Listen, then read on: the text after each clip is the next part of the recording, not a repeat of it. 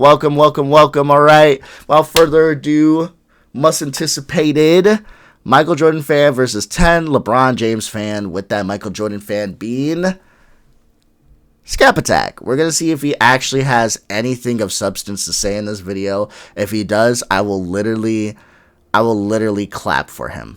Okay? Like, quite literally. I was going to pull out a soundboard, but I will just actually clap if he has anything of actual substance to say. But my opinion, watching as much Skap Attack as I have up to this point, and when I say as much Skap Attack as I have, I probably in the last, year now, I've been doing this. In the last year, I've probably watched 15 to 30 videos of Skap. And that's more than enough for me to say, and I'm probably more towards the 15 end than the 30 end, and that's enough for me to say Skap has no idea what he's talking about. But hey, let's get rolling, huh?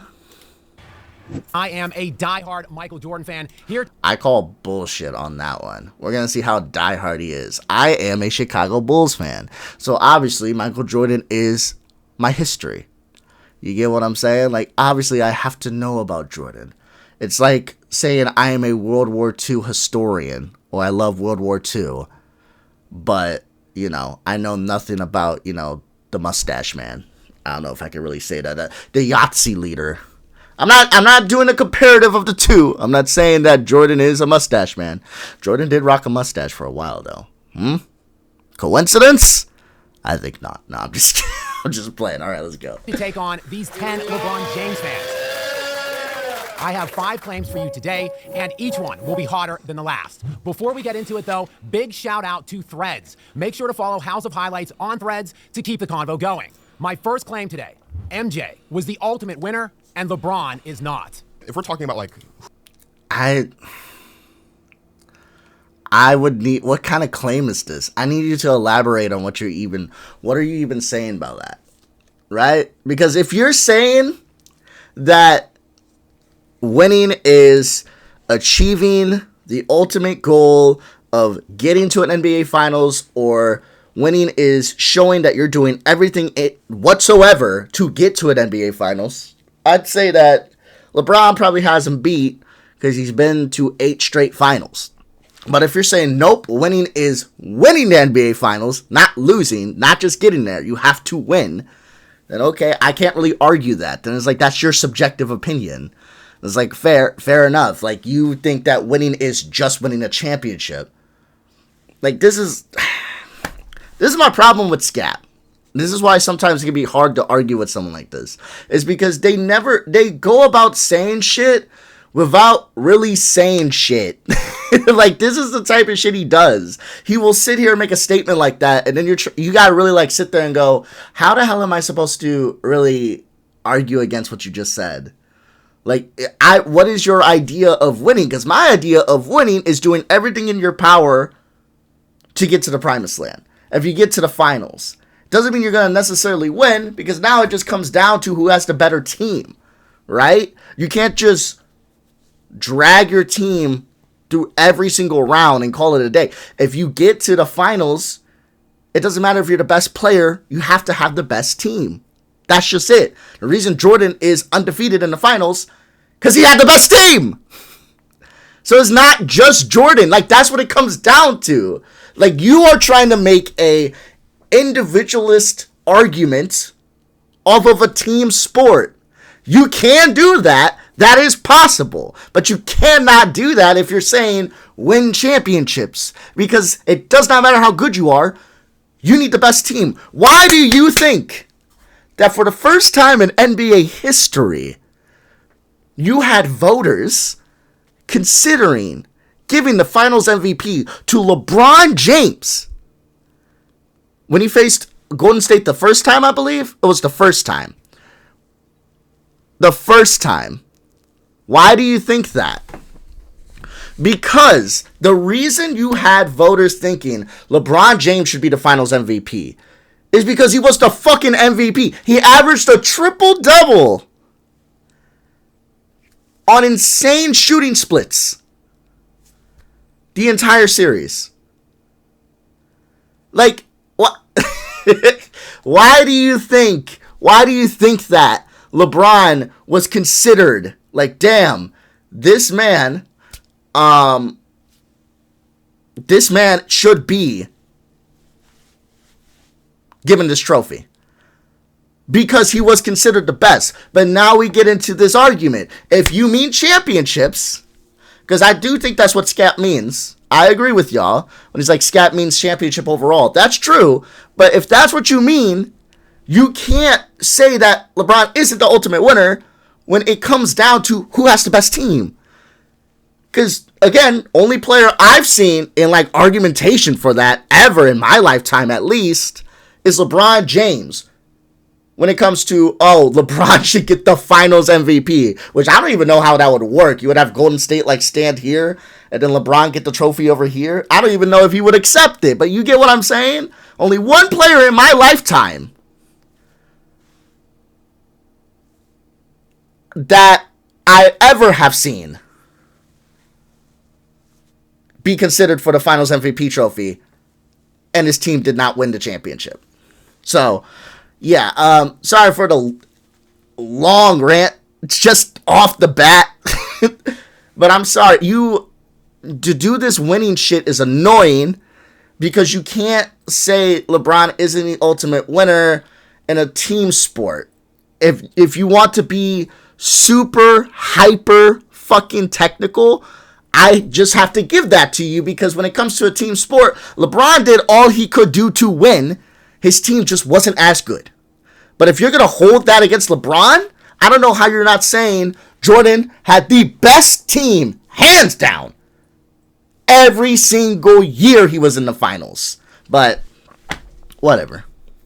Who the bigger winner is, right? We do have to also acknowledge that there are things outside what happened on the basketball court that makes LeBron James a better winner. Because Michael Jordan retired. So Michael Jordan retired twice, right? The first time he retired, he went to go play baseball and sucked playing baseball. Fair. Then he became an owner of the Charlotte Hornets, and they sucked for forever, right? Also, so we're going to pull in like what he represents as the brand of basketball, right? Then the things that Michael Jordan did off the basketball court, the things that Michael Jordan did as the owner, the one that makes the decision, the thing that a lot of you Jordan fans complain about LeBron doing, because he sits in the back and he picks who comes where. Well, at least he's building teams that's winning championships. My claim is Michael Jordan's the ultimate winner. Yeah. Obviously, I'm talking about on the basketball court. Sure. You're basically saying he stunk at baseball and was bad at being an owner. Did he stink Therefore, at baseball? he is not the ultimate NBA winner. Is that what you're telling me? I just want to make sure. You didn't say NBA winner. You said okay. Did he suck at baseball? So what did? Okay, so I like this. You know what? I fuck with this guy. At first, I was gonna sit there and go, I don't like the argumentation or the line of argumentation that this guy is going down. But I actually fuck with this because he's pretty much going, you know what, Skap? This is stupid. You know, I don't want to speak for this guy, but this is what I'm getting out of him. You know what, Skap? This is dumb. You want to sit here and say LeBron's not the ultimate winner when there's only like two finals out of his 8 back in 2011. And if you really want to count it, 07. But there's only 2 finals out of his 8 where he did not ball out of his fucking mind. Where he ended up losing in the finals, and you can say if he would have been a little better, maybe they could have won that. That's why I'm saying 07 is a hard one if you really want to count it, because even if he was better, I don't know if they're beating the fucking Spurs. But you get my point. You want to sit here and do this when we all know that LeBron, every single finals run he was in, except 2011 and except 13? No. What am I thinking of? 2011. There were 2 finals where he was favored. And my brain cannot think right now. I believe it was 2011 and before. Wow. Okay, I'm going to have to look this up. I'm going to look this up and get right back to you guys, okay? Because that's fucking with me. It was 2011 and there's another year. I wanted to say 2014, but I don't even think that's the case. Because Kevin Love went down before the finals started against the Warriors. So they definitely weren't favored. And they had a new coach. It definitely wasn't 2015 or 16, the comeback year. What the fuck? What am I thinking of? It might have been one of the Spurs years. I believe that the Spurs were definitely favored. I'm talking Miami Heat Spurs years. The Spurs were definitely favored against the Heat. But I believe that one of these years the Heat were favored against the Spurs. So I think it's one of those years. But I could be wrong on that, so don't quote me on that. I'm going to have to look that up. But what I do know is when I did look this up before, it's been a while, is that LeBron, out of his 8 finals appearances, has only been favored. His team has only been favored twice. So if this guy's like, listen, if we're going to go down this route of like, oh, LeBron's not the ultimate winner, even though he balled his fucking mind out in every single finals except maybe 2 of them, then fuck it. Let's talk about MJ off the court. Let's talk about MJ as an owner, because you just said ultimate winner. You didn't say winner on the court. You want to play this word game and semantic game when it comes to this sport? I'll play right there with you. So I like that. Did Michael Jordan suck at it? Okay, when Michael Jordan was an owner, were the Charlotte Hornets producing? Fair. Okay, so then if he's the ultimate winner, then all of these things that all right, well, let's talk about then the fact that he won a collegiate national championship. Let's talk about college. Fair. You know why LeBron didn't go to college? Because he was a great winner in high school and he got picked number 1 overall out of high school. LeBron James played international basketball, and he has 2 bronze medals. Michael Jordan never lost a single game in international play. Is 30-0. LeBron James, when he played for the Olympics back in 2004, do you guys remember who the starting 5 of 2004 men's Olympics basketball team? Let me find this. Okay, just so you guys know, this is why I get frustrated with people like Skap, right?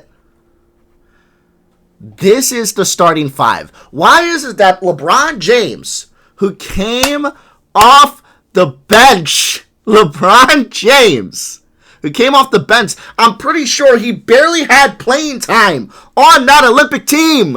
LeBron gets more shit than the starting 5. AI, Marbury, Richard Jefferson, Sean Marion, Tim Duncan. This is your starting 5. Why don't you give them the heat that they deserve? They're the ones that went out there. They're the ones that had that team on their back. They're the ones that lost. Why are you hating on LeBron for getting a bronze? And first of all, bronze is not terrible.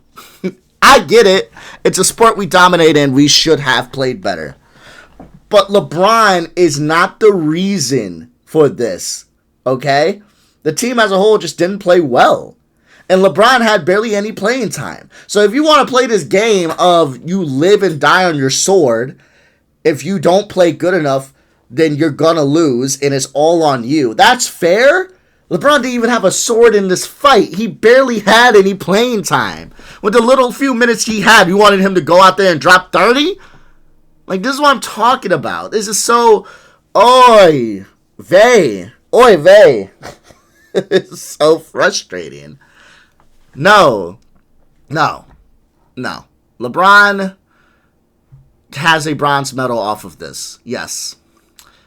But he barely had any type of playing time, so I don't know why we're holding that L against him like he's the main component of them losing, which is just not true.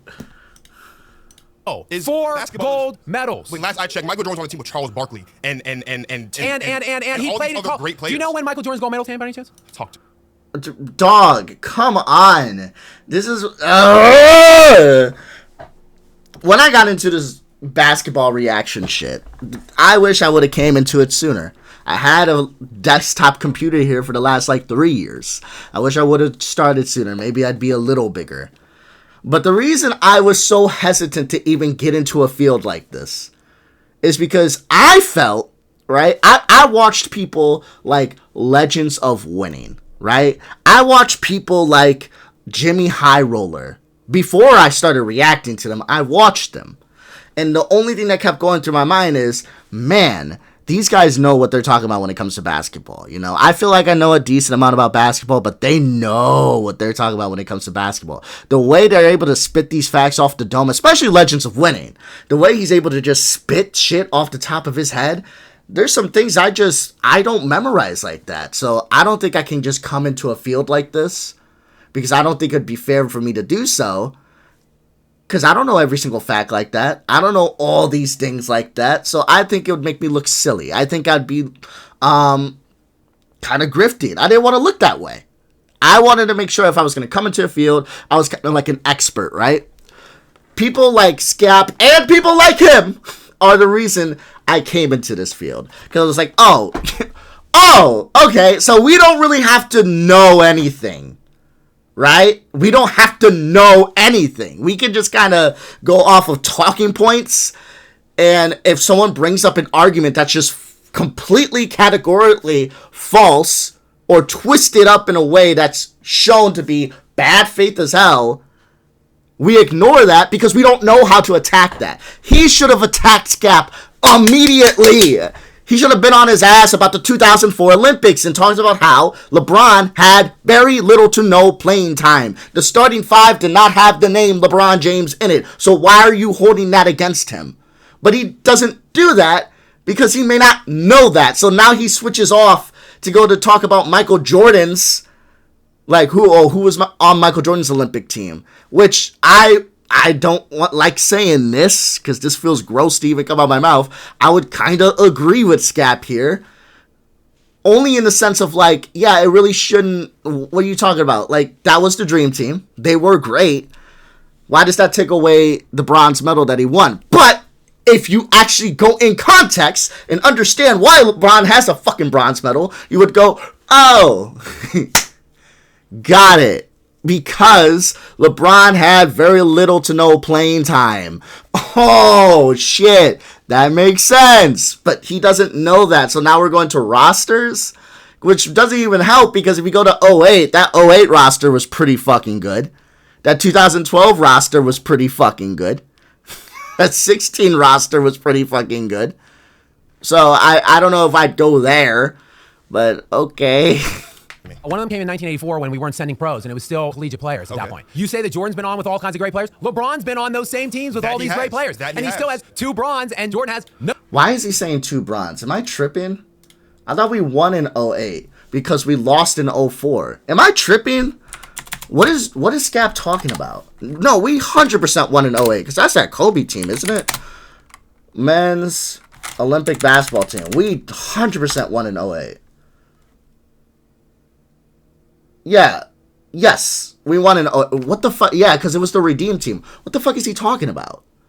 LeBron has won... Am I tripping? Do I not know my bronze history? What bronze medal... Is he talking about FIBA? Is that what he's talking about? FIBA... Because LeBron is not the only one. In FIBA basketball, we usually don't send our best. We're supposed to win if you really want to do that. But there's been a few times we've won bronze in that. We don't really...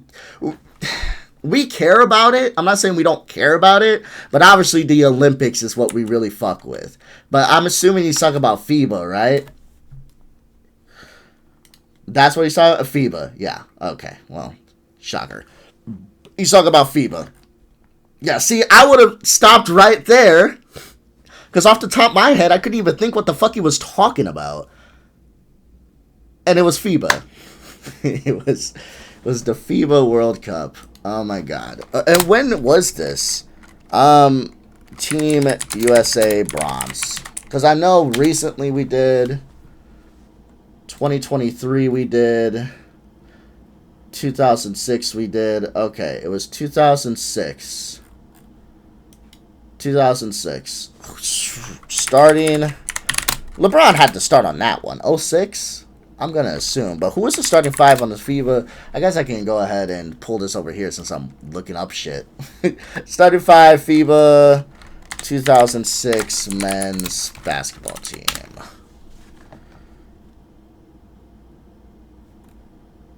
Yeah, Carmelo, LeBron James, Elton Brad, Dwayne Wade, and Kirk Heinrich on a 12-man roster. They ended up going...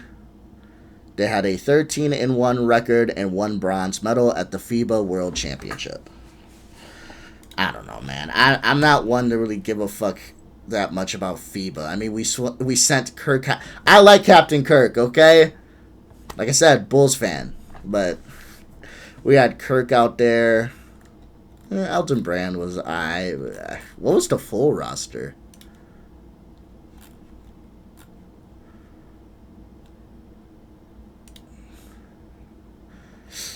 I mean, we can maybe blame coaching for this a little bit.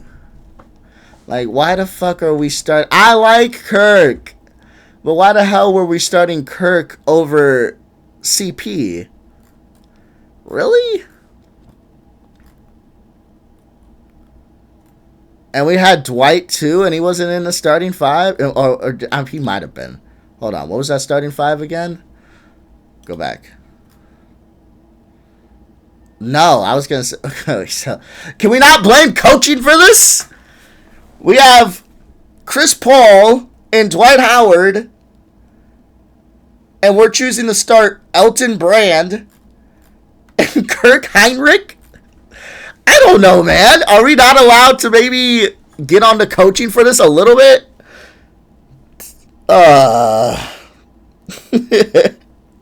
Whatever. But again, if you really want to hold this, if you make LeBron hold this L, okay. This is the one thing I can say, you know what? They came short because they were 13-1. They were good. I really don't understand that starting five. I don't get that, but okay. And I'm not just saying namesake for namesake. I understand that players have their they have their years where they're good, they have their years where they're bad, but if I'm not mistaken, right, when it comes to Chris Paul and Dwight Howard, they were both pretty fucking good in those years. So I'm not sure the reasoning of not putting them in the starting lineup. It's not like I'm just doing namesake for namesake. I'm pretty sure, you know, Paul was stepping into his element and Dwight Howard out the gate was pretty fucking good. So, okay, that's fine, I guess. I just wanted to look into that. That's very weird. No, Bronze, he has 4 goals and not one single loss. Can we both agree the discrepancy between U.S. basketball and international basketball then and now? That's true, but again, this is not the point I'd really stick on. You know, the argument should be like we should win because we just have the best talent, right?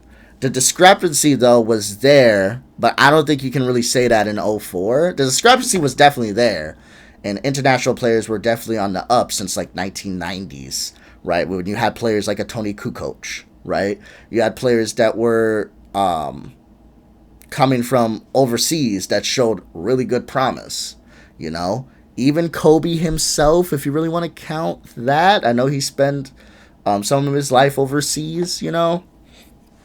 So, I understand this argument, and I definitely would say that now, okay? Our next Olympics, it's going to be a bitch to beat a lot of these world teams, especially when you have players like a Jokic, Giannis. Isn't the top 5, like, mostly international, right? We got SGA, Giannis, Jokic, Wemby. 4 off the bat, that's like, oh, these guys are all international players.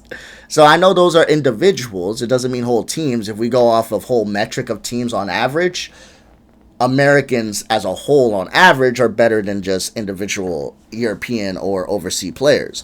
But at the same time, those players are getting better, and better. So we're just going to have to wait and see what international play is going to look like here in the next few years. But I'd say definitely in 2004, and probably in 06, but definitely in 2004, yeah, we should have won.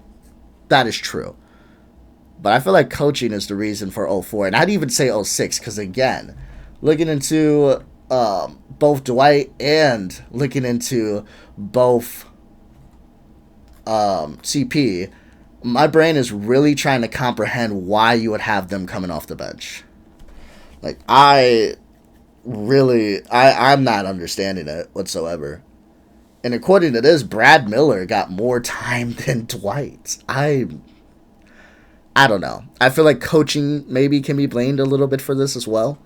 But back in 04, you know, that was the big loss.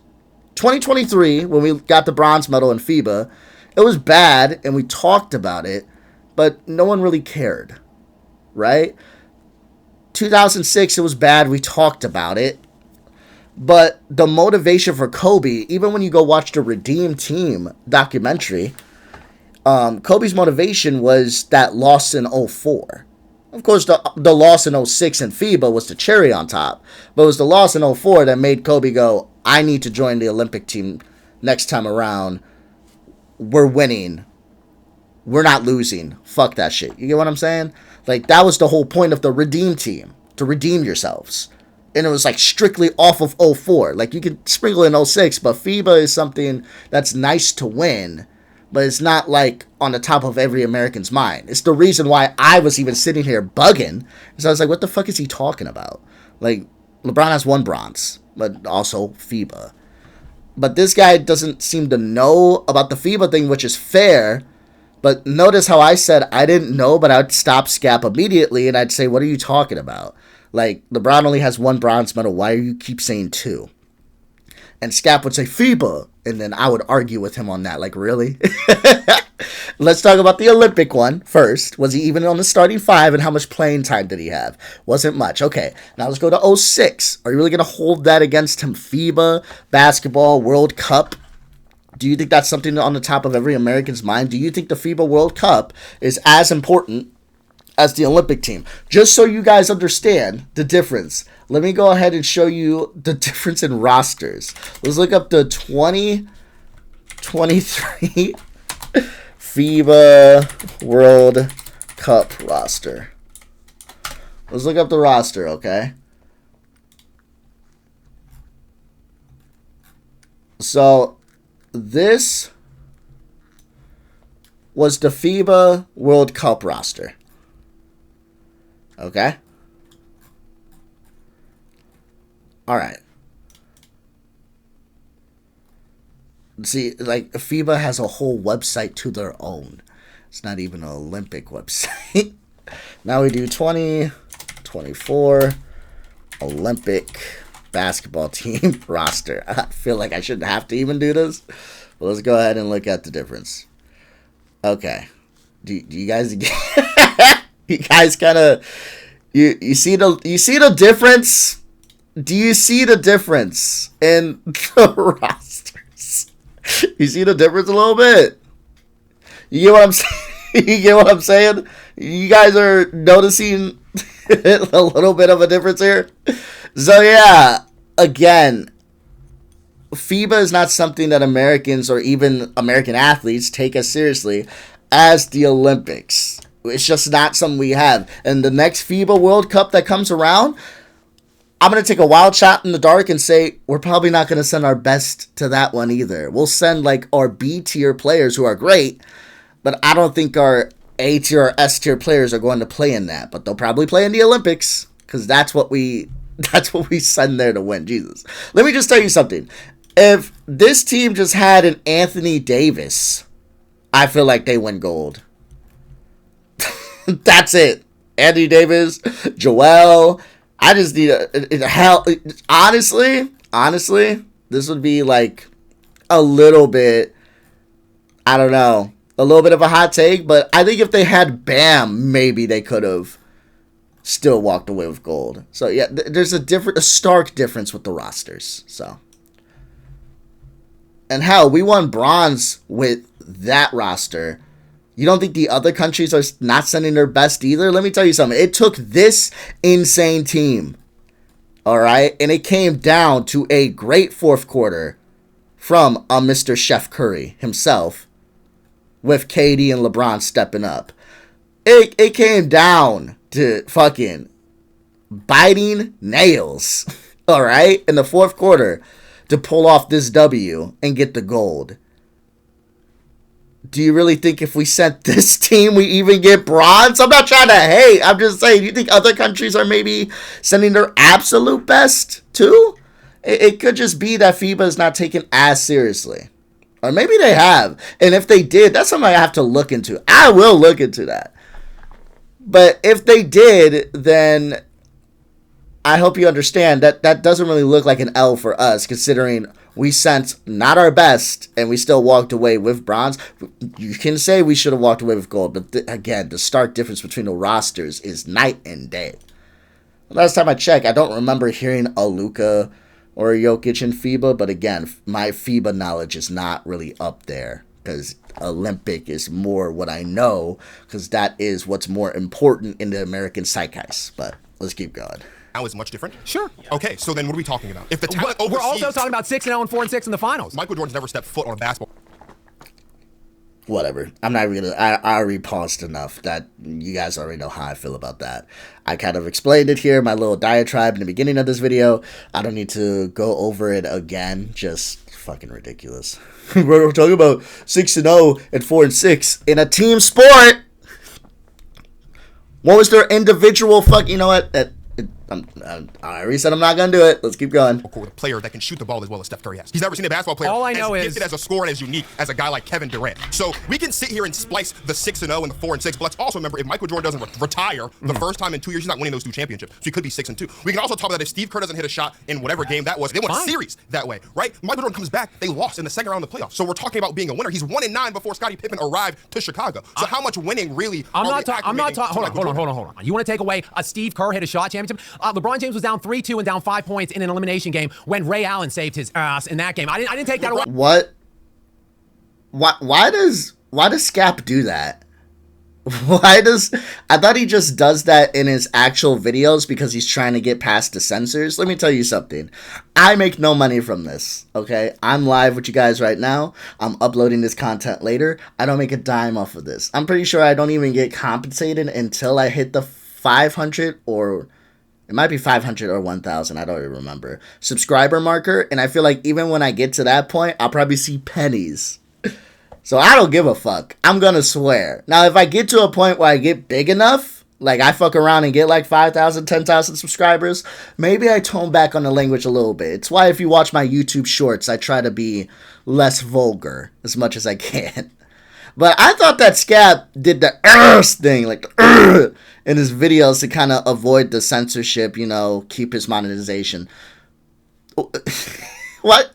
Is he so used to this? I'm sorry, I'm not trying to call out his tick or anything, but that's okay. That's interesting. And then also the reason I paused it was not to call out Skap for that. The reason I paused it is because Skap talks about that game where Ray Allen hit that shot, but doesn't talk about what LeBron did up to that point. This is so infuriating. If LeBron doesn't go on a tear, right, and bring his team back within 3, the question is, does Ray Allen's shot even matter? Like, it's so frustrating when we like lack the context of what we're talking about, because the guy across from him should be bringing that up. This is just simple argumentation. This is what I'm talking about. Skap will never debate someone like me because I'm small fry. And even if I'm not going to be small fry in the future, his fans may be like, oh, this Trey Fab guy keeps talking shit about you. You should go call him out. He's stupid. Go call him out. He would never do it. He would never do. He'd probably do it from afar, like take pop shots. He probably would make a video or two, but he would never talk to me. Never. I could trump him in subscribers and he still wouldn't talk to me. Because there's a difference between debating someone like this who likes LeBron James a lot, and I'm not trying to disrespect him, but he likes LeBron James a lot, but he's more of a fan of LeBron than he is of a fan of basketball. I'm a fan of LeBron, and I'm also a fan of basketball. So that means I know a lot more probably than this guy knows. And maybe he knows a lot about basketball, and when you get in front of somebody, maybe he's just going blur, and he's just trying to throw point after point after point. This is 10 people. I don't know how much time he's going to have at this seat. We're only 2 minutes in. I should probably stop yapping as much as I do. We're only a few minutes in, so he may not have a lot of time. He wants to get all his points across. There could be many reasons for this, but I'm sorry. If Skap brings up... hit him on this point. Even if you don't have a lot of time, stop him. Go, okay, hold on, stop. What did LeBron do in that game before that shot was hit? What happened in that fourth quarter? That is what needs to be brought up. Literally, the possession, before the possession, because I know people bring up the missed 3 before Ray Allen's 3. LeBron hit a 3. You get what I'm saying? Why do you think LeBron took another 3? And he hit more than 1 3. like, this is what's frustrating, because if you ask Skap that question, he either knows it and he's purposely leaving it out, or he doesn't know it because all he knows is the talking point of Ray Allen saved LeBron. So James is also responsible for the greatest playoff run you've ever seen in your lifetime. See, this argumentation is not going to work. I know I was yapping a lot in the beginning of this video, but my yapping may go down here a little bit. Only because I feel like if this is going to be like every LeBron James fan, I may not be able to side with these LeBron James fans. I'm not going to side with Skap, but I'm just saying if this is what's going to be, then this is not a debate. Skap throws out a point I think is completely misguided and cherry-picked and lacks context. You throw out another point. He throws out another point. You throw out another point. You guys aren't debating. This isn't a debate. You get what I'm saying? It's like if you guys are trying to sit there and debate on whether blue or red is the best color. Blue looks better on cars. Red looks better on candy. Blue looks better in the sky. Red looks better on shoes. Blue looks better. You get what I'm saying? It's like, okay, hold on, stop. Why don't you pick a point and dissect it? Why are you guys, I mean, Skap likes this because it makes him look good. Like, Skap's not going to fight against this. Because if Skap himself, I give some flack to the LeBron fan, but Skap himself could also stop the LeBron fan and say, okay, hold on. Let me talk about that for a second, because I feel like you're wrong. But the reason, and we'll turn it down a little bit, because I do feel like this video is probably going to be a little shorter toward this back end, if this is all that it's going to be. But Skap could himself say, hold on, let me talk about your point. Stop. But he doesn't want to do that because this is better for him. It's like, yeah, fuck it. Throw another point. I'm going to throw another point. I'm going to look good to my fan base. Fuck it. Throw a point. And it's not really a debate. It's just blindly throwing as many points to each other and trying to see who has more. That's it. Also false. I didn't take that away. So I'm giving LeBron credit for his playoff run and 3-1 in the finals. And by the way, and speaking of that, there was a suspension and multiple injuries that we have to sort out. But I'm not taking that away either. Hold on. He's got 4. Jordan's going. What about multiple injuries for LeBron James? Kyrie was out. K-Love was out. Do you think that the Cavs lose in 6 if instead of Matthew Dellavedova, they had Kyrie? Just one. They don't need both.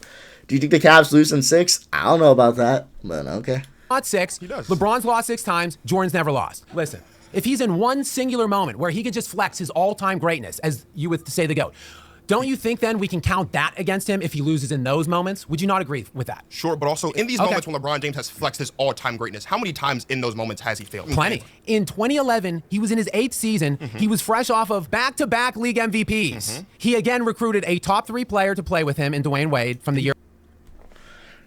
Didn't Dwayne... See, it's the banana boat shit. I know Dwayne, LeBron, Carmelo wanted to play together. I'm not sure who recruited who on that one. I don't know if is it really well known for that. Did Dwayne? I felt like Dwayne might have seeked LeBron to come to Miami, but they were also in talks to maybe like go to Chicago. Yes. If you're a Chicago fan, that should make you feel sick to your stomach. Because to this day, that's the reason I know that. I could be wrong on that, though. Did LeBron seek Dwayne? I don't know if that's true. Did Dwayne Wade recruit LeBron? Yeah, so... Yeah. Yeah. Dwayne Wade admitted he talked to Kobe about this. Dwayne Wade is the one that seeked recruitment of LeBron James. Yeah, I don't... Why... Oh, my God. See, again, I'm not going to sit here and act like I remember every single thing. Sometimes I have to look stuff up, which is fair. But even off the top of my head, I felt like that doesn't sound right whatsoever. LeBron was coming from Cleveland. I'm not saying he would have stayed in Cleveland. I don't even think they had the cap for it. But why the fuck would LeBron seek Dwayne and then go to Miami? I feel like it's more so Dwayne seeked LeBron and then they agreed to go to Miami. They were thinking about Chicago, but ownership is not what they liked. And that, to my To this day, my heart hurts for that. Even if LeBron and Dwayne came and won us 2, that's something, I don't want to think about it. I don't want to think about it. I don't want to think about it. I don't want to think about it. Jesus. But no, he's just, again, doesn't know what he's talking about, but that is Skap for you. Or, again, he may know what he's talking about, but he's just lying, because that's also Skap for you. Because we saw a video of Skap where Skap just straight up lied. So we know for a fact that Skap is a liar. Before we could kind of like guess, but on his recent video when he was talking about the top 100 athletes of the century, that's not what the article is even about. It's top 100 people who are inspirational in the sports. So it could be anyone from a media personality to an athlete.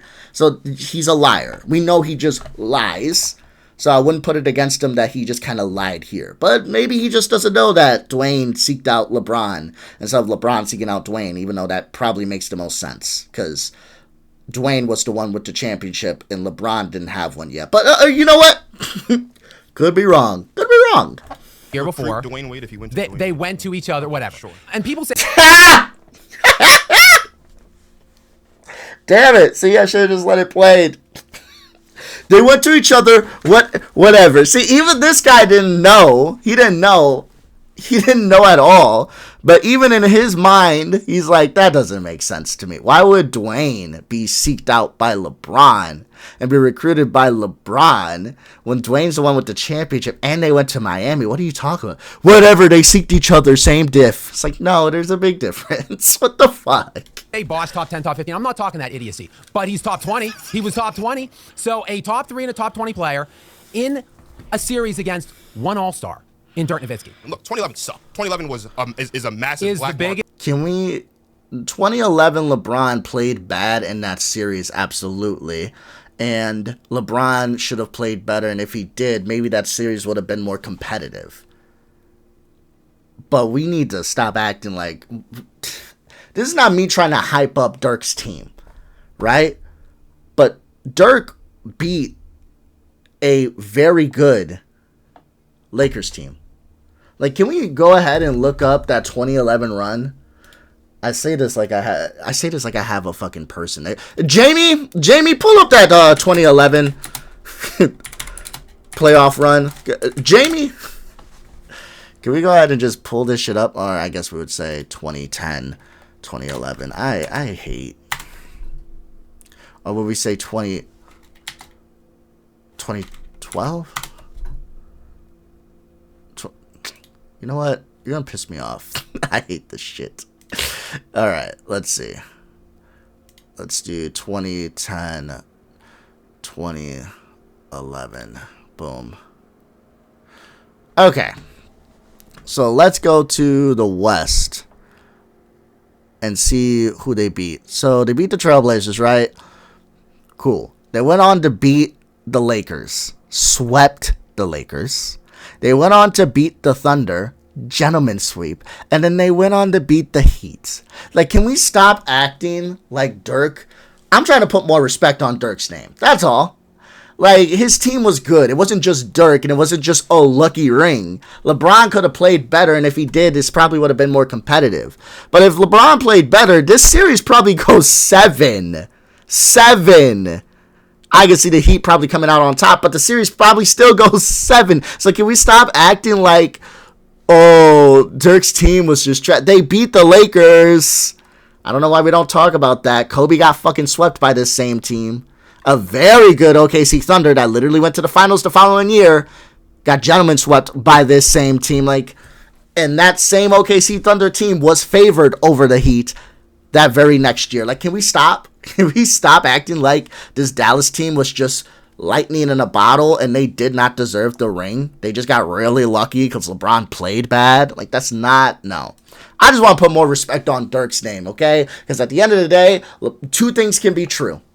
Okay? LeBron played bad. He should have played better. And if he played better, it could have been more of a series, and they might have even won.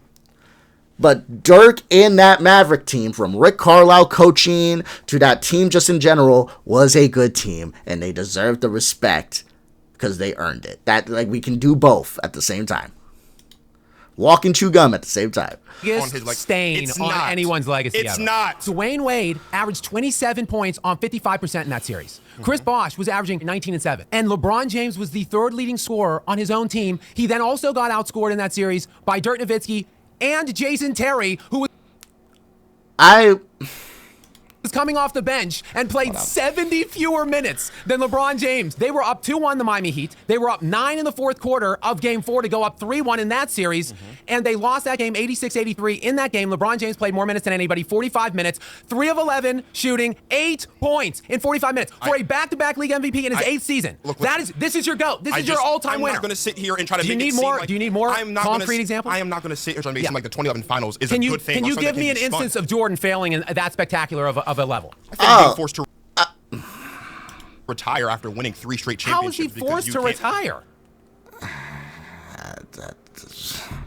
Yeah, I don't even know what that LeBron fan was going to say. I was going to say the Detroit Pistons had Jordan's number forever.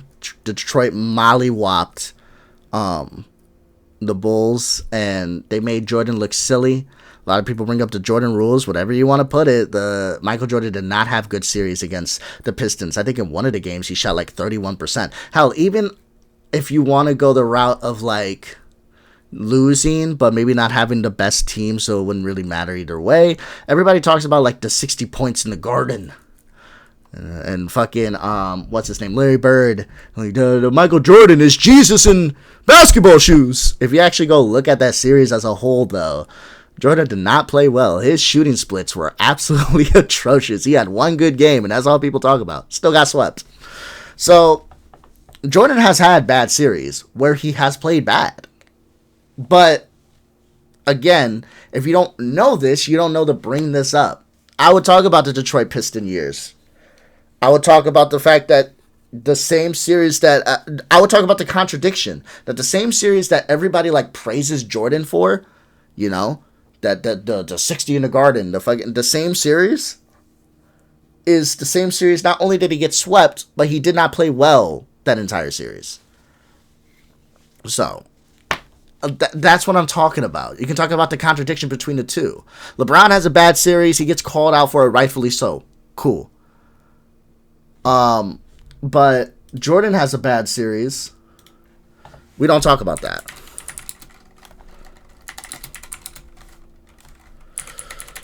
But whatever. What was the comment? He had 49. No, I'm talking about Jordan 60 in the Garden. He never exactly scored 60. He scored 55 against the Knicks. No. Damn, am I tripping? I might be wrong on that. Thank you for calling me out on that. Did he not score 60? Damn. Was I propagandized? I could have sworn that he scored 60. I'm wrong. I'm not seeing... Did he score... Okay, 63 points. Okay. Jesus Christ. Okay, 63 points. 63 points. I was about to say, there's no way I'm wrong about that. I'm going fucking crazy. There's no way I'm wrong about that. What? I was about to be angry at myself. Like, there's no way. There's no way I'm wrong about that. Yeah, 63 points. 63 points. So, yeah. When we talk about Jordan's faults, we don't like to really be honest about it. We lack the context. We really don't care. When we talk about him losing to Detroit, we really don't care. We really just sit there and go, well, I mean, what can you say? Detroit was cheating. Like that I'm being dead ass with you. Because if you look at Jordan losing to Detroit, he did not do well in the series. But the argument that gets brought up is that Detroit was cheating and hacking. Like that's what they say. But then when Jordan overcomes it and he does play well, now it's, well, that's because Jordan's the GOAT and he's just better now. And it's, okay. So they were cheating before. Detroit literally admitted they switched nothing up. They did the same defensive schemes. But now that Jordan's able to overcome that, it's like, well, it's because he's better. All right? So were they cheating again? Nah, not this time. It's just Jordan was better. Even though they did the same exact shit. Like, we lack the context when we're talking about these two players. When it comes to LeBron, he lost because he lost, and he's bad, and he's terrible, and he's overrated. When it comes to Jordan, well, I mean, you got to understand, Jordan just came back from baseball, and Detroit was cheating, and he was young, and who was really on his team? And you get what I'm saying? There's always, like, context when it comes to Jordan. There's never really context when it comes to LeBron, and that's the most infuriating thing when it comes to these two players. You had a gambling problem. And I'm going to be honest, I'm probably going to let this run here for a minute without me interfering or interrupting, I should say, and yapping, because this guy, at least, until he gets switched out, I feel like is just doing the ping pong table shit, which is not, it's not conducive of real conversation. It's just, LeBron's trash because of this. Well, Jordan's trash because of this. Well, LeBron's trash because of this. Jordan's trash. It's not, this is nothing. So let's just go ahead and let this roll out. Most people, when it comes to videos, most people who watch this video that I'm going to upload on my channel, they'll probably watch like half of it. If not, maybe 20 minutes of it.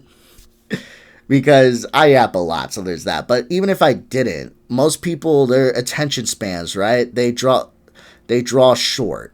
Right? People will like skip forward. That's why if you guys see this here, the most replayed spots are the timestamps, because people will be like, okay, let me go, and then the ending. Because people will go and see like what the hot take is, watch a little bit of that, and then they'll go see what the next hot take is, watch a little bit of that. So I can see a lot of people getting turned off from this video and literally thinking this is the whole video because this guy is the one debating. Like, he is not making LeBron fans look good whatsoever. I'm just throwing that out there. But let's go ahead and let's just let this guy drone out. I'm not even going to pause it as long as he's there, because I don't think he's actually helping any LeBron fan whatsoever. What are we talking about? He had a gambling problem, and they got him out of there. And if Michael Jordan were playing, I will give you this, Michael Jordan were playing basketball in the 2020s when gambling is loved all over the place, he would have been forced to retire. Here's the thing, I'm not going to sit here and spin the 2011 finals for you. That sucked. It was really, really bad. I watched my dad. I cried. It wasn't good. I'm not going to tell you otherwise. But what I am saying to you is LeBron James, to be able to be who he is, to live up to the expectations that he had to live up to, coming out of Akron, Ohio, being drafted #1 overall. Who's the greatest Game 7 performer of any sport in your lifetime? This guy's bringing up Game 7s. Who is Jordan never even played in Game 7s. That's how great he was. He never played in one single Game 7 in the NBA Finals because he's too good. What was Jordan doing before Pitt? Or his team was pretty fucking good. Jordan's team was always the overwhelmingly favorites whenever they went into a finals matchup. That's just factual. That was Jordan. LeBron was favored 2 times out of his 8 final appearances. 2020! Fuck! I remember now. I don't know why it was not coming to my fucking brain. Because I was sitting here, if you guys are just joining me now, because I know I'm live, or if you for some reason skipped ahead in the video because it'll be uploaded later to this point, be kind of weird. But 2020, earlier I said that LeBron was favored in 2 of his final matchups. I said it might have been one of the Spurs one, but that's not even true. Because I was sitting there thinking about it, and I even looked it up. The Spurs were favored over the Heat, because they just were the better team. Now, they split, but still, the Spurs were a fucking amazing team, right? And the Heat were too, okay? But I'm just saying. So I was just sitting there trying to rack my brain, go, what the fuck? What was that second finals that he was fucking favored? It was 2011, and it was what? 2020. Fuck. A lot of Jordan fans are going to love that one. See, you don't even remember the 2020. See, the bubble ring, you don't even care. See, if you're a Jordan fan, you got a new talking point against me, huh? But no, LeBron was favored 2 finals out of 8. Jordan was favored 6 out of 6, and very heavily so. So I don't know why we're acting like it's just Jordan. It's just Jordan, because if it was just Jordan, why isn't Jordan 15-0? If it's just Jordan, it's not. Jordan had a killer of a team. When he didn't have Dennis Rodman, he had Horace Grant. He had BJ. He had Steve Kerr. He had Tony Kukoc. He had, do you understand?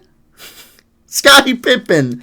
The lineup that this man was running with was feared by everyone in the league. The team was just killers. But no, it's just Jordan. It's just Jordan. It's only Jordan. No one else. The game of basketball is Michael Jordan. That's it. No one else was on the team. Jordan literally beat them 5-on-1. He wasn't winning championships. How many All-Stars did he play with before Scottie Pippen? He was on me. None. We're talking about what did Jordan do once he got one serviceable All-Star on his team? That's what we're talking about. He had more than serviceable. Fine, but LeBron had 2 perennial Serviceable All-Star. Serviceable All-Star. That's what we're seeing Scottie Pippen as now. Do you guys know, this is a little bit of Chicago Bulls lore for you, that Phil Jackson had more trust in Scottie Pippen than he had in Michael Jordan for a while there, and he really liked Scottie Pippen, and he believed Scottie Pippen was the fucking engine. Not only that, Michael Jordan himself said, there's no Michael Jordan without Scottie Pippen. Even after all their beef and shit, that was Jordan's statement. And Scottie Pippen for a while has felt slighted by Jordan, but honestly, this could be like a media thing, because you know what? I don't like talking good for Jordan. No. It's not that I don't like talking good. I just don't like glazing Jordan because I feel like that gets done more than enough. I will tell you that I have Jordan number 2 all time, but I'm not going to sit here and glaze the man like he's God because you have multiple channels that do that more than enough for him. But what I will say is that I feel like this could be a media thing with Jordan and Pippen. And the reason for that is because Pippen continuously and always has felt slighted by Jordan. Now, there may be like things there. Because the thing with Pippen is he says it is personal and there's things that are behind the scenes. I don't know what goes on there. That could be the case. I want to speak for Pippen. But what I will say is maybe a lot of the media shit has gotten to Pippen as well. Because people kind of forget how good Pippen was. He was fucking great. He was amazing. Right? Like, he played great. So when we sit here and we just say he was a serviceable all-star. He was serviceable. It's like, oh. Okay, so you're the reason that Pippen continues to have problems with Jordan. And like I said, maybe some backseat stuff as well. Because people like you who continuously play down who Pippen was and how much of a dog he was. Okay. Keep in mind, without Jordan, a Pippen-led team got to the conference finals. Let's remember that.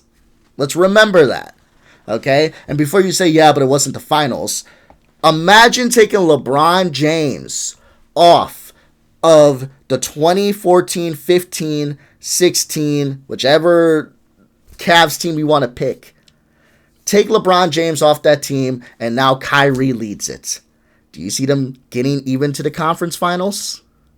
It took a lot of heroics throughout that run on that second Cavs stint from LeBron to get there.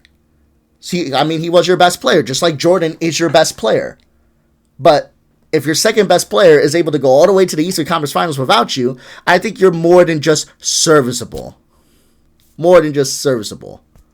So that's what I'll say about that. All-Stars in Miami. He had 2 perennial All-Stars in Cleveland, and he had a top 5 player in Anthony Davis when he won in LA. So to say that, oh, Jordan just couldn't win without Pippen, we just didn't have anybody else. LeBron couldn't win at all with anybody else either. In fact, he needed 2 All-Stars. Who did LeBron have in 07? Well, more All-Stars. Hold on.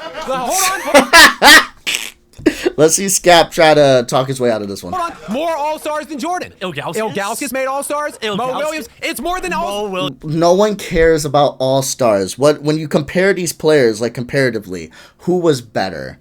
Who gives a fuck about All-Stars? All-Stars are voted upon by biases. Who was better? You've even said as much, Skap. You don't agree with half the All-Star selections that go on year in and year out. So how are you going to sit here and use All-Stars as your point of argumentation? That doesn't work. You know that doesn't work.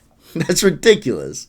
All right, okay. Well, you asked me who did he have. You asked me who he had. Yeah. More All-Stars than Michael Jordan had before Scottie Pippen. Scottie Pippen came in the NBA, and he averaged 8 points and 14 points his first 2 years, wasn't an All-Star. Became an All-Star in 89-90. That was the first year he was classified All-Star. In that year, in 89-90, Michael Jordan went to the Eastern Conference Finals against the Detroit Pistons. In that series, Michael Jordan averaged 32, 7 and 6 in that series. His all-star Scottie Pippen averaged 16 in that series. And then in Game 7, Michael Jordan had 31, 9, and 8 in Game 7. Scottie Pippen in 45 minutes, 2 points. So Jordan lost it when he got his first one-time all-star. He lost that ECF in 7. The Pistons went on, easily won the championship that year. Then the next season after that, as Pippen finally ascended to all-star, Jordan won 6 of the next 7 NBA championships. What did LeBron have in 2018 when he dragged that I don't team? remember. That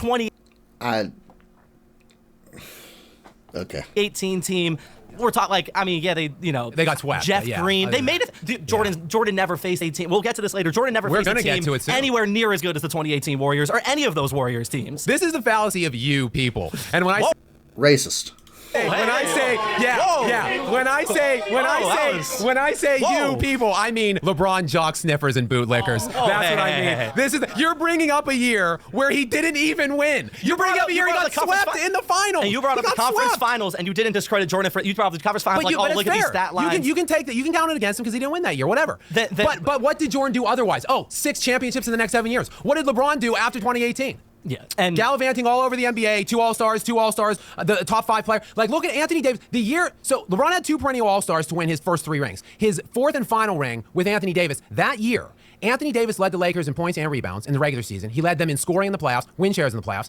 He also was All-NBA 1, All-NBA Defense 1, DPOY 2, MVP 6. That's what. He's a top 5 player. And the ultimate Pippen, winner. He had co-coach. He had Phil Jackson. And LeBron has Rodman. And he had Horace Grant. And LeBron. This argument should have been brought up immediately when they were talking about rosters. Especially when he brought up like Mo Williams of all people. That's when this argument should have been brought up. Now the LeBron argumentation's going off a rail.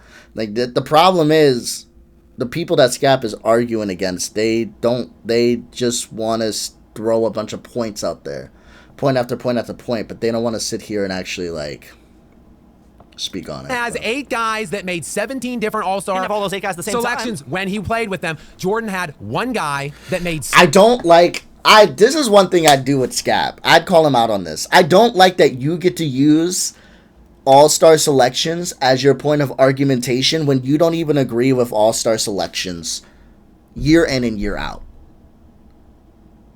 Like, I disagree with that.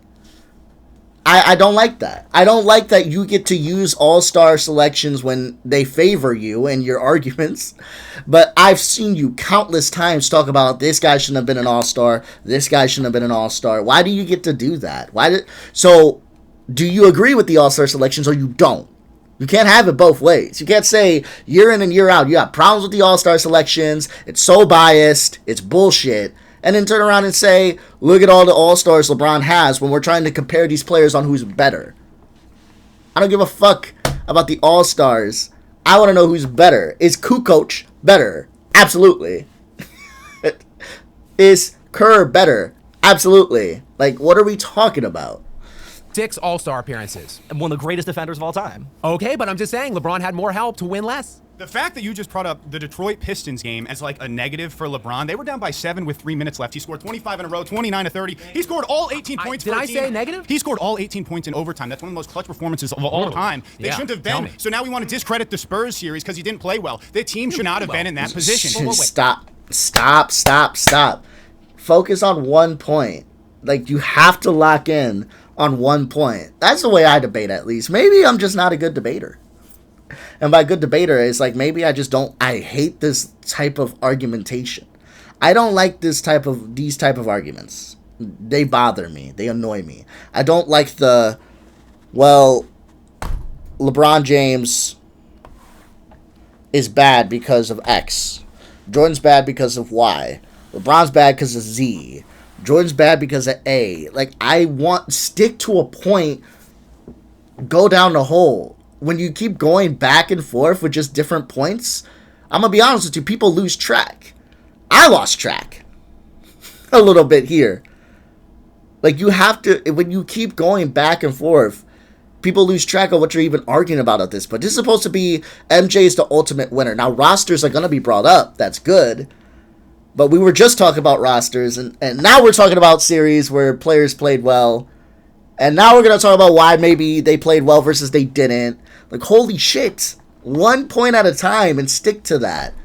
Because, again, Skap likes this, like, ADHD type of shit. What I mean by that is, like, this TikTok doom scroll type of argumentation. I mean, go look at any of Skap Attack's videos. That's pretty much a shit. Skap makes videos for 15-year-old Zoomers and 40-year-old Boomers. That's who he makes videos for.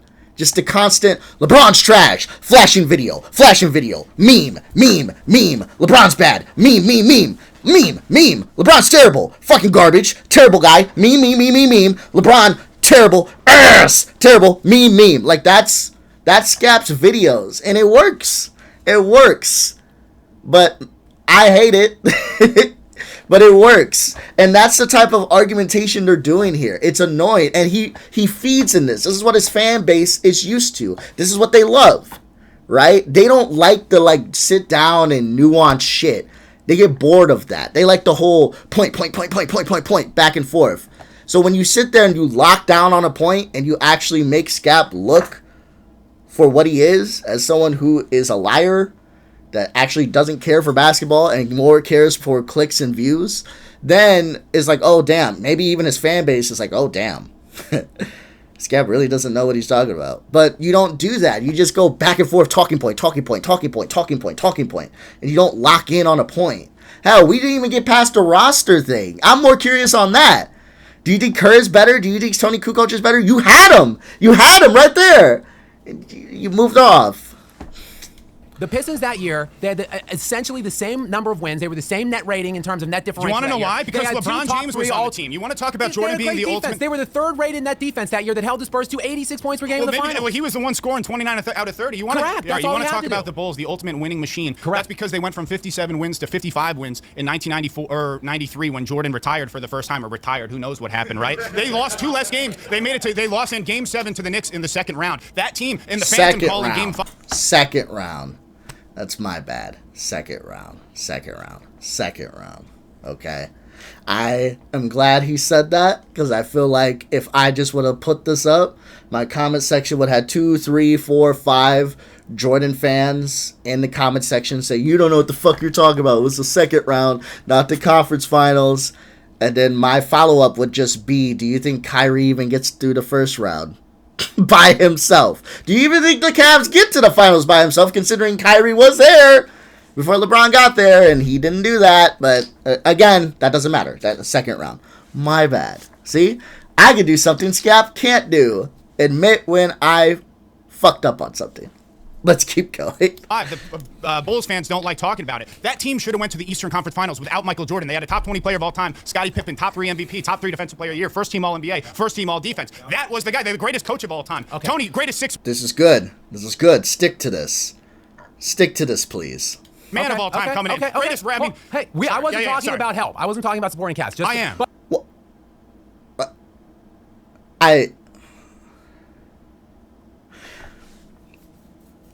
I know I was trying to, like, I was looking at my phone there for a little second, you know?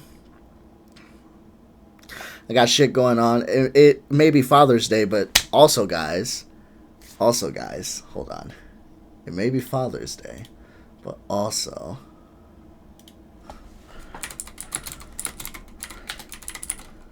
Hold on.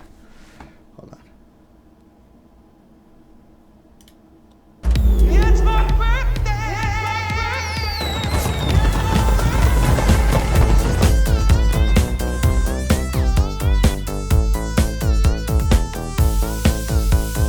Yeah, it's my birthday, so... So I'm trying to, like, spy on my wife a little bit to see what she may be up to. Nonetheless, am I tripping, or was he not just talking about supporting cast? But now we're not talking about supporting cast. He literally was yapping about all-star selections. It's the reason I went into my whole diatribe about how I don't like how Skap uses all-star selections when it benefits him, but then doesn't want to use it when it doesn't benefit him. Like, he was talking about supporting cast. But now when this guy lays out a really good line of argumentation, I'm not talking about supporting cast. See, this is what I'm talking about with Skap. This is what I'm talking about. hold his feet to the fucking fire. Yes, he was. Yes, he was. I like that he said, well, that's what I'm talking about. Fuck Skap. No. Take the lead in this conversation. Fuck whatever Skap's about to say. Say, I will gladly go down that line of argumentation with you. I want to go back to my point because you did not really flesh it out for me. I brought up all these names. I brought up all the help that Jordan had. Do you agree or disagree with that? I brought up the fact, well, he didn't say this, but Jordan is literally favored in every single finals he's ever been in. Him and his team. I brought up the fact that his supporting cast were monsters. Like, do you disagree with this? Yes or no? And do you think this is a major factor to his winning? Like, make him stick to this goddamn point. Make him stick to this. Fuck me, bro. God damn it. But if you do, we certainly can. LeBron James failed 7 straight years in Cleveland. Couldn't get it done. Fine. What is failure to you? He was the league MVP with the best record in the NBA in back-to-back years, and he didn't even make it to the finals. Because they had Mo Williams. They had Mo Williams and Antoine James. Why do you think they went 66 and 16? Why? Because they had the greatest player of all time. So let's talk about it then. He couldn't win in 7 years. Whatever you want to call it. Failure or not.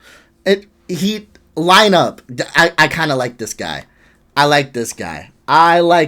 This guy is funny. Not funny. This guy is good. This guy is good. Okay, this guy is good. I like this guy. It's not all about. So what about the championship? It's not all about winning a championship. You sound like Giannis Antetokounmpo right now. There is no failure in sports. Okay, so we're talking about the ultimate winner. You want to talk about? Okay, hold on. I have not been reading comments. I need to make sure I'm reading comments. Sorry. Okay, happy birthday. Thank you. 5 out of 6. He was not favored in '93. Jordan wasn't favored in '93. Okay. Jordan. And then what else was said in these comments? I bet you he was going to use the 4-6 record. He did. 23 minutes in, he had 49. Oh, no, I responded to that already. He had 63. They got eliminated in the semis. Yeah. I literally called this point out. Yeah, I don't. Okay. He got eliminated in the semis. I was wrong on that. I can do what Skap can't do and admit when I'm wrong. But why does, again, my point still stands. Kyrie and K-Love, are they getting to the semis? Are they getting past the first round? Like, yeah, I was wrong on that. But Jordan was not favored in '93. Who did they face in '93? 1993. Jordan was not favored in 1993. In 1993, Michael Jordan faced heavy media backlash, was not the league's favorite golden boy. He experienced severe fatigue, intense public scrutiny over his gambling habits. Jordan wasn't favored. I don't care about Jordan. Was the Bulls favored? This is what you look up. Betting odds. Let me see. Betting odds.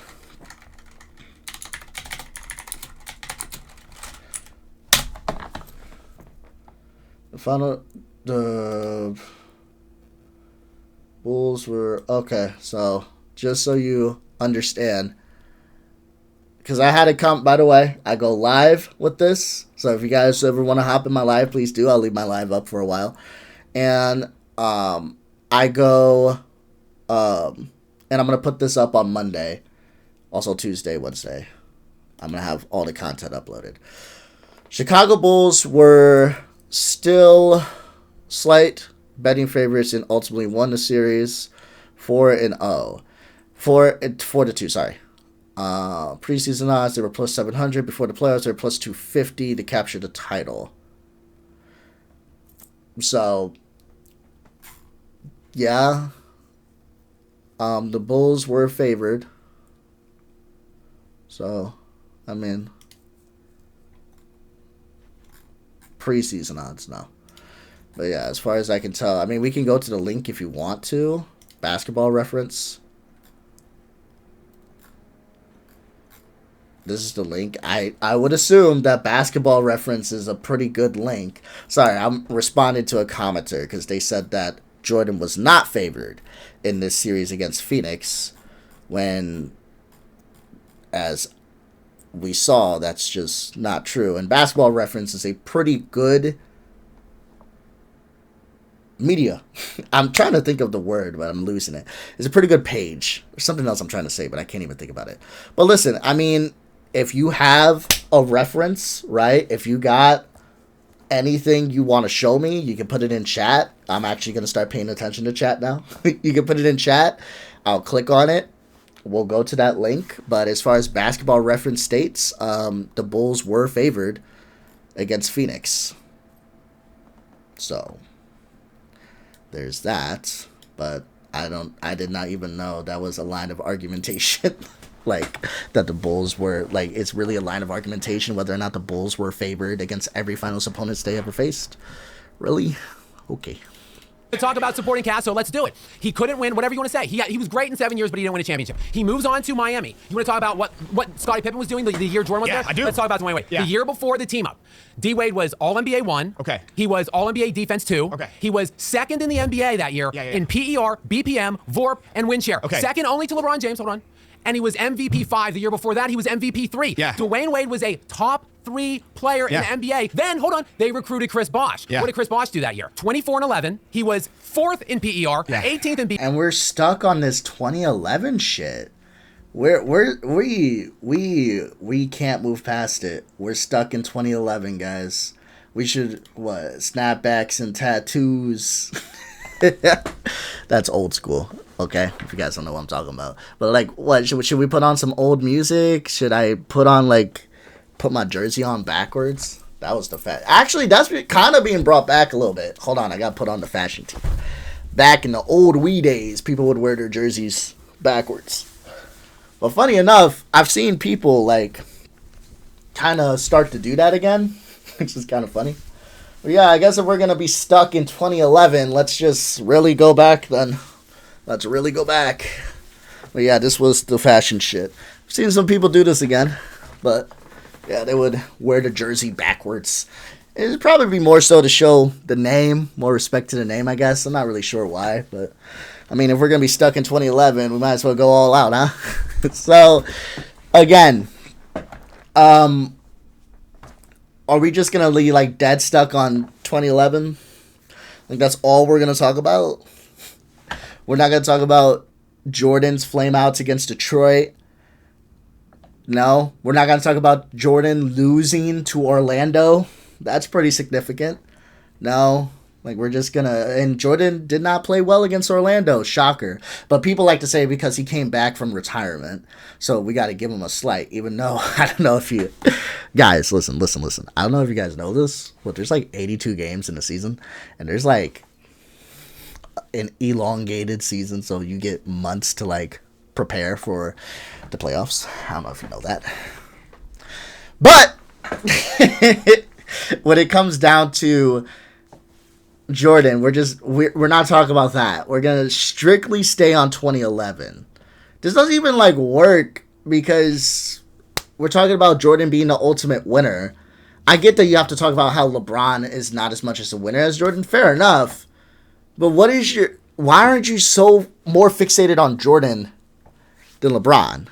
You guys get what I'm saying? Doesn't this seem a little weird to you? Like, this is a debate. I get it. LeBron's going to come up. That makes sense. But the prompt is Jordan's the ultimate winner. So you're going to talk about LeBron. Yes. But you have just been overly fixated on just LeBron. Where's the Jordan shit? Where's your Jordan pushback? Jordan's the ultimate winner because X, Y, and Z. Like, is all Jordan fans have to say is Jordan is 6-0. Now let's go over every reason LeBron sucks. Like, that's it? That's all you got to do? Jordan is 6-0. Boom. Boom. That's all I got to say. Favored in every one of his finals appearances, by the way. I know someone in my comment section tried to say he wasn't. He was. We just looked it up. Favored in every single one of his final appearances, by the way. Had the best team in the league every year, by the way. Every single year, by the way.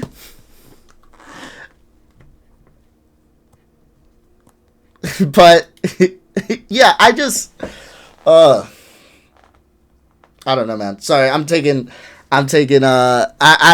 a brain fart. I just hate I still have Bron number 2. I was mistaken. It was basically a toss-up. Jordan was slightly favored 51% to 49%, even though I might disagree with the debate. You know what? I like this guy. I don't know who this is. We're replacing the pinned comment with this guy's comment. Because, listen, this person might be a Jordan fan, okay? I'm not going to sit here and disrespect him because he's a Jordan fan.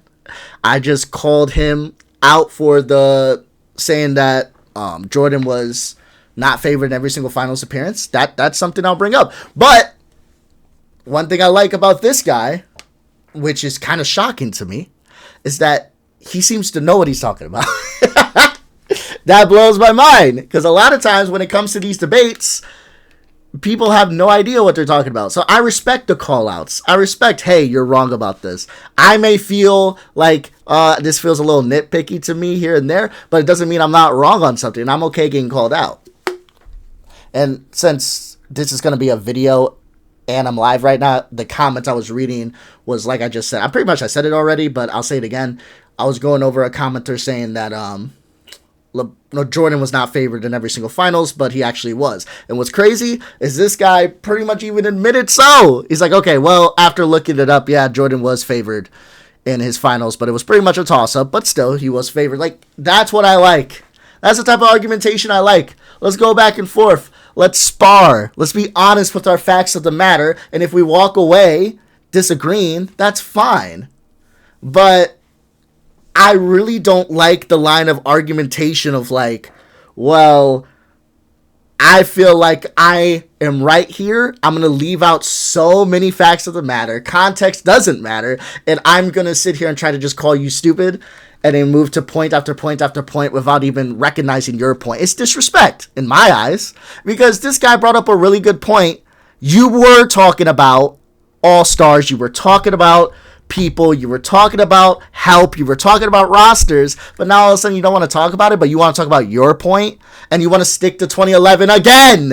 It's like, okay, like, that's disrespectful. Like, why do I have to sit here and play your game where I have to constantly talk about 2011 because that's all you can fixate on, but we don't get to talk about how Jordan had the better rosters, how Jordan got knocked by Orlando and Detroit, how Jordan had flameouts. We don't get to talk about that. We can only talk about 2011. And fuck me if I want to bring up anything else. It's like, okay, that's cool. PM, 19th in VORP, and 20th in win share. Top 20 player in the NBA. Why were the Bulls still a top 5 team in basketball when Michael Jordan left? Why did LeBron have to bring in two top 15 players on every team? Oh my God, this is annoying. See, I liked him because he actually did a good job of trying to like keep the reins in on the conversation. Skap just wasn't biting. He refused to have an actual conversation. He brought up a good point. Skap brings up another. This guy actually tried his best to just like stick to help. Roster, help. What's the difference between the two? What was Jordan's help versus LeBron's help? And every single time, Skap just completely just dodged it. No, they didn't. Yes, he did. Dwayne Wade. Why did Chris Bosh have 10 points in that game? Kyrie Irving, Kevin Love? He hasn't Anthony answered Davis? the question. Anthony Davis? Yeah, they're great players. Have you watched the NBA? You need like 4 All-Stars to make the playoffs now. I mean, have you seen how good the NBA is right now? We'll get into the conversation. Don't worry. Question. Dwayne Wade in the years before, was a better player than Scottie Pippen. Before he was. That word carries a lot of weight. You were talking about Scottie Pippen when Jordan's not in the league. So I'm talking about Dwayne Wade before he joined with LeBron James. Dwayne Wade was getting older towards 2013, 14. Like, you can even say arguably before LeBron went to Cleveland, Dwayne Wade was showing of age and wasn't playing as well towards the back end of that series against the Spurs. Especially during the playoffs, he had his moments, but he wasn't Flash Wade. He wasn't the Flash like he was when he was young. And there's a difference between saying, like, this is not the same argumentation. This is so annoying. There's a difference between saying, here's Dwayne Wade then, but he's not the same player that he was then that he is now. And here's Scottie Pippen then, and here he is now playing as good as he was then. You get what I'm saying? Like, that's the reason it's brought up. It's brought up because what he's trying to say is he had a version of Scottie Pippen that was so great. He was great without Jordan. And LeBron had a version of Dwayne Wade that was great. I'm not talking shit on Dwayne. He was fucking great. But he wasn't the Flash great. He wasn't the Flash Wade great. He was still great. But wasn't as great as younger Wade. even though he was still great. I want to say that like 3-4 times so I don't get called out when this video gets posted saying that I'm saying Dwayne Wade was not great. That's not what I'm saying. All I'm saying is that there's a difference between the line of argumentation here. Skap knows this. This is like basic common sense and basic like logic reasoning, but he's ignoring this for some reason and trying to make it seem like it's all the same. And this guy is falling for the bait. Again, he's biting too much into Skap's bullshit. I would have just held his feet to the fucking fire. Make him answer a question. We're 12 minutes into this video, and I feel like Skap's not answering shit. Scottie Pippen, all those things Scottie Pippen did was when Jordan was playing baseball. Yeah, when he was striking out more than getting hit. That would have shaved double-A baseball. People act like he batted 190. You got in me. single A. You got me. What is Jordan, my cousin did better than that. You got me. Jordan was not a great baseball player. How many championships did Bill Russell win? 11. Okay. How many did Robert Horry win? 7, I believe. Okay. 11 and 7 are greater than 6. Right, yes, for sure. He cannot be the greatest winner of all time if there's players with more championships than him, just based off of that alone. Yeah. Also, LeBron James was 4 and 6. Okay. Michael Jordan 6 and 0 in the finals. Right. So, which that's a better record. So let's do some simple addition. 4 plus 6 equals 10. 6 plus 0 equals 6. So in order for him to go to 10 finals, he had to have won more than Michael Jordan did, because Michael Jordan only went to 6 finals. So winning doesn't start in the finals. Winning starts game 1 out of 82. So then to get to the playoffs, now I got to win 16 more to win the championship, right? Yeah. So now I'm winning more games than you have won because I went to 10 straight finals. There's a lot to unpack there. Can I start, or are you still going? Okay, first of all, Bill Russell. There were anywhere between 8 to 14 teams league-wide back in the day when Bill Russell was doing what he was doing. Hold on. Okay.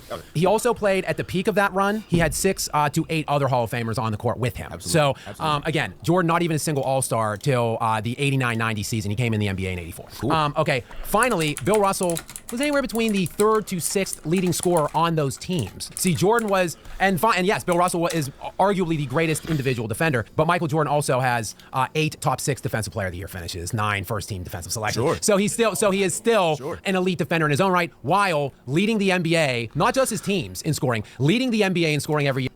This is why I get a little frustrated. If you guys are wondering what I'm looking up, here we go. I'll zoom in a little bit. Dennis Rodman frequently argued that the 1990s expansion diluted the league's talent pool. He notably dismissed the historic 72-10 run by claiming the NBA was so filtered and watered down that they could win games with their eyes closed. They already were a great team. And this is what he said that the expansion did as far as their winning and as far as the level of difficulty that he feels was there when he played on that Bulls team. And Rodman, you can take him for his word, or you can say, well, what does his action show? Like, Rodman was on some crazy shit back in the day. Constantly. Okay? Constantly. It seems like basketball was just a hobby. I know people get on Jokic and they'll say, oh, it seems like he treats basketball like a hobby. No. Rodman really treated basketball like it was a hobby, and he still went out there and went crazy. So that's, I'm just saying. I'm not trying to hate. I'm not trying to say that the Bulls didn't earn their championships, because they did. I'm just saying, if I'm able to fucking eat super unhealthy, fucking down a fucking vat of drugs, get 3 hours of sleep, and then step on a court and get 20 rebounds, the people I'm probably playing against may not be, I'm not saying they're terrible, but they're definitely not as good as me. I'll throw that out there. So I don't like, and if you're wondering why I'm bringing this up, I don't like this thing that we continue to do, that Skap continues to do. Context when it comes to Bill Russell. Context when it comes to Robert Horry. Context when it comes to everything, and even reasons why Jordan lost. Context. But why Jordan won? No context. We don't talk about the help. We barely even recognize them. We call Scottie Pippen a serviceable all-star. The disrespect. The disrespect on Pippen. But we don't talk about the expansion. We don't talk about any of that. Okay. Year and in the playoffs every year, substantially, by a lot. 33.5 points per game in the postseason. Only one other player in basketball history is in the 30-point per game range in the playoffs. Luka Doncic, 30, still 3 points behind Michael Jordan. So by far, look, no disrespect to Bill Russell. I have Bill Russell higher on my all-time list than LeBron James. He is an elite. That makes give me a second. Give Give me. Are you fucking? Are you shivering me timbers, matey? Are you serious? Are you joking my balls? Are you yoking my balls? Are you jacking it? You're jacking it, aren't you? You're jacking me. You gotta be jacking me. No. No. No. No. No. No. No. No. No. There's no way. Fuck you. Listen. I'm not saying that if you're an old head and you have Bill Russell ahead of LeBron, I have a problem with that. That's not necessarily what I'm getting at. Well, I kind of do.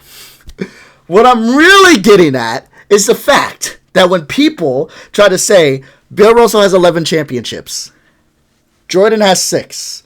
How do you have Jordan ahead of Bill Russell? You went into a diatribe, which was fair, about how there's only like 8 to 14 teams in that 11 championship run.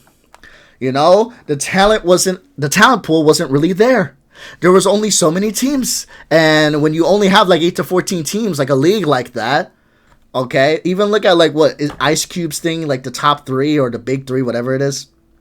When you only have like a small amount of teams, it's more than likely there's only going to be like 2 or 3 teams that are actually good, right? Because there's only going to be like 2 or 3 teams that most of the players are going to want to kind of flock to. So, or 2 or 3 teams that have the money to pick up players, or 2 or 3 teams that are in the best locations. You get what I'm saying? So, what Skap was saying there, not a terrible take. You know, respect for Bill Russell, because he was a dog. He was. I have respect for Bill Russell. I'm not saying he wasn't. But you do have to hold against him a little bit, because the level of competition was definitely not there to even a player in the 90s, even with that expansion that led to diluted talent, even coming from one Dennis Rodman, but that's besides the point. At the end of the day, it's okay. That's fine. You can have that opinion. I even agree with that, Skap. But you cannot say, yeah, this is why Bill Russell's not as good as Michael Jordan, because, you know, everything I just stated.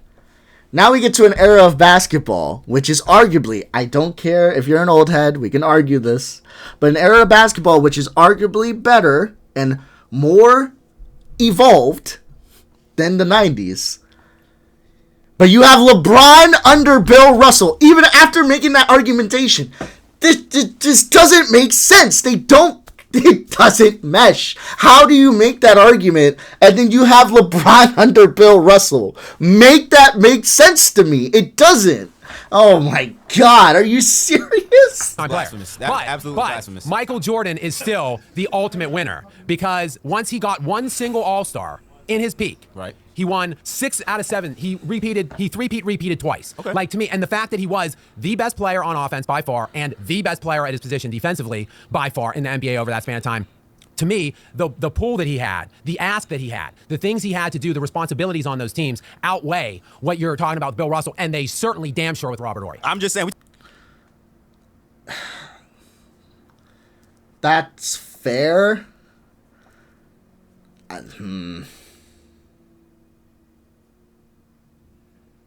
That's fair. I'll give him that point. That is fair. But the only thing I get frustrated about is so are you still, oh my God, I'm like, sorry. I need to think. I'm doing this all off the dome, guys, okay? Give me a second.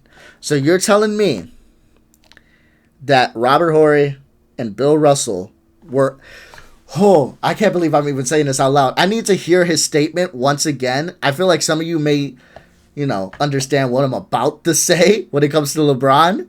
Some of you may not, but you'll get it in a sec. I need to rehear what he said before I even utter this statement, because I can't even believe that Skap's even saying this. I don't even think that's true. But just to put it in context, he has Bill Russell higher than LeBron. So my next question will be all dependent on what exactly he said here, because I need to really lock in and hear what he just said here. Like, to me, and the fact that he was the best player on offense by far and the best player at his position defensively by far in the NBA over that span of time, to me, the pull that he had, the ask that he had, the things he had to do, the responsibilities on those teams outweigh what you're talking about with Bill Russell, and they certainly damn sure with Robert Horry. So you're telling me that Bill Russell had more responsibilities, was asked more than one LeBron James?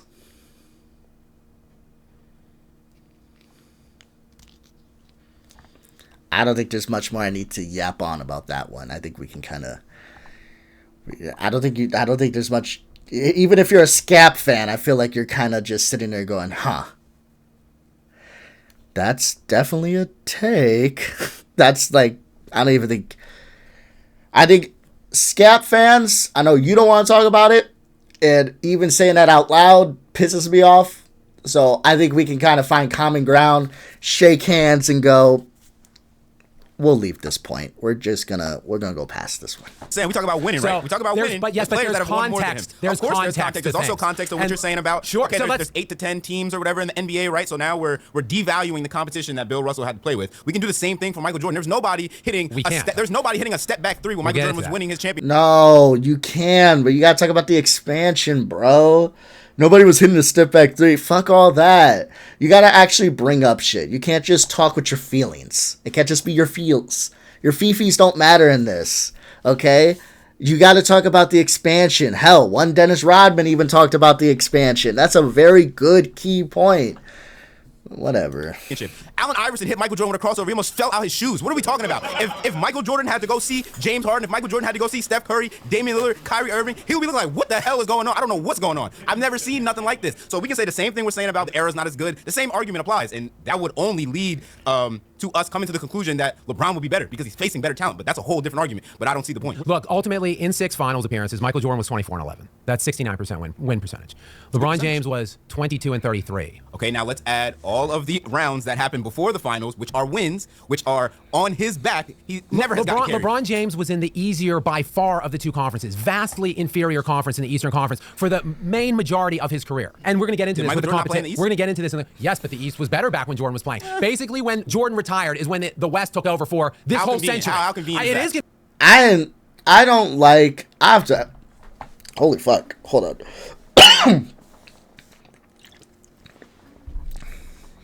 I don't like, as a Bulls fan, Skap saying that, okay? Because our dark horse teams were pretty good. I think our dark horse years was like 2013, 2014, 2015.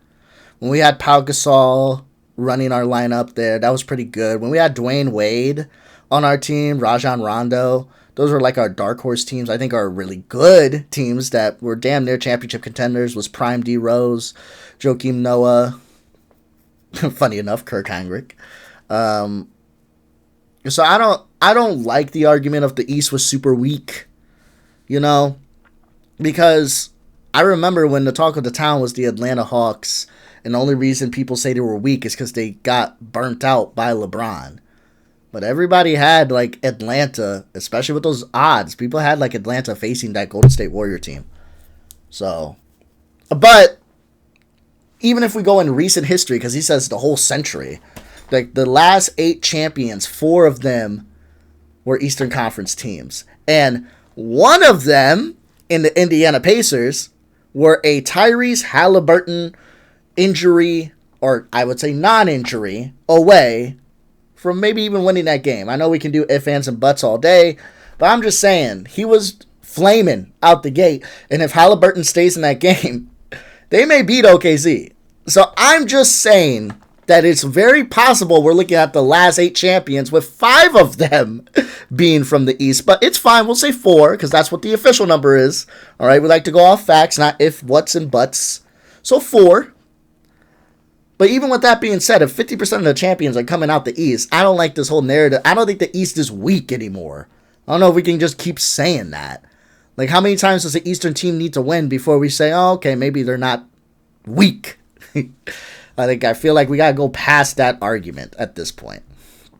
For LeBron, what happened once LeBron went to the West? He was going to all these finals. He went to one finals. He went to one finals. He's been in the West in 8 years. He went to one finals versus 9 finals in 15 years in the East. See the difference? 9 and 15 years in the East, and then 1 in 8 years in the West. So convenient for LeBron. Prime of life versus aging NBA player. Listen, so there's 15 All-NBA players every year. Yep. All right? Not specific to conference. 2/3 of the All-NBA designated players over LeBron's 15 year in the East came from the West. 2/3. So the best players, the best teams, by far were in the West. That's why he loses every time he gets to the finals against those. Just 6 out of 10. Not every time. Because he failed in the clutch time, which substantially hindered his ring count. And we can get into it because I've got the numbers. I've got the receipts of how big of a choke artist he is in clutch. Let's get into it. I want to get into that. It sounds like we're moving the goalposts a little bit, but we're not moving them at all. The guy. I want to get into it. Give me the numbers. Let's go. Give it to me. Failure Let's in clutch time in the finals. That's why he only has 4 and not 6 or 7. And that's why Bill Russell has 11 and Robert Horry has 7. I don't care. What? Michael Jordan faced harder competition than LeBron James. That's fucking crazy. That is fucking Let's go. Let's go. That's crazy. I did not drive 3.5 hours to listen to this absolute blasphemy. 73-9, the best regular season record of all time. Ooh. The best shooter in the planet. Oh. My buddy Owen. Yeah. Owen 32. Why is Skap nutting every single time somebody says relax? All right, let's keep going. When we're down 3-1, people don't even want to say things in a post-game presser anymore because Klay Thompson woke the beast. He came out and dominated. No, fuck. Stop. Damn, I'm a LeBron fan, but this is just glazing shit. I don't care. No, focus on the prompt. MJ's competition is greater than LeBron. Talk about LeBron's competition. Talk about MJ's competition. Shut up. Don't do this. All right, go ahead. The best team ever assembled. 73-9. Steph Curry was shooting from the parking lot, and LeBron James willed his team to win. I mean, there was the little inconvenient thing in that series of Kyrie Irving, who outscored Steph Curry, who shot higher percentages than Steph Curry from the free throw line, the three-point line, the field. He averaged more assists than Steph Curry. He had fewer turnovers than Steph Curry. He basically outplayed the unanimous MVP as well that year. The 2 best players on the floor were LeBron and his teammate, Kyrie Irving. And Kyrie Irving, who had a 45-point game in Game 5 to stave off elimination on the road on 80% true shooting. Now, there's also the suspension. Who was right next to who got hit? Well, of course it was LeBron mixed up with Draymond. Well, look, Draymond's hand grab. Okay, we're talking about competition. This is a long prompt. They go on to talk about this for the next 12 minutes, so I'll give them time. But while they do that, guys, I want to put this. Can I put this? Is it possible to kind of overlap this? Hold on. Let me overlap this. Gravitated towards LeBron's groin area. Let's put this here. I just want you guys to, see this. Can I? This. Okay, there we go. And then theater mode. Here we go. Okay. I just want to I want to keep this over here for you guys to kind of look at. We'll even zoom in a little bit. Can I zoom in a little bit? 100%. Make sure my little self doesn't cut it off here. We'll move me over here on OBS. Boom. We'll black out Skap's little torso here. That's good. But yeah, here we go. We wanna put this right there. There you go. I think you can still see it. Can I move me again? We're gonna move me again, guys. Whee! Oh no, because then it cuts off a little bit. You know what? Let's put me up here. You know what? Let's put me back down here. We'll leave myself over here then. We'll leave it over here, okay? There we go. Okay, so just while he's talking this whole time, I just kind of want to keep this here. I want to keep this here, just so you know. This says Hall of Famer.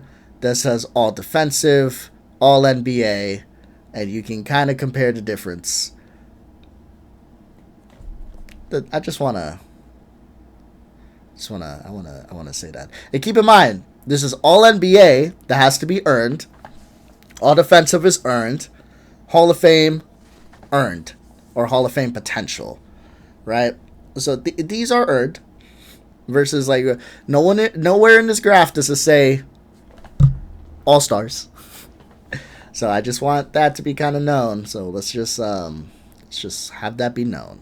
It's happening now too. I mean, we see it. We can't. I mean, we can't blame Dre for that. Okay, it's just like it's a magnet. Like it's just LeBron's growing my hand is flying through it. Anyway, also too much stuff on your feelings, on your eye test. I'm talking just stone cold facts and data. All right. Okay. All right. Let's get to it. Let's go. I got to it. Stone cold facts and data. Okay. So let's do it. LeBron James was favored 3 times going into an NBA Finals. He went 2-1 in those. He was an underdog 7 times and won 2 of those. Jordan was. So I was right. Well, I was wrong. I'm sorry, guys. But I was right in the fact that he was favored in one of those Spurs matchups. So 3 times, 2-1. Okay. The 2021 is what was bugging me. I still can't believe I forgot that one. I'm going to get heat for that. I know I'm going to get heat for that, but it's okay. Was favored every single time. LeBron James willed teams to play in the NBA Finals that no one could ever even imagine. In that putrid Eastern Conference, but go ahead. All right, well, I'm not even going to touch that. Because the fact that he would take these players, it's LeBron. These players, those 8 guys that made 17 All-Star games. Well, fuck this. Oh, my God. Can we get into the cold, hard facts? Let's get into these facts. Did Jordan ever win without Pippen? Jordan had 1 All-Star that made 6 All-Star appearances when playing with him. LeBron had 8 different All-Stars that made 17 All-Star games when playing with him. LeBron is going through top 75 players in his playoff run. Oh, I'm glad you're trying to get into the harder competition thing. Jordan isn't playing against Joker and Embiid and the best shooter to ever grace this earth and Kevin Durant. Like, I could suit up and play in the 90s. Yeah, like, that's just completely different. Totally. Jordan went to the same practice facility, the same coaches, the same teammates. He won with so many players have rings because of. Again, this is not really a Jordan LeBron debate at this point. Better competition. Focus on that. Come on. And so many don't because of LeBron. I'll tell you, people. I'll tell you. It's a shame we don't have a statistic that can match an individual player in these. There is, and I have more. There's points. There is more that I can give you. Jordan isn't even top 10 in points. LeBron's got 10,000 more points. Oh, because he played so many more games. Exactly, because he's the greatest athlete this earth. No, but it's not just. It's not. Fuck! It's not just about longevity. It's longevity mixed with greatness. Like, I've said this argument so many fucking times. This infuriates me every single time I listen to it. Where's my cock? That's slang for calculator. Just so you guys know, if someone averages 30 points a game for 72 games, and they do that for 20 years, they're at 43,200 points. Not really realistic, but let's say that happens. All-time scoring leaders. So just so you guys understand, if a player averages 30 points a game, plays at least 72 games, can only miss 10 every single year for 20 years, they are still 240 points short of LeBron James. It is not just about longevity. Longevity implies that you can step on the court, and as long as you play X amount of games, you're going to eventually hit the record. That's not just what it's about. It's about longevity mixed with excellence. You have to be great. You can't just be playing for a long time. You got to be great and playing for a long time. Damn, that pisses me off. That pisses me off. Earth has ever seen. Nobody in the 90s could shoot, and tactics were really. Holy fuck! Are we gonna get into actual anything? Like, my little fucking makeshift graft over here is better than what they're fucking spitting on. Are we gonna get into some shit? Where's the facts and data? Let me hear what Skap has to say at least. The fuck is this? Rudimentary and bad, and the last guy. Defense was much better though. No, it really wasn't. Yeah, beating someone up is not really defense. Well, wouldn't you admit that it's harder to score and make these highlight plays when you're getting beat up and mugged and grabbed? Wouldn't you admit that? Well, I would. So if guys can't touch you and they're just running up and down, making wide open shots and layups, it looks better. Okay, I feel like the defense is overinflated like a motherfucker. I've sat here and watched like 90s games on YouTube. Like, the defense, even back in the day, it wasn't really acceptable to punch someone in the face as defensively. I feel like that gets overplayed a lot. Oh, I just called a Charlie horse randomly. Oh, shit. Let's go ahead and let him talk. I'll finish my thought in a second. Oh, fuck. The game for the purpose that these players would not strike each other. That was the whole purpose of the invention of the foul. back in 18, whatever that was. So if they were doing it by that intent in the 90s, then probably these guys would have looked a little more skilled and better. That's really not what we're talking about. Sure. No, that isn't what we're talking about. Sorry. Called a Charlie horse. I played basketball last night. And did not stretch. And I got like 4 hours of sleep because I wanted to make sure I was up to do this with you guys, okay? I ain't got a lot of free time, all right? But I have some people that watch my stuff, and I appreciate everybody that watches my stuff. And I said I would go live, so I'm going to do it. I don't know if we're going to get to the Uncut Hoops video. It's insane that I spent 2 hours on this one, when much hasn't really been said, honestly. Jesus. These Bron fans hurt my head. Pick better debaters. Yeah, no, these debaters are trash. We haven't even gotten into the prompt yet. Like, people in the 90s, they fouled like... Bro, let's get to the level of competition. That's the whole point of this, right? Are we really going to go? We're damn near halfway into this prompt. Are we really going to go the whole prompt without even talking about the competition? I highly doubt that. We're going to get into it, I hope. But damn, so far, these LeBron fans are not doing well. And happy birthday. Appreciate it. I appreciate that. All right, let's keep going. I feel like I'm going to catch another Charlie horse in my right leg now. Don't play basketball unless you plan on getting at least 8 hours of sleep the day after. Or stretch. I just hate fucking stretching. The general skill of the average player in 2026 for basketball is so much greater. This is the problem with what you're talking about. Let's hear it. It's because it's all about your feelings and your individual eye test. It is. I don't like Skap. I really don't. And I can sit here and say that Skap does this himself, because he does. But he's got a little bit of a point here. Because this LeBron fan is just speaking about his feelings. Like, he's not bringing up any point of argumentation. Keep stating all of these things that are not factual at all. You're saying, we all agree. We all agree. I don't agree. I disagree. Okay. Kobe Bryant's the most skillful player I've ever seen. He was drafted in 1996, a year before you were born, so you probably don't even remember seeing him play in his peak. And then he retired. He popped his Achilles in 2013. So we don't agree. Furthermore, how was the gameplay in the 1960s? Actually, I think I'm rather qualified to answer that question because I worked on the Bill Russell Legend documentary. It's on Netflix now. So I've watched a huge amount of that era. Okay. And how did Wilt Chamberlain play? He was like Omega Wemby, who was 300 pounds, and he kind of just said, throw me the ball and I'll just jump up and dunk it. So you would admit that Bill Russell was an elite player? Absolutely. He's in the top 5 or 6 of all-time players. So Wilt Chamberlain was in an era with him. Yes. And yet people like you in revisionism will say, oh, well, he was just playing against 6'6" guys that couldn't defend him, and that's why he was so great. I don't think that's what this guy is saying. And also, why are we talking about Bill Russell? Playing in an era with Bill Russell. So that's an obvious fallacy. But my point here is, so the problem is with you saying the 90s stink, is like everybody's eye tests are different. They see different. Fuck the eye test. Can we talk about the actual level of competition? The all-NBA players, the all-defensive players, Hall of Fame potential, or Hall of Famers in general. Can we actually talk about that? Talk about that. Fuck it. If they're not going to talk about it, let me talk about it real quick. Can we name a team with a squad that's better than a lineup of Steph Curry, Kevin Durant, Draymond, and Klay Thompson? Can we name a lineup that's better than Russell Westbrook, Serge Ibaka, and Kevin Durant? Can we name a lineup that's better than Tim Duncan, Tony Parker, Manu Ginobili, and Kawhi Leonard? And I understand Kawhi was younger at the time, but he was still good. Okay? So are we able to name any lineups that Jordan faced that we can say, objectively speaking, those lineups are better than the lineups I just stated there? Do you get what I'm saying? And these are just 3 to 4 players. We can get into the role players. We can get into the bench. We can get into everything. We can talk about metrics.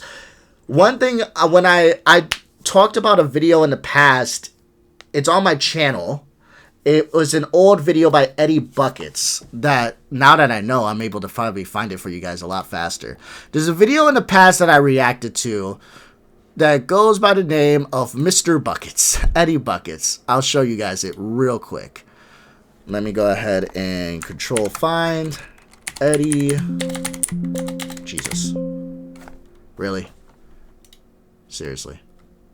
What about Buckets? No? Okay, that's cool. Damn. Oh, wait, because I didn't pull up all my videos. Okay, let's try this again. Okay. Eddie. Okay. God damn it. Buckets. Alright, well, screw me then, I guess. I I'll just scroll quickly. If I can't find it, I can't find it. But I'll just yap to you guys real quick while I'm looking. Basically, when it comes to this video by Eddie Buckets, he went on to state that Jordan had better competition because the competition he faced, they won more games than the competition that LeBron faced. And I said that metric is flawed as hell. Because how are you, when we're talking about level of competition, right? How are you going to say that LeBron's competition is weaker because they may not have won as many games as Jordan's competition has won getting to the playoffs, not even the playoffs, like overall records, when that would just feed into the argument, wouldn't you just say that LeBron's competition had to face more competition, therefore they're probably not going to win as many games? We also had a lockout season in 2012. That also feeds into that a little bit. So I don't know why we're just going to say that, but it's somewhere in here. No disrespect to Eddie Buckets. I think he was good, and he was very analytical in his shit, but if that's the line of argumentation that Skap ends up going down, it's flawed. I've already talked about this. It's extremely flawed. You don't just look at overall win records. They can help, but if I'm already arguing that the level of competition is better now than it was in the past, it's kind of hard to look at overall records and say, well, they had a better record than the teams LeBron faced.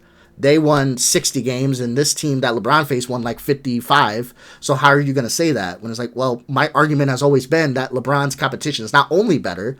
If I'm going to say that, then LeBron's competition probably faced better competition. And if that is the case, they're probably not going to win as many games as the teams you're talking about. Because I don't believe the competition was as good as it is now. So that's a flawed stat to even use. I'm not saying Skap's going to do that. But that is a stat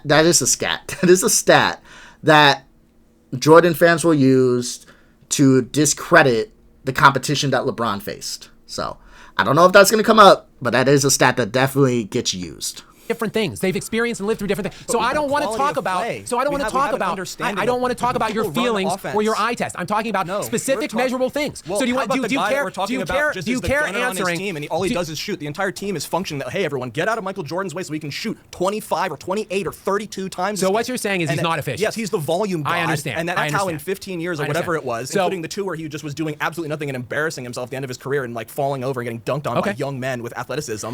It was like he's just running it up. I don't understand what we're talking about. I don't understand what we're talking about here. What are we talking about here? These are the type, man. These are the type of LeBron fans that, if these are the type of LeBron fans that Jordan fans have to interfere with on the daily, I can understand why we get called bronzexuals. This is just annoying. This is annoying. The prompt is, Michael Jordan faced harder competition than LeBron James. We have yet to even talk about that. We threw insult at Jordan, which is unnecessary. I may not think he's better than LeBron, but I don't need to insult him. So that makes you no better than Skap.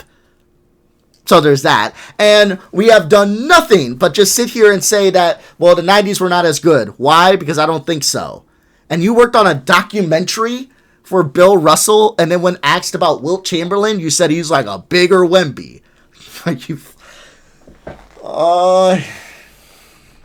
Here. Okay, I understand. And what does he do better than LeBron? Let's talk about that. Scored. No, shut up. That's not the prompt. I feel like we're going to get to that probably. There's probably going to be one of these prompts here that Jordan's the better player than LeBron. When we get to that prompt, bring that up. Maybe you don't get as much chance to sit down and talk with Skap. That could be the case. This is an hour and 15-minute video, though, so I find that highly unlikely. They probably have you guys all come up, sit down for like 5 to 10 minutes at a time. I wouldn't doubt if Skap was here for like 3-4 hours, and then they pull like the best footage and put it up. But goddamn, man, you probably had another chance to come up here and talk about that. That's not the prompt. Stick to the prompt. We haven't even gotten to that yet. Again, my little graph over here has done more legwork for this prompt than both of these two so far. Because again, as much as I'm giving the LeBron fans hate here, and he deserves it because this has just been terrible, Skap deserves some hate too. Because what are you doing? Shit!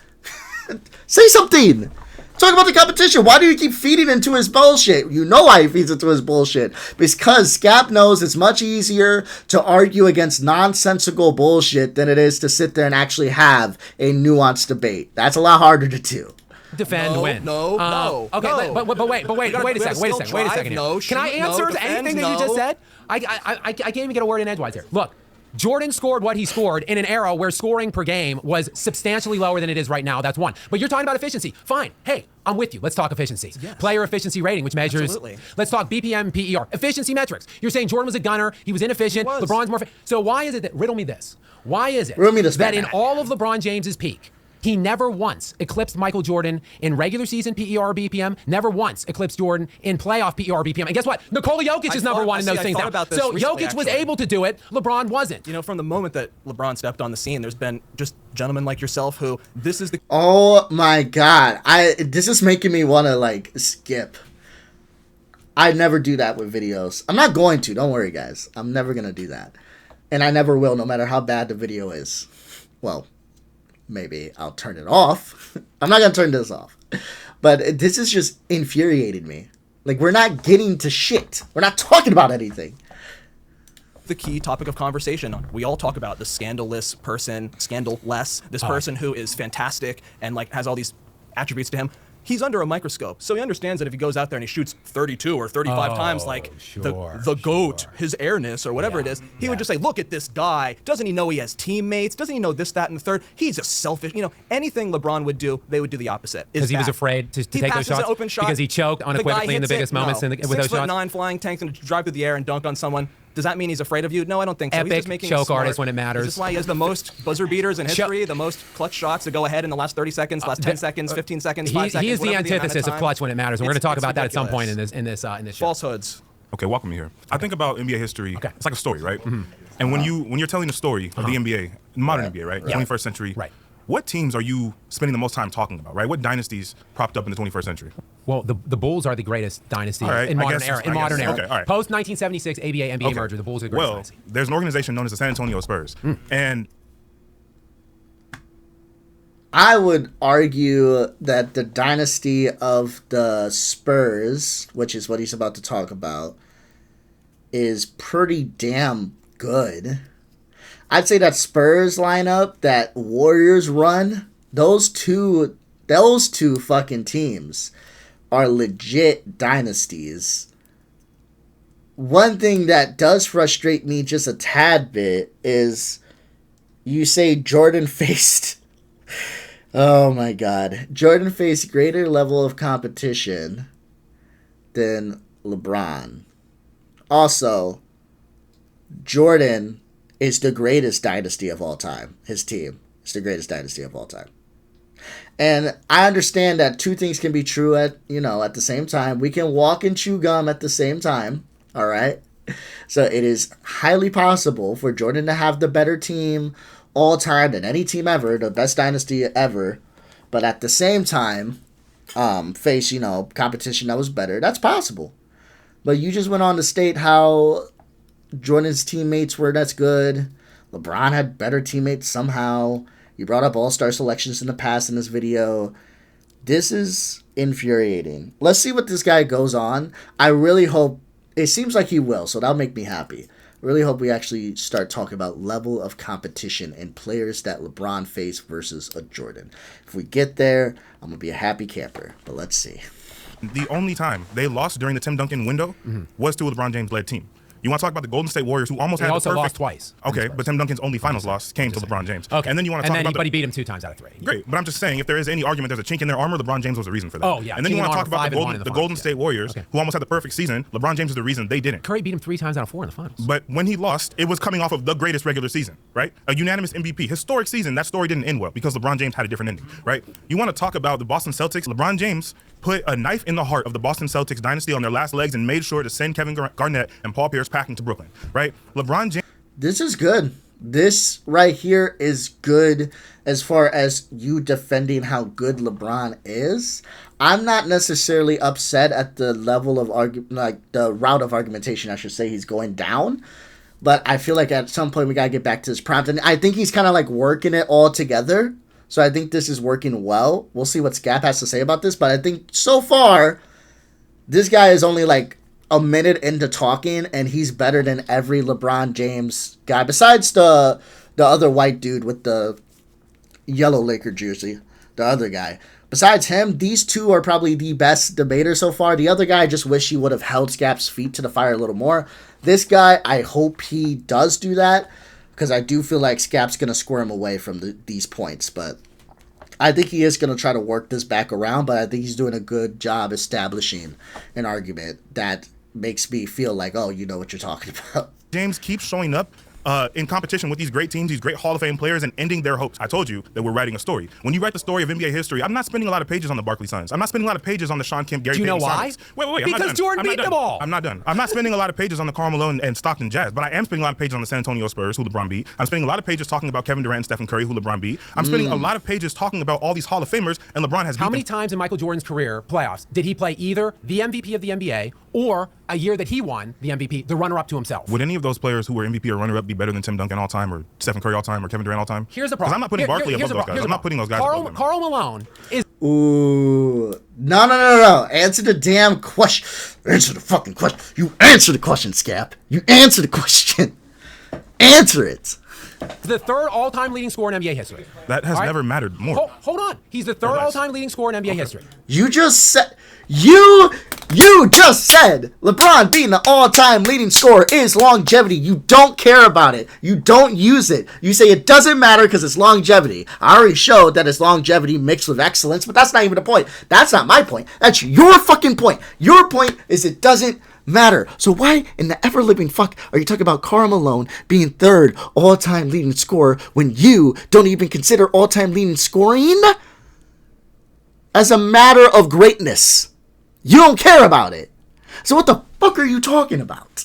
What are you talking about? Answer his fucking question. Do you have Karl Malone over Tim Duncan all time? Answer the goddamn question. Answer the question. He in 3 straight years, he went MVP, runner-up to Jordan MVP, MVP.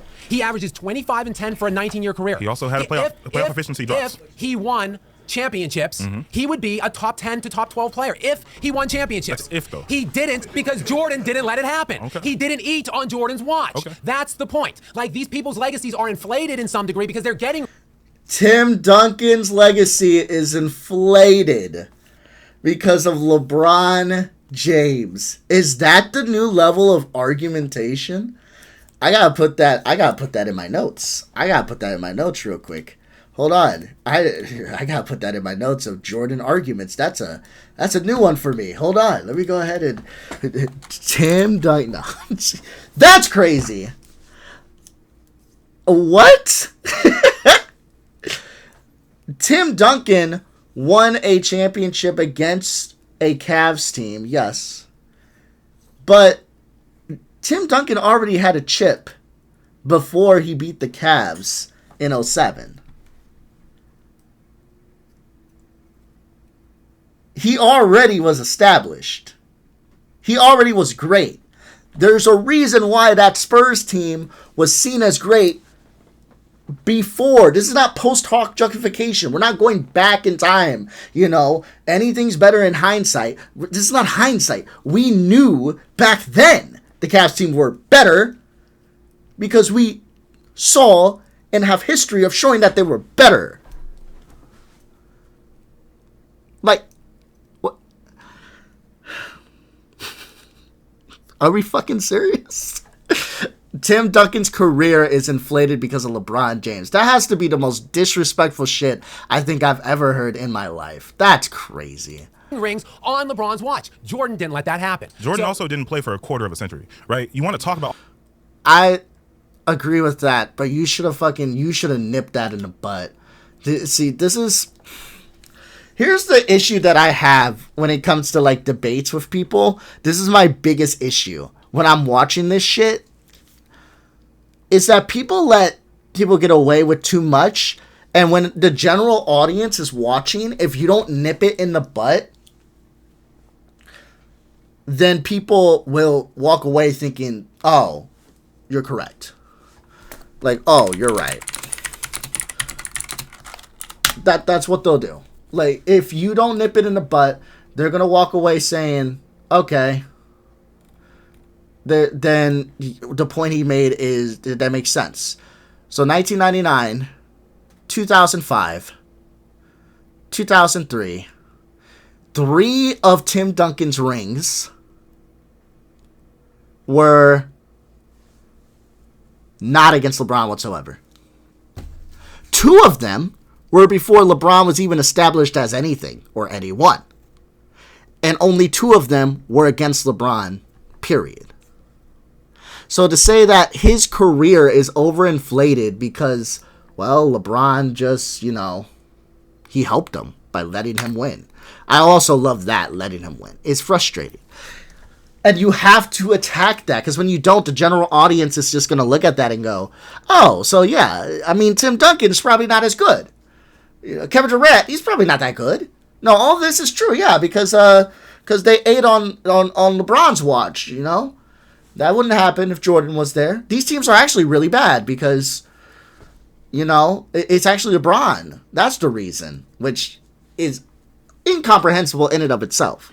But you have to attack that. You have to. Don't let people just skate away with points. Like, imagine, fuck a debate, guys. Imagine I get asked a question. And someone's like, yo, Trey, I've been told by a reliable source that you actually know nothing about Chicago. You've never even been there. I've been told that you actually live in Sacramento. Sacramento, of all places. What do you have to say to that?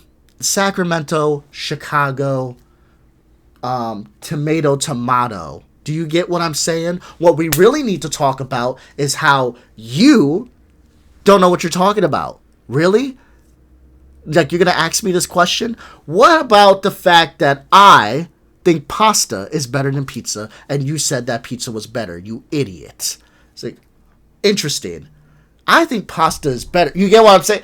You just let me get away with all that fucking nonsense I just said. So people watching are going to go, oh, I mean, they brought up like him not being in Chicago or even visiting it, and him, being in Sacramento, but I don't know. I mean, the other guy didn't really have much to say to his answer, so I guess maybe Trey is right here. It's like, you get what I'm saying? You have to attack the point. It'd be like, hold on, motherfucker. What are you talking about? Stick to the point. You get what I'm saying? So you got to make sure you call people out when they're making points and make them stick to it and make them defend it. Because if you don't, to a general audience, it's going to look like, oh, okay. I mean, he had no pushback, so he must be saying something right here.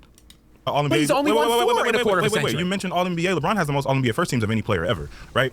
I think another angle on the competition, LeBron is also competing with Father Time, and he's giving him some blows. Because you talk about LeBron James. Is this about his competition? Well, you're talking about All-NBA as a metric of greatness. That I'm going to flip that around on you, because LeBron has made All-NBA more than anyone. He is the youngest player to ever make an All-NBA team. He is the oldest player to make an All-NBA team. He has done things throughout his career. We always talk about, oh, this guy was ahead of his time. This guy, if his game was a year earlier, or a decade earlier, LeBron has shown that. LeBron has played across all these different iterations of the NBA. He's played in the dead ball era in the 2000s. He's played in the pace and space era. He's played in the small ball era. He is still playing. A couple weeks ago, he played against the Houston Rockets at 41 and was the most impactful player in the series. So if you want to talk about competing, LeBron is competing with conventional wisdom of what greatness looks like, and he's winning that conversation. Listen, if you want to talk about elite, right, and we're going to talk about longevity in a bit, but LeBron has won his last MVP at 28. He was last designated designated All-NBA defense at 29. Okay. He's been All-NBA 1, All-NBA Selection 1 team once since 33. Jordan Think about what you just said. Hold on. 33. Hold on. In his last year, Michael Jordan, before he retired 3 years and came back at like 40 to play with the Wizards. Which we pretend doesn't happen. No, we can talk about those if you want. Okay. But in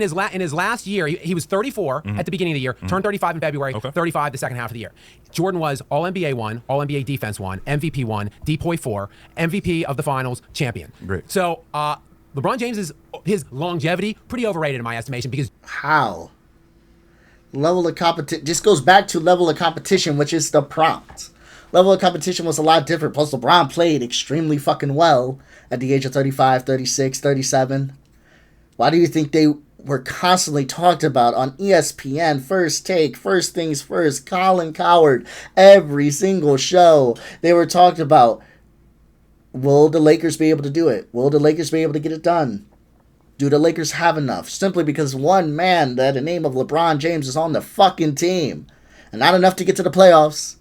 Because that was just the assumption. Enough to get to the finals. That was always the conversation. If LeBron gets to the finals this year, what does this mean for him? If LeBron gets a 5th ring, what does it... These conversations happen literally because, one, LeBron James is on the team. So why are we acting, his longevity is overrated? If that was the case, then he'd be like a bench player, or he wouldn't be as impactful, or they wouldn't be out talking about the Lakers for the past damn near 10 fucking years. Like, what are we talking about?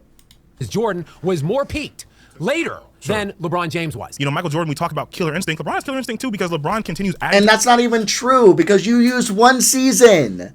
You used one season. And you don't even want to talk about the Wizards years. So the Wizards years don't count. And you're using one season versus, like I said, we can use 2018 LeBron all the way up to now. LeBron is 42? How old is LeBron? What's LeBron's age? LeBron, is he 42 or 41? He is 41.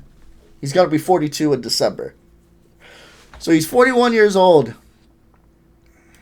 Unk. Damn near Gramps. Unk. He's 41 years old. It is 2026. 2018 was 8 years ago. So 8 years. So he was about 35, right? Coming to the Lakers. About in 2018. No, 33. Jesus, holy fuck. I promise you, I didn't fail math. You guys are probably sitting there going, what? Wait a minute. What's that math there, buddy? No, he was like 33. If we're going right now, 34. Going into December, right? Coming to the Lakers. So he was 35, 36, 37. All those years, LeBron was talked about as a Laker. It was seen a disappointment when they ended up losing against Phoenix. That was seen as a disappointment. LeBron was constantly talked about as a team in the Lakers of getting to the finals. This is 8 years. 8 straight years of this.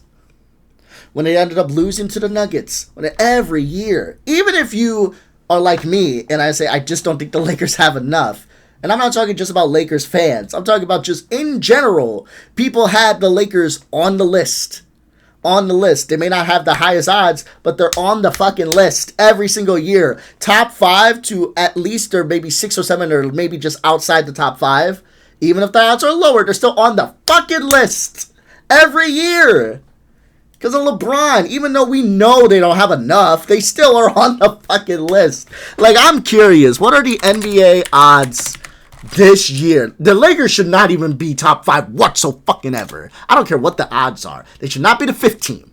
But let's go ahead and look at, like, the odds. I'm curious. Keep in mind, guys, this is me not knowing shit worth a lick about the odds, because I did not look into them, because I did not need to. Because I don't sports bet. So here's the odds going into next year. The Spurs are favored, which is kind of crazy. Then it goes to Thunder 2, Celtics 3, Knicks 4, Nuggets 5, Pistons 6, and the Lakers are 7th. The Lakers are still 7th. 7th. When it comes to championship odds, the Lakers are still 7th. I'm sorry, but I understand Luka's there, because the argument goes to Luka. Okay, let me ask you something. If LeBron James announces that he goes to Cleveland, or even he retires, do you think the Lakers stay or drop? Because I'm going to take a wild shot. I wish you could bet on that. I would put money on that. I would put money on that, because I guess I understand why you can't put money on that, because what do you do if he doesn't go anywhere and he stays? Then I guess you would just get your money back, or the bet gets voided. But I put money on that. I wish that wasn't bet. I'd put 100. I'd put 1,000. I don't think my wife would like that whatsoever, but I'd do it. I'd put money out of savings. I put $1,000 that the Lakers' odds would fucking plummet if LeBron left this team. So that's all I'm getting at. We're talking about longevity. We're talking about greatness. And you want to say his greatness is overrated, even though the reason the Lakers are constantly in these fucking conversations is one name. But Jordan's longevity was better, and you bring up 1 year, and you don't even want to talk about the Wizard years. Fuck out of here, man. And again, so he can. We can full screen this, because at this point, guys, I don't even think they're going to talk about. I don't even think they're going to talk about the level of competition. So we'll just move me over to the other side, okay? I don't even think they're going to talk about the level of competition. The fact that this conversation has been going on as much as it has been shows that they needed to get better LeBron fans. I'm sorry. But let's keep going. Adapt and play in the modern era. He's not just sticking around taking threes in the corner like he could be doing. He's 41 years old, giving you 21, 7, and 7, outplaying lottery picks and high draft picks in the playoffs and the Houston Rockets with Şengün and all those guys. LeBron doing that is a testament to him being willing to adapt and evolve so he can be impactful as the first option, second option, or third option. Whatever the Lakers need him to do, he's still doing it because he can still do it, and no one else has ever done that. That was a terrific soliloquy. It really was. First of all, you're a beautiful man. I understand why it's hard to argue. I mean, your jawline is Hollywood. Did we just kind of just move off that? That was a beautiful soliloquy. So Skap doesn't have to answer for anything. Nothing. Oh, I'm catching their Charlie horse. Oh, let's let this man speak. Damn. Drink water, guys. Get your sleep if you play or do anything physical. Lights are really. Don't cut this. It's good lighting. Go ahead. I mean, you get pissed over there. You get up here. You're like, oh shit. Just don't look at me in the eyes. You know. Don't you cut this. Don't you cut that out. The Jordan playing better competition. I mean, you asked Jordan in The Last Dance, he laughs at all of his competition. He said, oh, these guys are freaking bums. He never had to play the Kevin Durant Warriors. They were an NBA cheat code. You had a 73-win team, and then you added Kevin Durant. I mean, that team beats any team in NBA history. The 2018 playoffs, the second year they were together, that they ran LeBron off in 4 games, 4-0 sweep. What if I were to tell you that in the Western Conference Finals, we were talking off camera before the show started about what a loser James Harden is. What if I were to tell you that the Houston Rockets, led by James Harden, not only took them to 7, they were up 12. Skap, this doesn't help your point, and I hope the other guy points this out. The whole argument is that LeBron faced better competition. So you're saying that the better competition almost lost before they even got to the finals. Wouldn't that just strengthen the point that the level of basketball being played in LeBron's era was better than Jordan's? This doesn't help your point. You're saying that team was super fucking great? What if I told you that super fucking great team that's unanimously seen as one of the best teams in NBA history? What if I told you that very same team, they almost lost before they got to the finals? Most people who don't even watch basketball would go, damn. Must have been like a lot of good teams then, huh? Because that's crazy. No, I'm proving the point that actually they weren't that good. It's like, no, you're not. This is not proving the point that you think it's proving. And I hope he points it out. God, what the... At halftime of Game 7. And then little Game James came out and crapped in his pants. But... And Chris Paul was great that series. Chris Paul was great. He didn't play Game 7. He didn't play, right. But he was great for 6 games. They likely, if he didn't get hurt, probably they were up 12 at halftime. And little Game James came out and crapped in his pants. And there was no Chris Paul. You're saying no team in NBA history could have ever beaten that team? James... But we play what ifs all day long. Golden State still won. And this, again, doesn't help your point. You're trying to prove that Michael Jordan's competition was better. This doesn't prove that. The only thing you're arguing here is whether or not Golden State was the world eaters that everybody saw them out to be. That's the only thing now you're going on a different argument. Whether or not Golden State was like this unstoppable force, or whether or not there were teams that were capable of beating them. But that doesn't feed into whether or not Michael Jordan faced better competition. Like, this is just 2 different lines of argumentation. Harden-led team almost beat them the series before. Almost. And then he choked against the best team that was ever assembled in NBA history. Hey, yeah, Who was LeBron James running mate that year?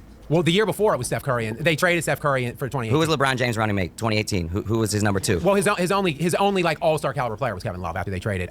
And was he an all-star that year? No. So he was all-star caliber according to you. What about the year before, in 2017 when they lost 4-1? When he had Kyrie Irving? And Kyrie for a second year in a row, because remember in 2016 we already talked about it earlier. I said Kyrie outscored Curry and outshot him from every level. 3-point, free throw, 2-point, right? And LeBron James was the best player on that team. Hold on. And he was, in the next year in 2017, that unbeatable team, that year in 2017, they never got beat when they were healthy. But Irving still outscored Curry in that series. And you do understand that the ball can only be in so many hands at once, right? I wouldn't be shocked if Kyrie scored more than Steph. That's not a shocking statement to me because Kyrie probably had way more touches than a Steph. And the main game plan of Cleveland, right, was to get the ball out of Steph's hands. That was their main thing. Yes. What I'm about to tell you should be more than enough to say, okay, the Warriors were just good. This was the game plan. And it sounds stupid, but what else can you do?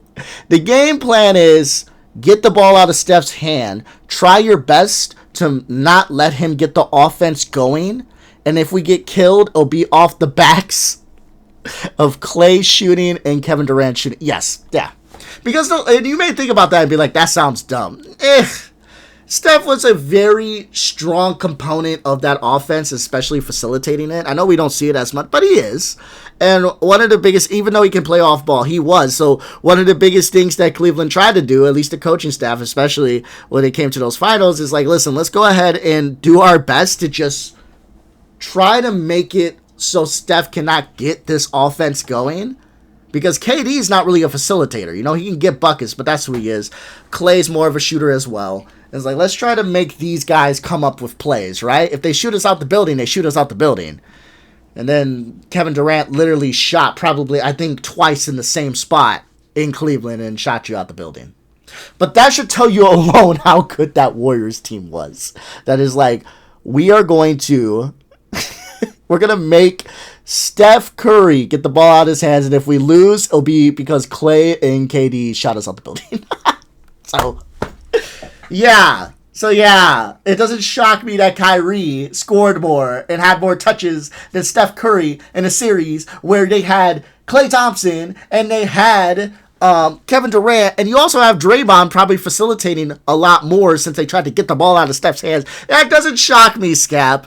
Like, I wish you would kind of bring that up, but okay. And outshot him from every range. 2 standard, 2, 3, and free throw. So, and Kevin Love, who was a perennial all-star then, gave you 16 and 11 in that series. The thing that was the big difference. That 16 and 11 did wonders against that team for sure. Difference was Durant versus LeBron. Both those guys. No, it was not. It was. It's nonsensical to even say this, right? Like, this is nonsensical. It's the fact that this team was already great. Chemistry's a big thing. They were amazing with everything they had. The role players fit, everything fit. It's not just about namesake. Trust me, I've seen the graphs, I've seen the TikToks, I've seen the tweets. I've seen when people bring up these teams, and they'll be like side by sides. The only difference here is Kevin Durant, because you can match up. You put him on Draymond, and you got Kyrie on Steph, and you got Love on him. The only difference here is KD. LeBron should have gotten it done. No. First of all, I like how whenever those photos are like brought up, like the starting 5 between the two, and they're like, there's only one difference here. That's KD. LeBron should have figured it out. I like how when that's brought up, we never speak about, I don't know, the fucking bench. Who had a deeper bench? Cleveland or Golden State? Or are you telling me that Cleveland just played LeBron in the starting 5 the entire series? Probably not, right? So there's that. And secondly, again, it's about chemistry and what these guys were, what were their strengths and weaknesses. Okay? Did they have a shooter as good as Klay Thompson on Cleveland, omitting Kyrie? No. KD on Cleveland, omitting Kyrie? No. As good as Steph Curry, omitting Kyrie? No. And that's just talking about shooting. We're not talking about facilitating, which I would say Draymond is way better at facilitating than 1K Love. We're not talking about defense. I would say that Draymond's way better at defense than 1K Love. We're not talking about multiple facets to the game. You're literally, people will do this and they'll literally just pull up, like, if you haven't seen it before, I promise you, all you got to do is just go through like Cavs versus Warriors, maybe tweets, and it'll probably be like third or fourth like graph down. But when you just put stats and players against each other and say, well, only difference is KD, LeBron should have figured it out, it shows that you don't actually watch basketball. You don't know what you're talking about. And the only thing you care about is looking at the numbers and be like, see? Because if you actually watch basketball, you'd understand there's a lot of things that the Warriors were great at, that even starting five alone, I can name you things that Clay is better than, that Draymond is better than, that KD is better than, that entire starting five is better than the entirety of the starting five of the Cleveland Cavaliers, omitting LeBron and Kyrie. So, again, context, nuance seems to be missing when we're having these type of conversations, and I don't understand why he continues to always get away with this. He can't keep getting away with this. Numbers look terrific in that series, but KD was the guy that was getting it done in clutch time. KD was the one that was cooking in the fourth quarters of that series. That's why LeBron failed in those series. But even still, even if I grant you that those losses, but why was KD getting it done? What was happening? Why was it so easy for KD to be able to score, to be able to be KD, to be Kevin Buckets, to be Slim Reaper? Why was it so easy for him to get out there and do his clutch shit? Because you had one Steph Curry needing to be guarded like a motherfucker. Like, the game plan stayed the same. It didn't work, but they tried what they could. So, again, nuance. These weren't LeBron's fault. He's played 23 years. He's been in 19 playoff runs. Like, it's not about the failures. It's about the collective successes and what you do to offset the failures. LeBron has had more time than Michael Jordan, way more, to answer some of these questions, to the ones that, weren't his fault, or the 2011 epic choke job. And he just simply hasn't done enough to outweigh all of the failures in his career. Jordan's peak trumps LeBron's long. I want to make something so super clear. Okay, guys? Let's be so crystal.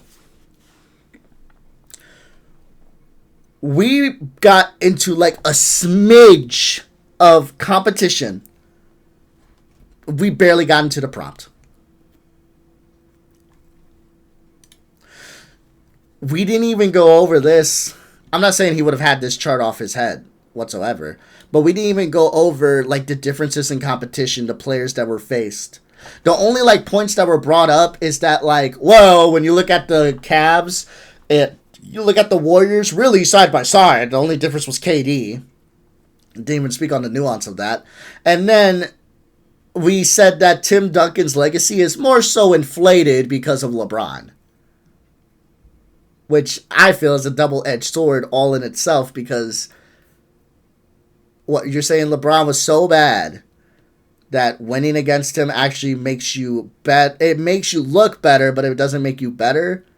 But he's also so good that he should have beaten these players, but he didn't beat them. So that's why he's overrated, because he had the potential to be so good, but he didn't get it done, and he's a loser. But he was also so bad that the players beating him have an overinflated legacy. Awesome. So we barely got into the conversation of who had better competition. That was barely a topic in a 10-minute prompt. Thank you, House of Highlights. Love you guys. Thank you for bringing the most, just like the greatest minds together to have the most bullshit, nonsensical arguments against Skap. And I bet you this comment section is fucking disgusting. So, longevity. What specifically are we comparing from peak I don't to want to. longevity? No, please, you lead the way. Entire longevity. Fuck that. No, don't let Skap do that. Everything. Longevity means everything. I'm not nitpicking a couple years. You know why? Because that's not fucking longevity. That's a couple years. Longevity means the entirety. Longevity. Longevity. From his Chicago Bulls days to his Wizard days, to LeBron's Cavs days to his Laker days, who has the better longevity here? This is easy. It's LeBron. If you start to nitpick, you're no longer talking about longevity. You're literally just talking about a couple years out of these years, and that works best in your favor. Don't fucking do that. I'm already pissed off. We're just gonna let this guy yap. I don't even know if I'm gonna pause because it's just gonna piss me off. Like, please don't do that. Do not do that. Longevity. Entirety of career. Longevity. Hey, and I'll respond to you. You want me to lay it out to you? I would love for you to lay it out for me. Okay. Yeah, it's easier for me to beat you if I just know what I'm doing step by step. Perfect. Well, LeBron James, because he is so elite in terms of his longevity and the fact that he's been basically peak from 22 now, so 21 years worth of it. I would expect him to have been far more accomplished. We're not even talking about winning. I would expect him to be far more accomplished in terms of an individual, and has shown his individual dominance over Michael Jordan with all of the additional years that he's had the ability to be out there accruing these things. He's at the longest peak any sport's ever seen. That's not a showcase of his individual dominance. So 22 actual qualified years, because he only played 45 games one year. He didn't register for awards and year-end things and stuff like that. And same with Jordan. He broke his foot in year 2. He came in at age 21, broke his foot in year 2, missed all of that season basically, played only 17 games. Then he retired at 30. I know you think you have some conspiracy theory thing that he was forced out, but anyway, they called him and said, he stop left gambling. at 30 and then missed that whole season and most of the next season. He came back only 18 games that year. So those years don't matter. Like the broken foot year where he played 17, those are unqualified.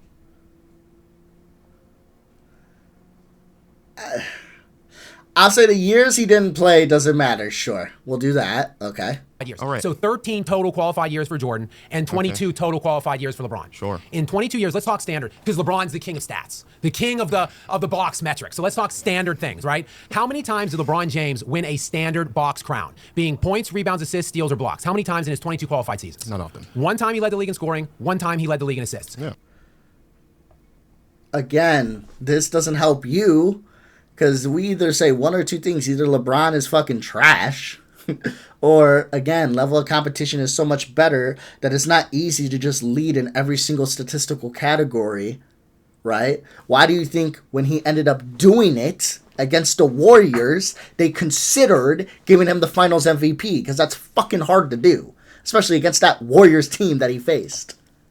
So I don't comprehend. I don't comprende. It doesn't make sense to me. Like, this is not the line of argumentation I thought he was going to go down, but it does make sense that he is going down this route, considering the people he's facing is not the smartest or the best debaters. Let me say that. I don't want to be disrespecting people, because who knows? Maybe I end up talking to these people in the future, okay? I mean, they're fellow LeBron fans, okay? They may not be good at debating. Doesn't mean they're stupid. But when they see Skap, the first person I've seen clutch a 1v10, when that's the comment, and that's like one of the top liked comments, I can't really argue against that. I know we're only halfway in, but it's hard for me to argue against that when it's like, yeah, you guys haven't really said much of shit so far. It's been really bad. How many standard crowns did Michael Jordan win in his 13 qualified years? A lot more than 2. 10 times he led the league in scoring, 10. Lovely. And he led the league in steals 3 times. League leaders in scoring. Hey, House of Highlights, I got a question. Why is it when Skap, says some shit without context, you don't put this little fun thing up? You only do it to, try to back his point? And also, leading the league in score, I already brought this up. I don't need to repeat myself because this video is already long as shit. But LeBron was asked to do a lot for his team, right? And when it comes down to LBJ and the level of competition he faced, it makes sense that he's not going to sit there and just score and get everything. Or lead the league in scoring, because maybe someone else on another team is more focused on scoring than LeBron. LeBron's focused on trying to get his team going. Scoring, rebounds, everything. So it would not shock me, right, if another player, i.e. James Harden, is like, fuck all that. I don't care much about assists. I don't care much about rebound steals. I want to get buckets. That's my thing, right? So I don't know, man. I just 13 standard crowns. Can we compare? I'm interested in this. I don't know this stat. Right? Definitely don't know this stat. I'm interested in looking into this. Can we compare, who took the most shots during Jordan's career versus LeBron's career, like year in and year out? I'm curious in that, which players took the most shots? Which players score, like when we look at the scoring leaders, obviously, what was their on-ball usage, right? How many times did a play go through them? I'm curious, because I feel like Jordan, even when he didn't win, or not win, but even when he wasn't leading the league in scoring, I wouldn't be shocked if Jordan was still like near the top of that list, if not the top of that list, time in and time out. But that's something I would look into. I'm just giving you my intuition of what I feel. Okay? That I'm not gonna talk on my ass. I'm gonna be honest with you guys. This is my intuition. If I'm wrong on this, that's fair. That's why I'm saying I'm willing to look into it. And I will look into it. It may be a little bit of research. That's gonna take me a minute. But that is my intuition, is that Jordan probably has a way higher scoring volume than most of the players during his span, whether or not he even led the league in scoring, versus one LeBron James. So that's just my opinion. Considering that when LeBron passed Jordan, everyone likes to bring up that LeBron played more games, but LeBron shot way less shots when he passed Jordan and was more efficient. But that's neither here or there. In 13 qualified years for 2 standard crowns in LeBron's 22 years. Which era of scoring was better? LeBron's era of scoring or Jordan's era of scoring? Well, it was way harder to score when Jordan was playing. I didn't ask you that. I didn't ask you it was harder to do. First of all, we just talked about how you couldn't double, you couldn't play zone. I'm not talking about that. I'm asking which era of scoring was better. Which era? The 60s. Whose era of scoring had better scorers? Which era are we talking about? 2004? LeBron and Jordan. Whose era had better scorers? Hang on. If LeBron, which years do you want to look at for LeBron? The existence of LeBron James' career versus the existence of Michael Jordan. Whose time playing basketball were there better scorers on the floor? Can you qualify the term better? What era had better people putting the ball in the hoop? I don't understand how much simpler this can be. Better scoring. What do you mean? Who had better scores? Jordan's the all-time leading scorer in NBA history per game, and he has led the league in scoring 10. So I guess if that guy played in the 90s, that's better. That was a really stupid answer, even by Skap standards. The question was simple. Which era? Like, I at first, Skap had an argument for a second. He had an argument for a millisecond. Because Skap said, what era are we talking about? I don't know why the fuck he went to the 60s. He was very specific on LeBron versus Jordan. But then Skap said and did something really stupid, right? What did Skap do? Well, okay. If you're talking about the whole career, which is what I said, stick to, whole career.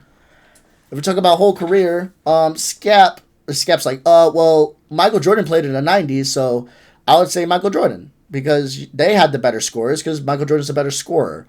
No, he didn't ask you the better scorer. He asked you better scorers overall, volume. Who had the better scorers? Who was going against the better scorers? Jordan or LeBron? The answer is LeBron, and you know that. That's why you gave that silly-ass answer of like, Jordan. Jordan was the better scorer, therefore Jordan's era. Like, no. Jordan may have been the best scorer, if you want to say that. Let's just give that to you. Jordan was the best scorer. That doesn't mean he had better scorers in his era. We go over averages. It's not one fucking guy. There's multiple players in the NBA who had better scores. Right? I'm saying aside from LeBron and Jordan, because LeBron's the greatest scorer the game's ever seen. Aside from those two players, aside from them, who else in their eras were just as good, if not better at them than scoring is what I'm asking. Okay, well let me turn this around on you real quick. No, he doesn't answer the question. Hold on, if I were to concede answer the question. That it was LeBron's maybe. It's not maybe, it's a fact. Let me ask you this though, because when you asked me what was the best era of scoring, I didn't ask you that. 60s. I didn't ask you that. That's not the question I asked you. But wait. Wow, hey, he's redeeming himself a little bit. Redeem yourself. I like this. Fuck yeah. Make him answer a question. Make him stick to a question. I like this. Go. Redeem yourself. In the 1960s, that was the best era in sport. I didn't ask you that, though. Can I make my point? You're answering a question that wasn't asked. Your inference is this. It's not an inference. Well, look, if I'm not allowed to answer the question, then I'm not going to answer your question, Zach. How about that? You're answering a question I didn't ask. I didn't ask you the best era of scoring ever. I asked you between... What's your point? Make your point. If there are better scorers when LeBron's playing basketball, wouldn't it make more sense that LeBron doesn't have as many scoring crowns as Michael Jordan? And let me follow up with my point. If there are better passers in LeBron's era than Jordan's era, wouldn't it make sense? Also, LeBron's not a point guard. Talk to me. Because I know what your inference was that, there's just better scorers now. That's not an inference. That's a fact. So let me follow up with this. How many Kevin Durant's were running around in the 90s? Are the best scoring era in the 60s? Because I'm trying to answer your point. Okay. The 60s was the best scoring era in NBA history. And Will Chamberlain lived in the 1960s. You don't even like the 60s. So you would think that because the 60s were easier to score in, that Will Chamberlain should have more scoring titles and be better at scoring than Michael. I didn't say easier. It's better. No, it's not. You had Elgin Baylor running around there averaging like 30. What are we talking about? What does this have to do with this man's point? Please, homeboy, defend yourself. Honor your family. Get him to stick to the point. This is what Skap does. He runs around the point. He's talking about the fucking 60s. This has nothing to do. And you're like, well, I want to speak to your inference. Okay, then get to his inference. What is the point? The point that Skap's about to make here, by the way, Skap's about to say, well, Will Chamberlain did not have as many scoring titles, so you can't make the argument that better scorers, i.e., means better, means that LeBron James was not going to make as many scoring titles. Like, it's just about skill and blah, blah, blah, blah, blah. Like, that's probably what he's going to get at. Okay, fuck all the bullshit. Lock in. He's asking you, straight up, LeBron's era had way better scorers, way more volume shooters. That's what I want to know. If that's the case, wouldn't it make sense that LeBron, who has a more worked around game that's more facilitated in multiple facets, wouldn't it make sense that if he's already on all these lists with rebounds, assists, steals, blocks, points, that he's probably not going to be able to lead in every statistical category, let alone one statistical category by itself? Right? We call it the Swiss Army knife. Do you guys know what that is? The Swiss Army knife, right? It has a screwdriver, it has a knife, it has multiple things on it, right? I think some of them have like a wick to start a fire with. That in and of itself, Swiss Army knife, it can do many things well, and it can help you in many situations. But in and of itself, one single thing is probably not going to be the best. It's probably not going to be the best screwdriver. It's probably not going to be the best knife. It's probably not going to be the best wick. Do you get what I'm saying? So if we have a Swiss Army knife, right, it makes sense that there's going to be things that are better than that one said Swiss Army knife. So when we're speaking on LeBron James comparative to Michael Jordan, and the fact that Michael Jordan, what is like an equivalent of like a Swiss Army knife but has like two factors to it?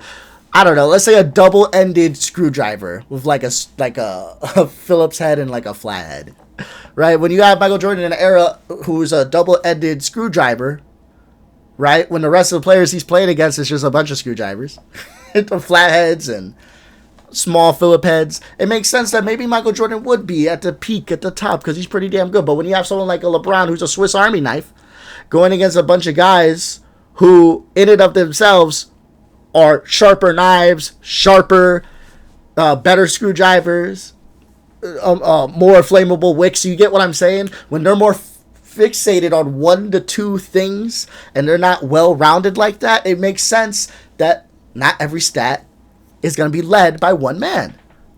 So I get the point that he's trying to make. I understand what Skap's trying to say, but his argument is falling short, and he actually looks flustered in this moment. This is good. This is good.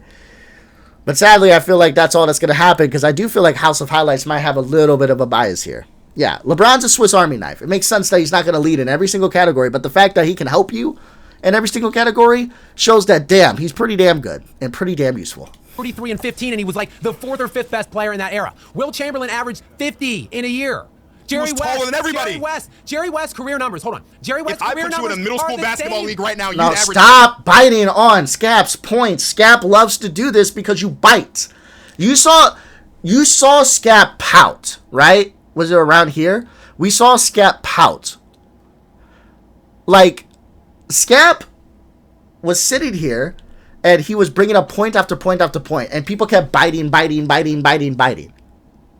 What happened the minute that this guy said, fuck that shit. I'm asking you a question. Answer my question. I'm not doing this. Answer my question. You're going all over the place. Answer my question.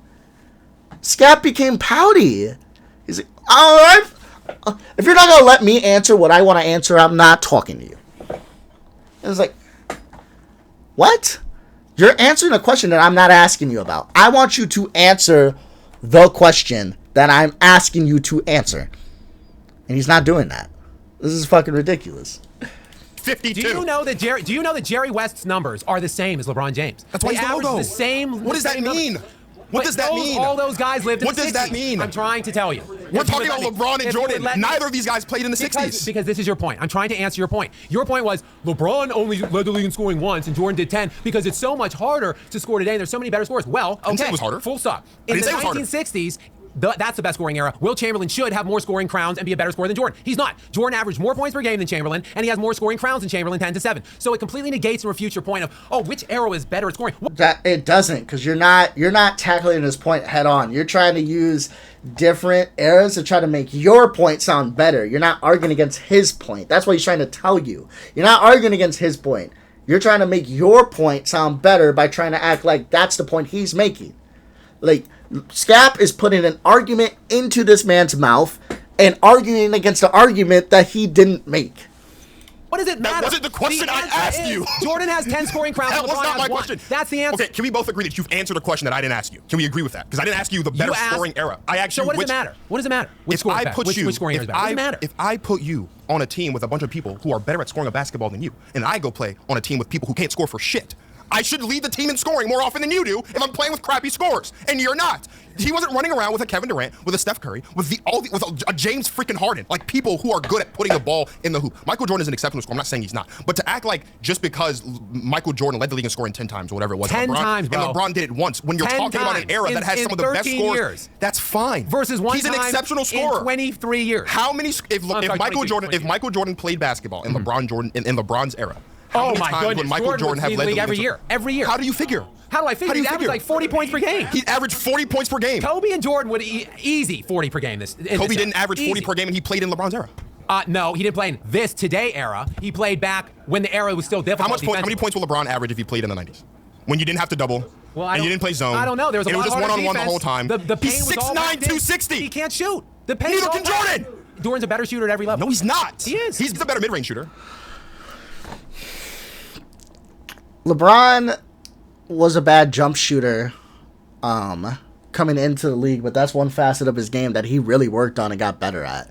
And arguably, that shows his greatness, in my opinion. If you go back and watch that Spurs series back in 07, one of the key reasons he lost that series is because they forced him to just stick to jump shots. They forced him. And LeBron, I forced him at threes. Like, they made him shoot threes here and there, but just jump shots, you know? In the paint, not in the paint, sorry. Mid-range at the three. If he was in the paint, obviously he makes those. But mid-range, 3 points, like, they just left him open. Let me tell you something. 41-year-old LeBron James. Let OKC do that. Let that be the type of defense that OKC runs. Let LeBron get his. Fuck it. He can't hit jump shots. And maybe, I don't know if the Lakers beat them, but maybe it actually goes 7s, and maybe they do beat them.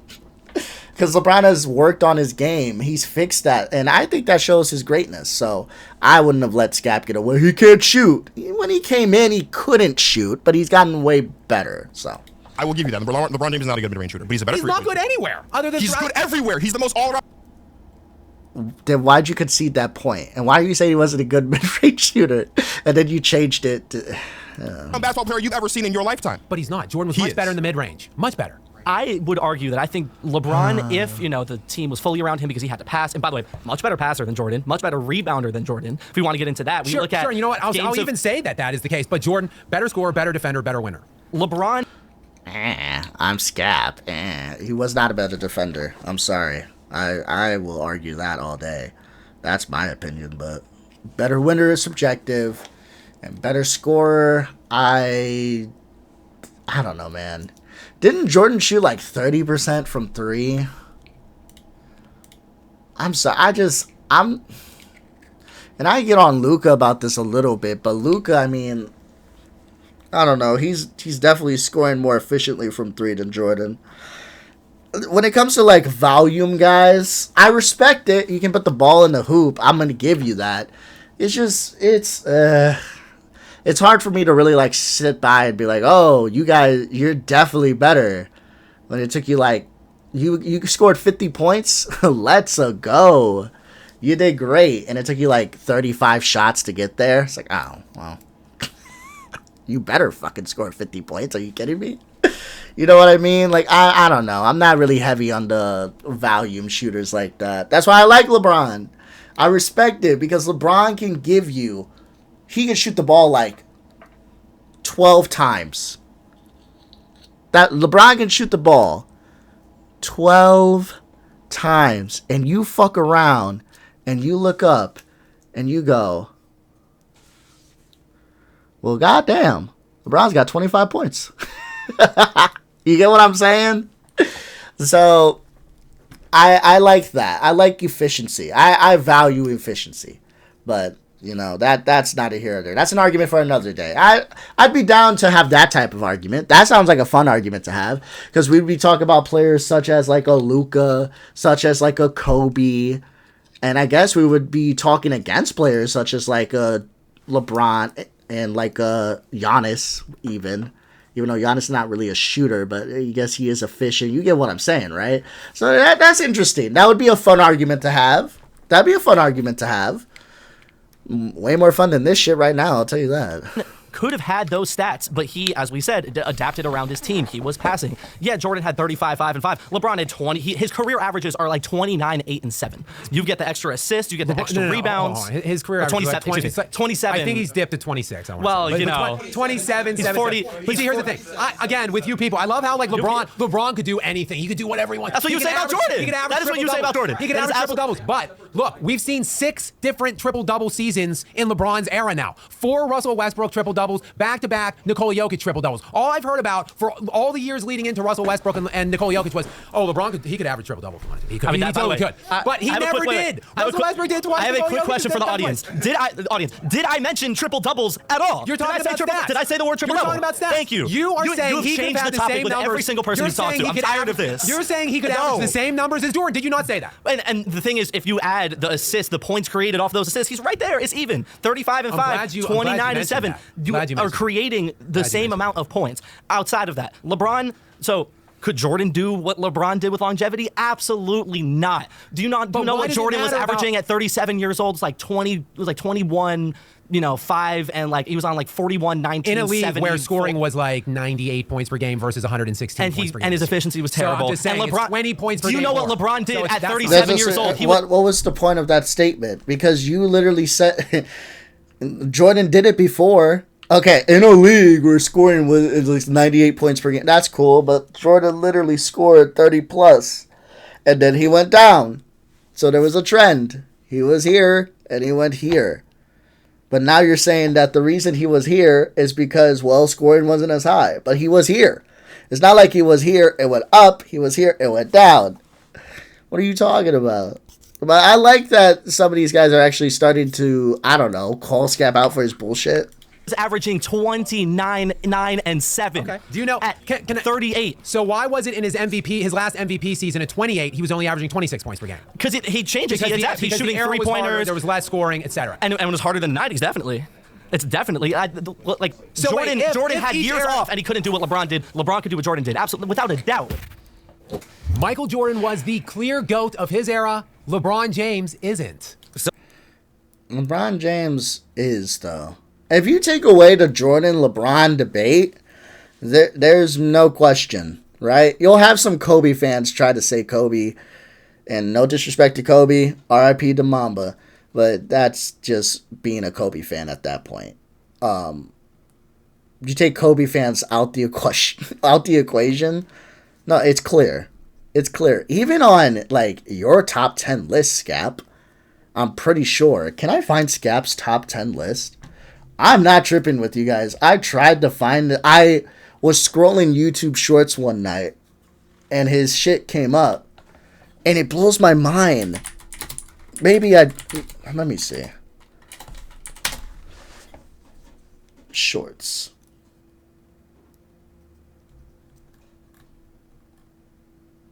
It's fucking crazy. I feel like I'm going crazy. I feel like I'm going crazy. I know I saw Skap's top 10. I was watching it, and he had LeBron at 10. I feel like the only reason it's so hard for me to find this video is because even Skap Attack fans don't like that Skap said that. I'm being dead ass. I feel like that's the only reason I can't. And it goes to the argument I said before. How are you going to sit there and say, imagine if I gave you a top 10 list of restaurants, right? And I said number 10 was so-so restaurant. And you're like, oh, okay. This is your top 10, by the way. And let's say I ate at like 100 restaurants. And this is your top 10, by the way. And it's like, okay, number 10. All right, tell me about that restaurant. Overrated.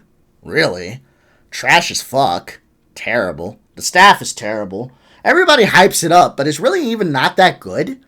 And in my opinion, I feel like people hype it up way higher than it should even be, and it shouldn't even be in conversations with number one. And people put it in conversation with number one, but it's nowhere even close. Oh. That's probably bad then? No, it's actually pretty good. It's number 10. So it's like, yeah, because I remember looking at the comment section. If anybody watching this video can find it for me, I will be very happy if you can. If you can find it and like put it in the comment section. Because I remember looking at his comment section, there was a couple of his fans being a little upset with him for saying LeBron was even 10.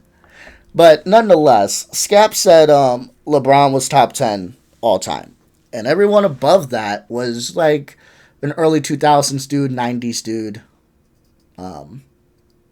So one thing that I really get to is like, okay, if you don't even have anyone from LeBron's era above LeBron in your top 10, then wouldn't that just feed to your point that, yeah, even in your own eyes, LeBron is the GOAT of his era? Even on your top 10 list, you don't have anyone above LeBron. From his era, I should say. So all your guys are like 90s, 80s, 70s, 60 players. So how the fuck are you even making this argument? This just seems like rage bait. Whatever. If someone can find that video for me, please. I know he fucking... I'm looking right... I'm scrolling. I can't fucking find it. I type in Skap Attack top 10 list, and the only thing that's coming up is fucking... Skap Attack gets exposed for lying about Jokic defense. Skips updates his top 10 list 12 months ago.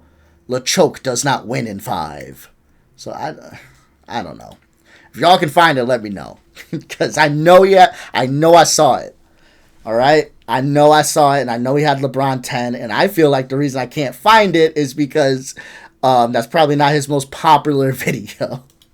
But it was a YouTube short. So who is the GOAT then to you in LeBron's era? I would say Kobe Bryant was the best player in the NBA till 2010. LeBron had higher MVP finishes than Kobe starting in 2006. Okay, so again, Kobe. Because he did have Kobe above LeBron on his list. So he's saying Kobe. But again, the only people who really argue this is Kobe fans. Like, there's not many basketball fans that will argue this with you. It's LeBron. Most definitely. You want to do LeBron Jordan all day? Sure. But LeBron and Kobe, that's not really a conversation. Nash stole one from him. What was that, 06? He was second? Yeah. So starting from 06, he had higher MVP finishes than Kobe. Okay. Steph's unanimous MVP year. He came back and beat him in the finals, and he was the best player on either team, led both teams in statistics in every category, which isn't the first time he did that in the finals in his career. So is it arguable? Sure, but there was just less talent when Jordan was there. Again, these in his era, so eye test, like feeling specific things. I mean, like you were saying, stats are up now. There's higher average for team scoring, higher average for shots per play, for points per minute. So skill sets are going up. Defense is down. There's no hand checking. There's no hand checking, but you can play zone, you can double, you can pull guys by the hair and not get thrown out of a game. I mean, you know, a lot of things happen. I think we need to start looking at some intangibles, right? Like, who would you rather hang out with? Jordan seems like a jerk. You know what I mean? And jerks are losers. That's a loser. LeBron seems like a cool goofball. He's a funny guy. That is a winning mentality. I didn't see this going in that direction. You look at their Hollywood career. You give me LeBron and Trainwreck next to Bill Hader all day. He crushes it. He's one of the funniest actors to ever come out of the NBA. What about Space Jam 2? Space Jam 2. How old were you when you saw Space Jam 2? You saw it, you creep? Why would you go to theaters and see that? It's a kid's movie. That's a kid's movie. I didn't say if I you're went to not a theaters to 6-year-old see it. kid, then of course I it's a didn't say bad I was movie. in theaters We to were see all it. young when Space Jam with Jordan came out. That's why we liked it. I liked Bugs Bunny back then. I don't now. Can you name Bill me- Murray won the game for those guys. It wasn't even Jordan. You know what I mean? He couldn't even beat a bunch of cartoons without Bill Murray. Guys ate at the early stage of Michael's career, right? Like, you had Magic winning titles and MVPs, Bird winning titles and MVPs in the early part. Just like Kobe and Duncan were eating on LeBron early on, right? Like, Kobe was winning MVP.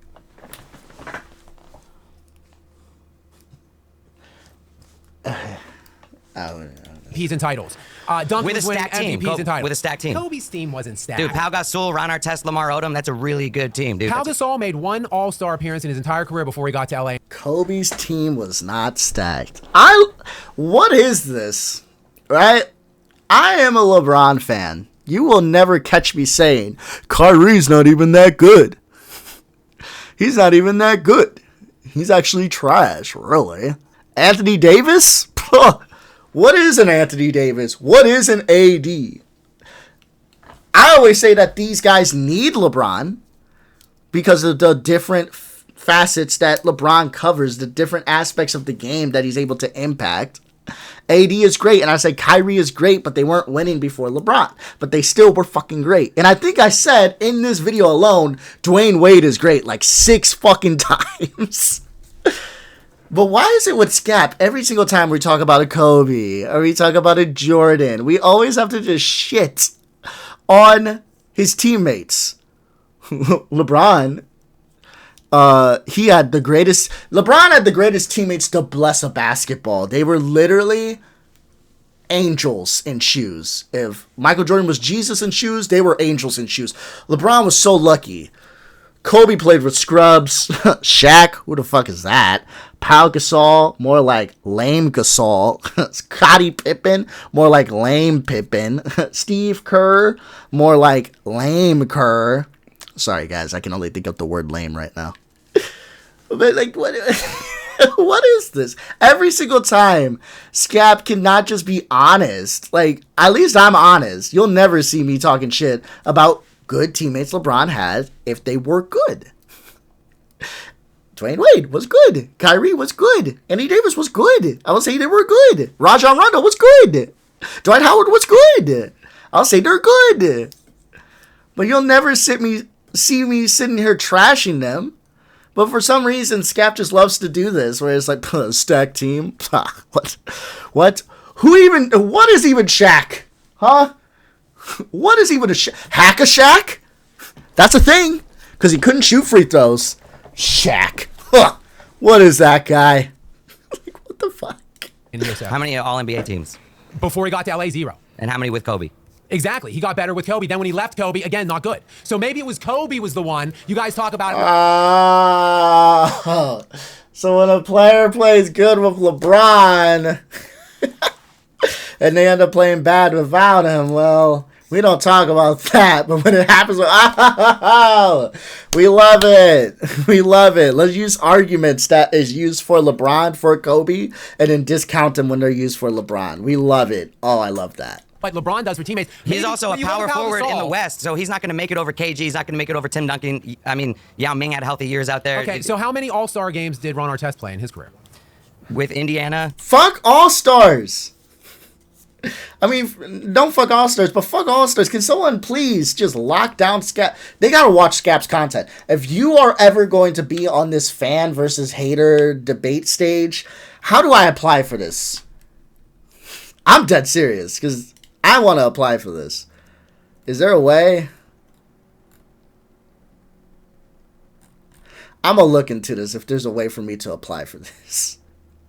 Here's my thing for you guys. If you ever are going to debate someone like a Skap, please watch at least a little bit of their content. Like I said, you don't have to watch a shit ton.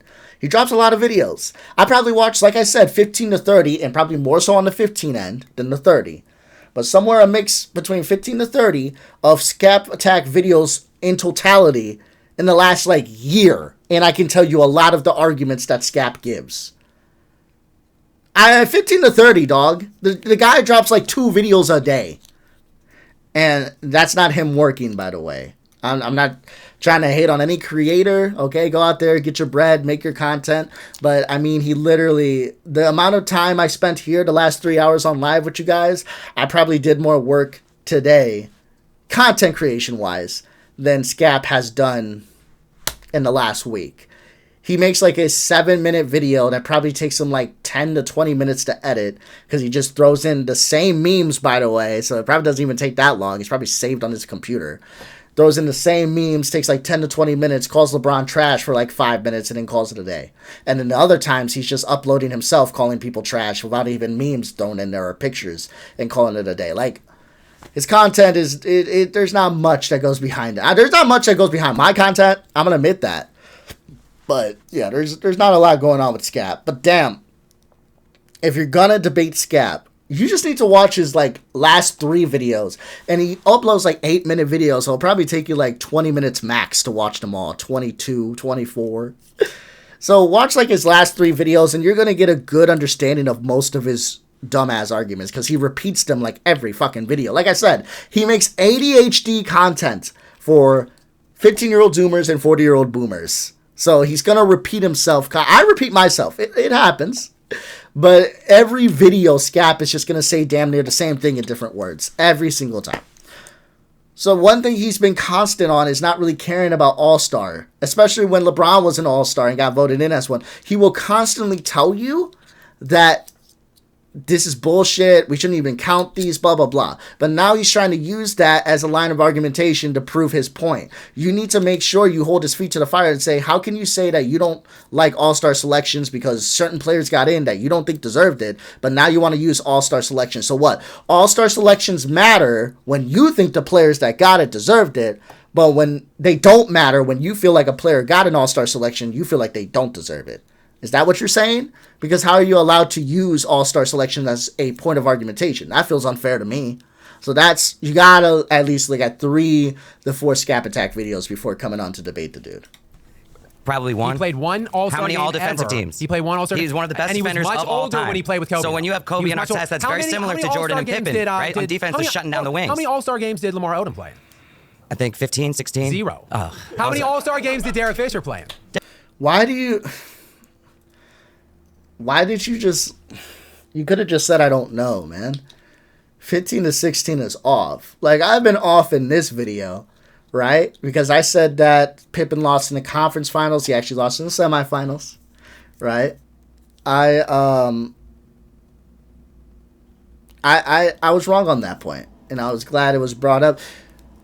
And I said LeBron was favored in only 2 of his finals. He was favored in 3, because I forgot about 2020. And he was favored on the split between the Spurs and the Heat on that little rematch championship run they got going on, right? But that's understandable there. It's clear that I kind of knew what I was talking about for the most part, where it's like, okay, you were wrong, but you clearly knew what you were speaking on. You were going off the dome. And I'm fine with admitting that. But this is not being wrong. This is you just like straight up lying. There's a difference between 15 and 0. If you would have said like 1 or 2, I would have been like, okay, maybe you just thought he made it once or twice. 15, that means you're shooting from the hip. You don't even know. And it's okay not to know. Just say you don't know and get off the All-Star conversation. And if you knew Skap, you'd know that he likes to use the All-Star conversation against players. So please. Man, I wish these guys just kind of knew. It's not even about knowing your basketball facts. I just wish they knew Skap more. Like, you got to know your opponent, dog. You got to know them. Derek Fisher isn't in the conversation. 0. He's a role player. He's a very good role player. Those teams are elevated now to diminish Kobe Bryant. Not at all. Kobe couldn't win with that before Pau Gasol got there. Look at his team. He had Smush Parker as the point guard. And then you bring Brown as his center. Pau Gasol was 18 and 10 with Memphis as a young man. And what was Chris Bosh? Chris Bosh was... before he joined LeBron. He was like 22, 24, and 10. Chris Bosh and Pau Gasol were similar players.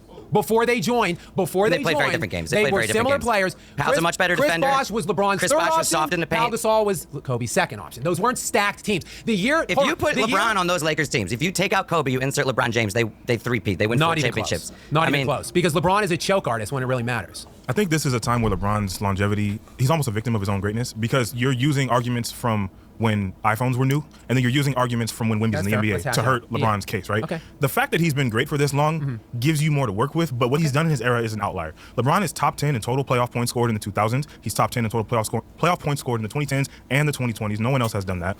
LeBron is far and away the all-time points leader while being top 4 in assists. How many points do you think LeBron has created in the history of basketball? How many guys have made a shot because LeBron found them? Yeah. Right? Yeah. Like, for him Let to me be... know when I can jump in, but keep going. Go ahead. Okay, I'm glad you brought that up because I don't want to use his longevity, which is excellent, against him. Like I said, Duncan and Kobe ate at the beginning of LeBron's watch, right? Just like the Celtics did in the 80s and the beginning of Jordan's career, right? And then Jokic has eaten at the end of LeBron's career. He's won 3 MVPs. He won his championship by sweeping LeBron James in a series in the West Finals where Anthony Davis averaged 27 and 14 in that series against we Nicole also Jokic had D'Angelo Russell James. playing in crucial minutes. I'm just saying. What were we supposed to do? I'm just saying. So, but look, if we even take D'Angelo Russell. If we say when LeBron is primed, okay, you would admit that he was primed when he won back-to-back league MVPs, right? And he probably should have won 5 in a row, but they punished him for the decision. Okay, Whatever. So he was primed in Cleveland when he won back-to-back MVPs. So he won 62 games one year, 66 games the other, both number 1 in the league both years as the league MVP. Okay. He then was eliminated in the playoffs both years by Orlando and then Boston, and Kobe Bean Bryant beat both of those teams. So Kobe's eating in Bron's prime. Now let's... LeBron James versus those teams.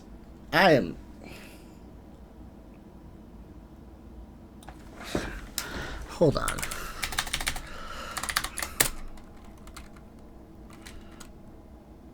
What is it? Cavs versus Orlando. Damn, the Cavs face Orlando again. That's crazy. LeBron. 09, Basketball Reference. Magic versus the Cavaliers. Let me see. Boom, boom, boom. Give me this. This doesn't tell me anything. Sorry, guys. Give me a second. I'm just looking up. Yeah. Give me this. LeBron James. Yeah. I mean, LeBron, as far as this series goes, I'm trying to see if he was a choke artist, guys. That's what I'm looking at. I mean... LeBron drops 49, 35, 41, 44, 37. And then Dwight Howard led in points in this game. So let me see what LeBron did for this one. Nope, just clicked on LeBron's name.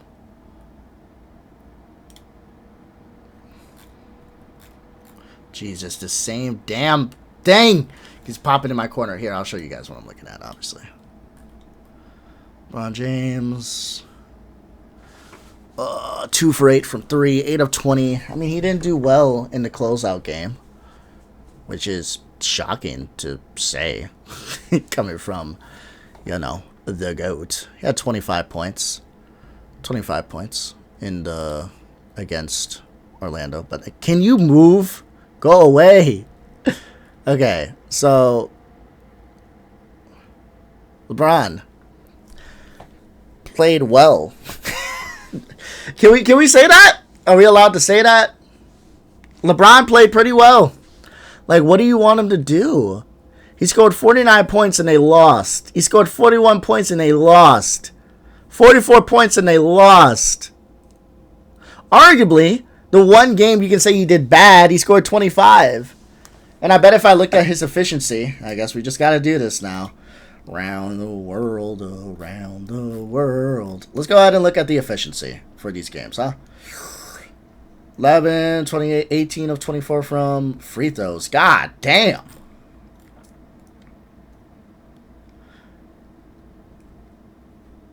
Look at every game. Ugh, we're not going to look at every game. I'm just trying to get an idea.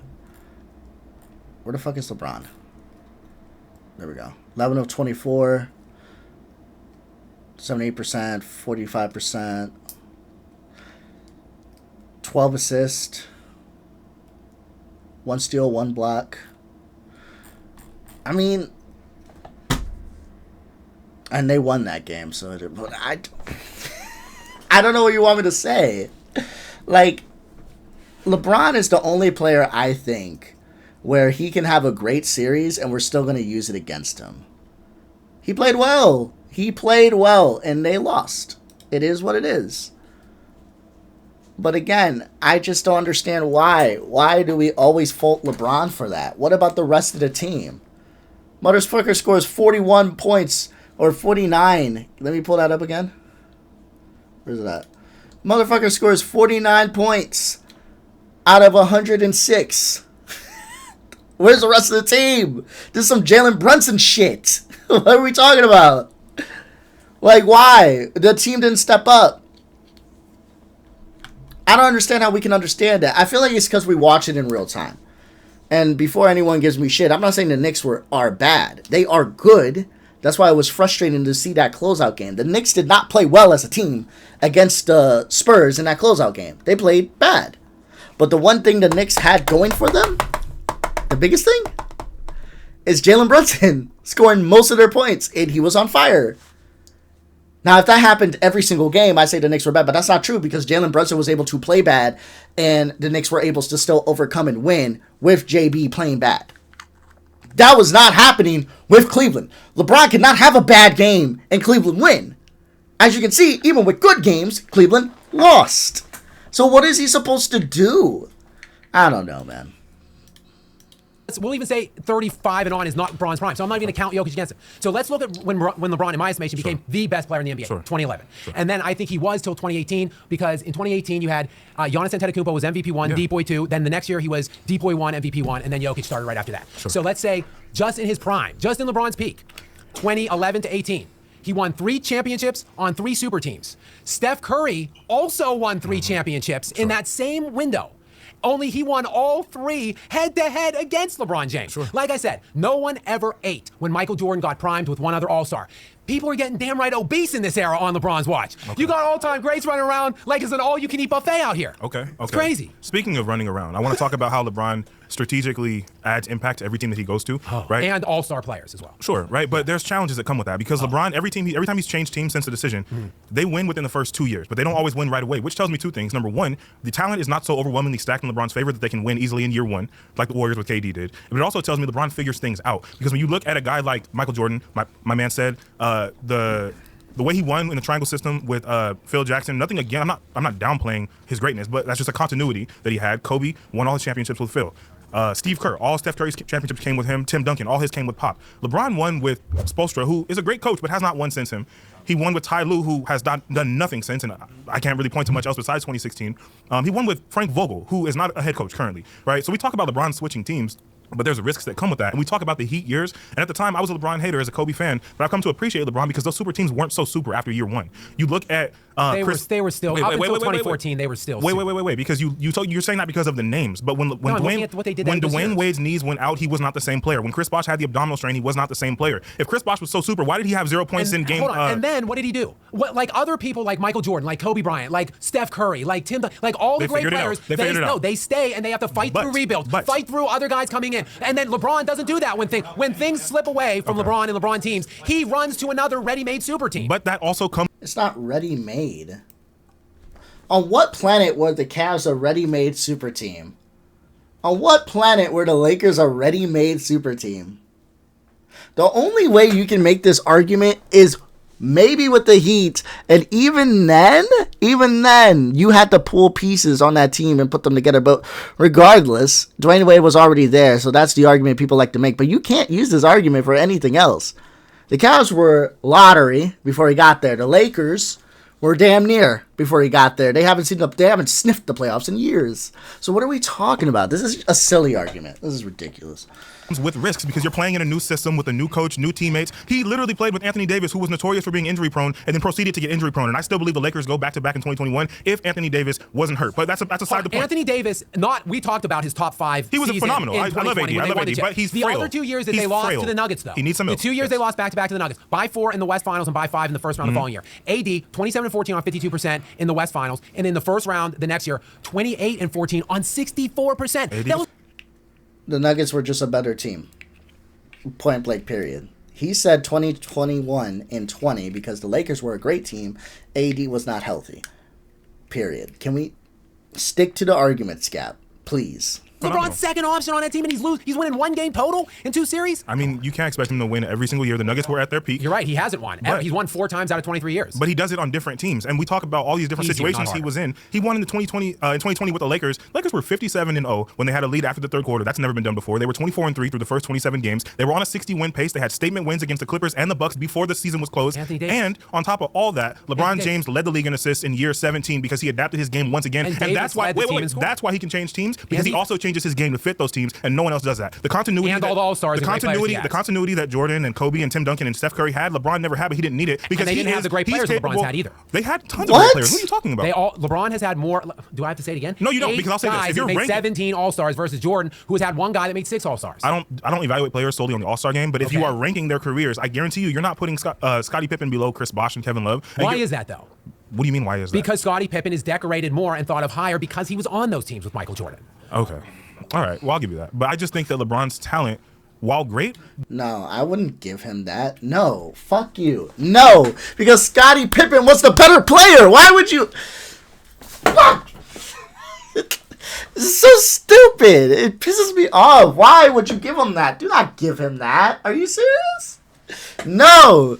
Scottie Pippen was the better player. That's why he's ranked higher. Not because he has more chips, because he was better. That's why LeBron is ranked higher to me than Jordan, because I believe he's better. It's not just about chips. Why the fuck did you just agree to that? He's more decorated because of Jordan. I'll give you that. Why? Why the fuck did you give him that? Fuck you. I hate you for that. Fuck. I'm not pausing anymore. The league has also been pissed me off. Talent to keep up, and his ability to keep up is predicated on his ability to adapt, evolve, and add to his game, which he undeniably does at every team he goes to. Michael Jordan is only the clear GOAT of his era. Well, there's really 2 reasons. One, because there just wasn't anybody that was good enough. And 2, it's by design. It's a marketing plan. That Michael Jordan is almost credited with saving the NBA. The NBA before Michael Jordan, before Magic and Bird, right Magic around Bird saved the NBA. Okay, they saved it. And then he elevated it to a crazy level. Correct, this is because the NBA was a fighting, cigarette-smoking, beer-drinking league that nobody wanted to put on TV. That wasn't a marketable product back in those days, right? So now we have this guy who is almost like comparable to a LeBron James in his athleticism, who can jump out of the gym and do all these crazy things. So it makes perfect sense that David Stern, commissioner of the NBA, whoever powers that be, let's push this guy and make him be the clear GOAT. Also, you don't think LeBron's getting that same? Hold on. No, I said LeBron gets the benefit of now coming into the NBA that has already been saved. But and if then it was they not market the hell out of him. Yeah, they did, and they also, he was not the only guy. This is my point about Michael Jordan. There's nobody else to market. Because there's Jordan nobody was else too to market. dominant. He was the clear undisputed GOAT, and LeBron isn't. And there are hundreds of more NBA players at the time. Like how today, in today's NBA, there's a Steph Curry, there's a James Harden, there's an Anthony Davis, like you keep bringing them up. There's all of these different players now who are marketable and who can be pushed to be the face. Maybe better than LeBron, or like Steph Curry maybe had a better run. No, he didn't. What the fuck? Better than LeBron. That's why he switched it. Even Skap can't sit here and lie to y'all like that. That's why he fucking switched it. He's like, all right, I'm not going to say some crazy shit like that. I mean, he had a better run than LeBron. Oh, okay. So he's got more chips is what you're trying to say. Okay. In LeBron's peak, like I'm saying, that there is no guy Stephen you Curry can doesn't say lead the NBA in all-time maybe points. that guy in Jordan's era. You guys just diminish everything that Jordan played against. In his first. What? The call is coming from inside. Skap, look at your phone. Pick up your phone, dog. The call is coming from in the house. The call is coming from in the house. Skap, pick up your phone. Hello? Call. In-house. Wait, you guys just diminish everything Jordan does. You diminish it all. Are you fucking kidding me? That's all you've been doing. Are you serious? All you ever do is diminish everything LeBron's ever done. He's got the most points ever. It's only because of longevity. He's literally a Swiss Army knife. Well, not really. He just has all-stars around him. All-stars, by the way. I love that he uses... Anyway, he just has all-stars around him. He's got rings. Well, that's because he kept team hopping to super teams that were already built and ready for him, which just wasn't true. Like, again, this is what I was talking about with the restaurant thing earlier. The reason I feel Skap's fan base doesn't like him calling LeBron top 10 is because Skap built that fan base to be that way for him. You can't constantly say LeBron's a crybaby, he's a pussy, he's terrible, he's a horrible player, he's overrated, and then have him top 10. It doesn't make sense. To me, it doesn't make sense as someone that doesn't like you. Because it's like, I don't understand how you think LeBron's top 10 when you have yet to ever say anything really good about the man. And you will always try to excuse anything he's done good with some type of caveat. And then LeBron James anti-fans and your fan base get mad at you because they're like, what the fuck, Skap? We hate LeBron. He's trash. Why the fuck would you have him 10? You get what I'm saying? Like, this is such a cry, but all you guys do is diminish. You just diminish Jordan. That's what you do. All you do is diminish LeBron. No one's diminishing Jordan. They're just trying to put shit in context. I don't diminish Jordan. I have him 2 all time. I just put shit within context. I don't say Scottie Pippen was a serviceable all-star. I don't say that the league was extremely fucking difficult, especially when an expansion was there that Dennis Rodman himself made the league filtered and diluted. Okay? I don't sit here and do anything except try to put context within the stance of why Jordan was so good at winning. I still say he's great. I still say he's a great scorer. I'm not one for like volume shooters, but that's besides the point. I still think he is one of the greatest players to step on a basketball court, but I put shit within context. He didn't just win every year he was in the league. He lost. He had his struggles, and that's okay. I think what makes a player great, a person great, a man great, any person great, I guess I could have just said person, you get the point. But I think what makes a person great, whether it becomes to sports or just life, is how you're able to react to failure. And every single time LeBron failed, he got you a ring. 2011, came back and got you a ring. 2014, 2016 came back and got you a ring. Came to the Lakers, got you a fucking ring. It shows that he's able to overcome diversity. And I think that's a huge thing. And Jordan was able to do that. He did that against the Pistons. He did that against the young Magic. He did that several years. He's done that. And I respect him for it. But we gotta put this shit within context. No one's diminishing shit when you're putting shit in context. All you've done is diminish shit. That's it. So don't try to project shit onto other people, because that's bullshit. The NBA championship that he won in '91. Yes. He beat the LA Lakers with Magic. Who are not the Showtime Lakers anymore. Fine. They're not the Showtime Lakers anymore. Fine. Kareem was not on that team. Kareem wasn't there, it was but guess Rodney who was? Divac on the team. But guess who was? That was in June of '91. Can I answer this you've been talking a lot. That was in June of '91, correct? I'm trying to talk about his championship was in June of '91, correct? Yes. November of on the team. Yeah, I know. November of '91. Do you know what Magic Johnson sat down at a little table like this and said to the world? Yes, you do. So this is my point. Magic Johnson was not Magic Johnson in '91 when he won that championship. '92. Let's go to Clyde. Hold on. Let me tell you what Magic Johnson was when they played Michael. Sick. That's what he was. Well, goodness gracious, because first of all, Magic Johnson. Shout out to you, Magic, who's still thriving now, 30 years later. He did whatever he had to do. Salute. Secondly, in that year, Magic was All-NBA 1, MVP 2, runner-up in MVP to Michael Jordan that year. And you had James Worthy. Did you ever hear of him? I did. He was 29 years old. He's a top 50 all-time player, and he was an all-star that year, too. He's better than Michael Jordan. So Jordan beat that team first. Right. Then he beat his second chip against the Trailblazers. He beat Clyde Drexler, who was he was nobody. He was all NBA 1 and MVP 2. Not Clyde Drexler. I'm talking about the other 11 guys. Nobody. Hold on. Then the next year. Let's keep it going. The Phoenix Suns. Now that's a good team. Suns. That's a good Charles team. Barkley, MVP 1, All NBA. This is the first good team that we've named so far. All NBA 1. Then he comes back and he plays the Seattle Supersonics. Do name the glove. With 2 All NBA second team designations in Kemp and Payton. Payton Defensive Player of the Year that year. They won 64 games that year. Cool. Then the next year. What blows my mind is that people will literally tell you that LeBron James is an overrated Sean Kemp. Or he would just be Sean Kemp if they spoke on him honestly. And it's like, doesn't that hurt your argument as a Jordan fan? Because you guys like to hype up his competition? This is what I'm saying. Like, if you're going to debate a Jordan fan, you got to just learn these talking points that they do. Because if you're able to do so, they contradict themselves all the fucking time. So you're able to kind of stomp them out. You got to make them answer for one. So it's like, okay, so is LeBron Sean Kemp? Or he would be Sean Kemp. If that's the case, then Sean Kemp wasn't that good in your eyes. You get what I'm saying? Now they got to fucking bite the bullet on one of these two. Either Sean Kemp was fucking amazing, or he wasn't that good. but they got to bite the bullet on one. 2 more 60-win games and 60-win teams in 97 and 98 with MVP Karl Malone, runner-up then to Michael Jordan, and then MVP the following year, and a top 10 all-time point guard, John Stockton, 60-win team, and you guys just dismiss all of this competition, all these elite all-time players? So the last time that I sat down here, you told me that when Michael Jordan was running through the East was better, and the East was more competitive. So now you're trying to tell me about these Western Conference teams that were so good, and they had all these wins playing against the weak-ass Western Conference in the 90s. Do you want me to reaffirm? But Jordan played 27 50-win teams out of his 37 runs. You're conflicting yourself. No, I'm just saying, Jordan played better teams in his conference finals run to get out, and then you guys say he played by far better competition in the finals. It wasn't by far better competition. I'm saying Jordan played insanely good competition too. The only difference is they didn't win because Jordan didn't let them win. Shut up. Whereas all of these teams are winning against LeBron James. That's why LeBron isn't the undisputed GOAT of his era. Like what does that have to do? I feel like we're going back to arguing who's the GOAT, LeBron or Jordan, when you're trying to argue who's undisputably the GOAT in their era.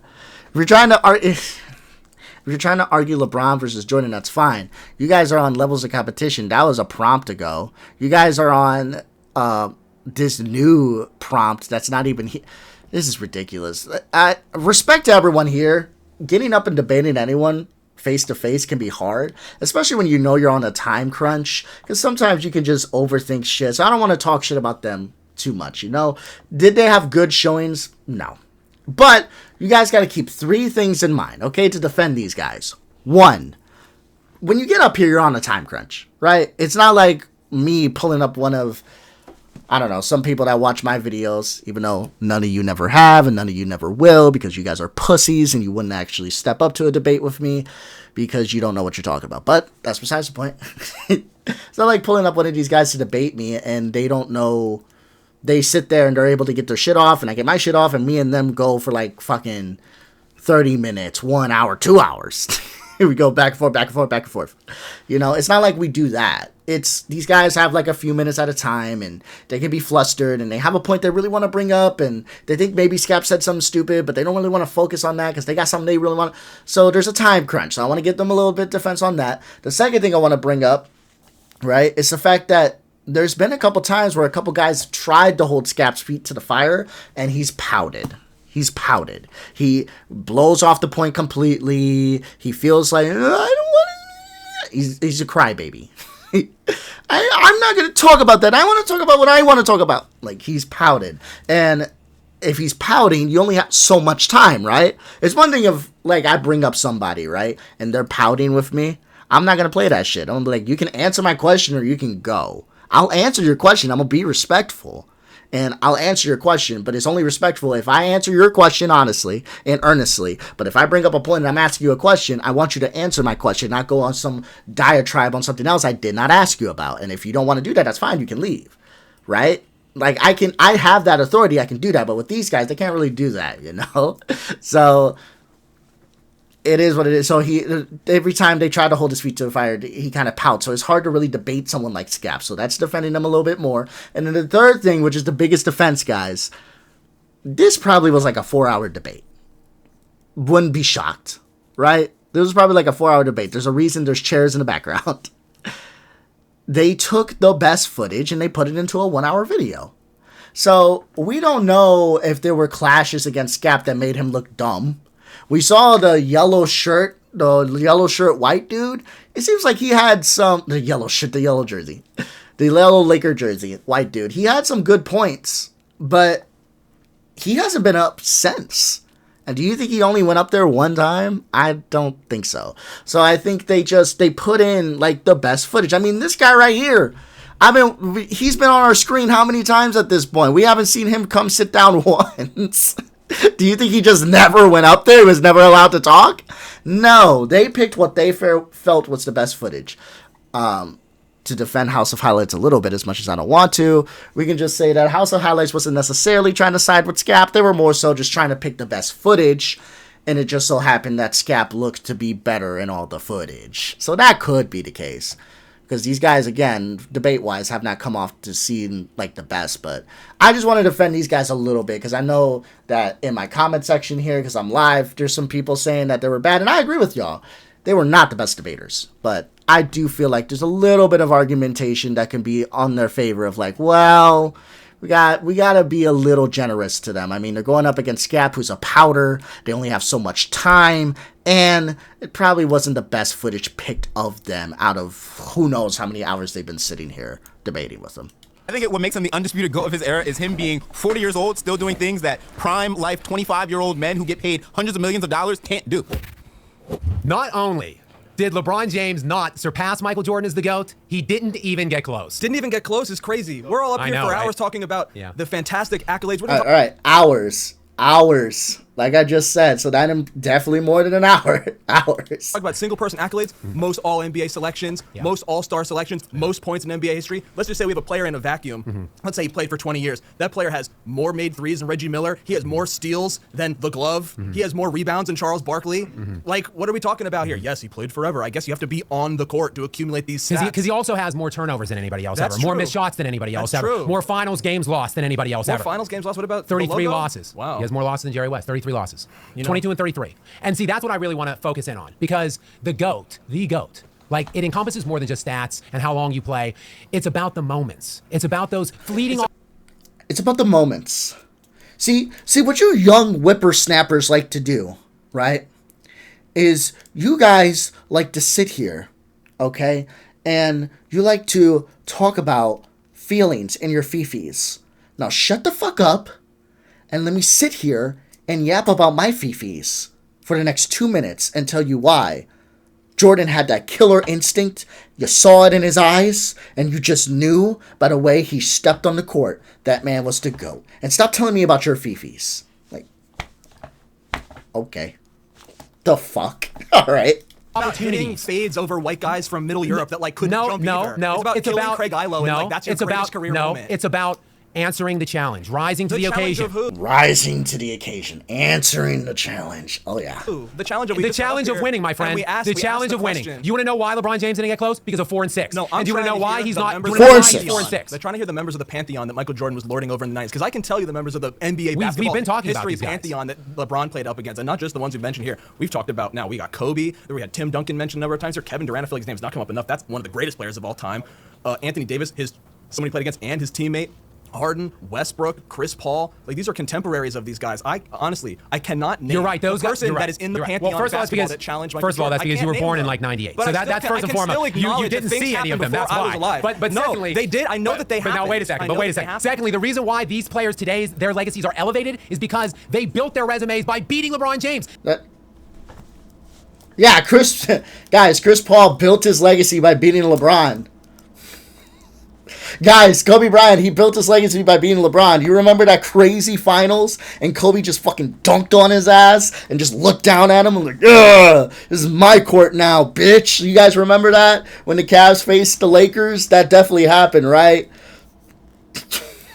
The reason this argument is stupid, right? Because I just named you 2 players that have pretty decent legacies. Chris Paul's, albeit, could have been a little better. But pretty decent legacies, right? I just named you 2 players who never even faced LeBron in the finals. 2. Let alone, I could keep going down the fucking list of players who have really good legacies that wasn't built off LeBron. Not only is this a dumb argument, it's disrespectful to every NBA legend, because these are legends that built their resumes up. Because you're literally saying that their resumes are shit, and the only reason they're good is because LeBron helped them make it better. Which is disrespectful, in my opinion. It's pretty much just saying if LeBron wasn't there, then maybe they're not as good. Which, in and of itself, just doesn't make sense, but okay. It's annoying, and again, it's disrespectful to the sport of basketball, and it's disrespectful to the greats. None of the guys in the 90s were capable of doing that against Michael Jordan. Let's just say that you can't use the cudgel of 6-0 in this argument. Who are these players that Michael Jordan was, keeping his hand on their forehead? We just talked about if Charles Barkley had championships, he would be a top 12 to 15 player. If Karl Malone, the 3rd all-time leading scorer in NBA history, 25 and 10 career averages in 19 years, choker, 2 MVP awards. If he had 2 championships, he would be a top 12 player, maybe top 10. He's not because Jordan denied him. He never got to play Hakeem Olajuwon in the finals because oh, we burnt the tapes on when he got dunked on by Shaq 2 years in a row in 95 and 96 or 94. Okay, well, what happened when Kobe and LeBron played in the finals? Oh, right, they never did because LeBron chose. What about the other year when Kobe didn't make it or whatever? You know, we can play this game a lot. But he's the better player because he's a winner. When you talk about Michael Jordan, what are like real quick He's a better. That sentence in and of itself is contradictory. He's a better player because he's the winner, but also Kobe didn't get to the finals to face LeBron. Ugh. And Kobe got swept by the very team that beat LeBron in the finals. But he's a better player because he's the winner. Sentence wisely, vote. Because he had the greatest peak, he did the most with the least, and he won more championships. Get the fuck out of it. Who? I'm finding it. I'm finding it.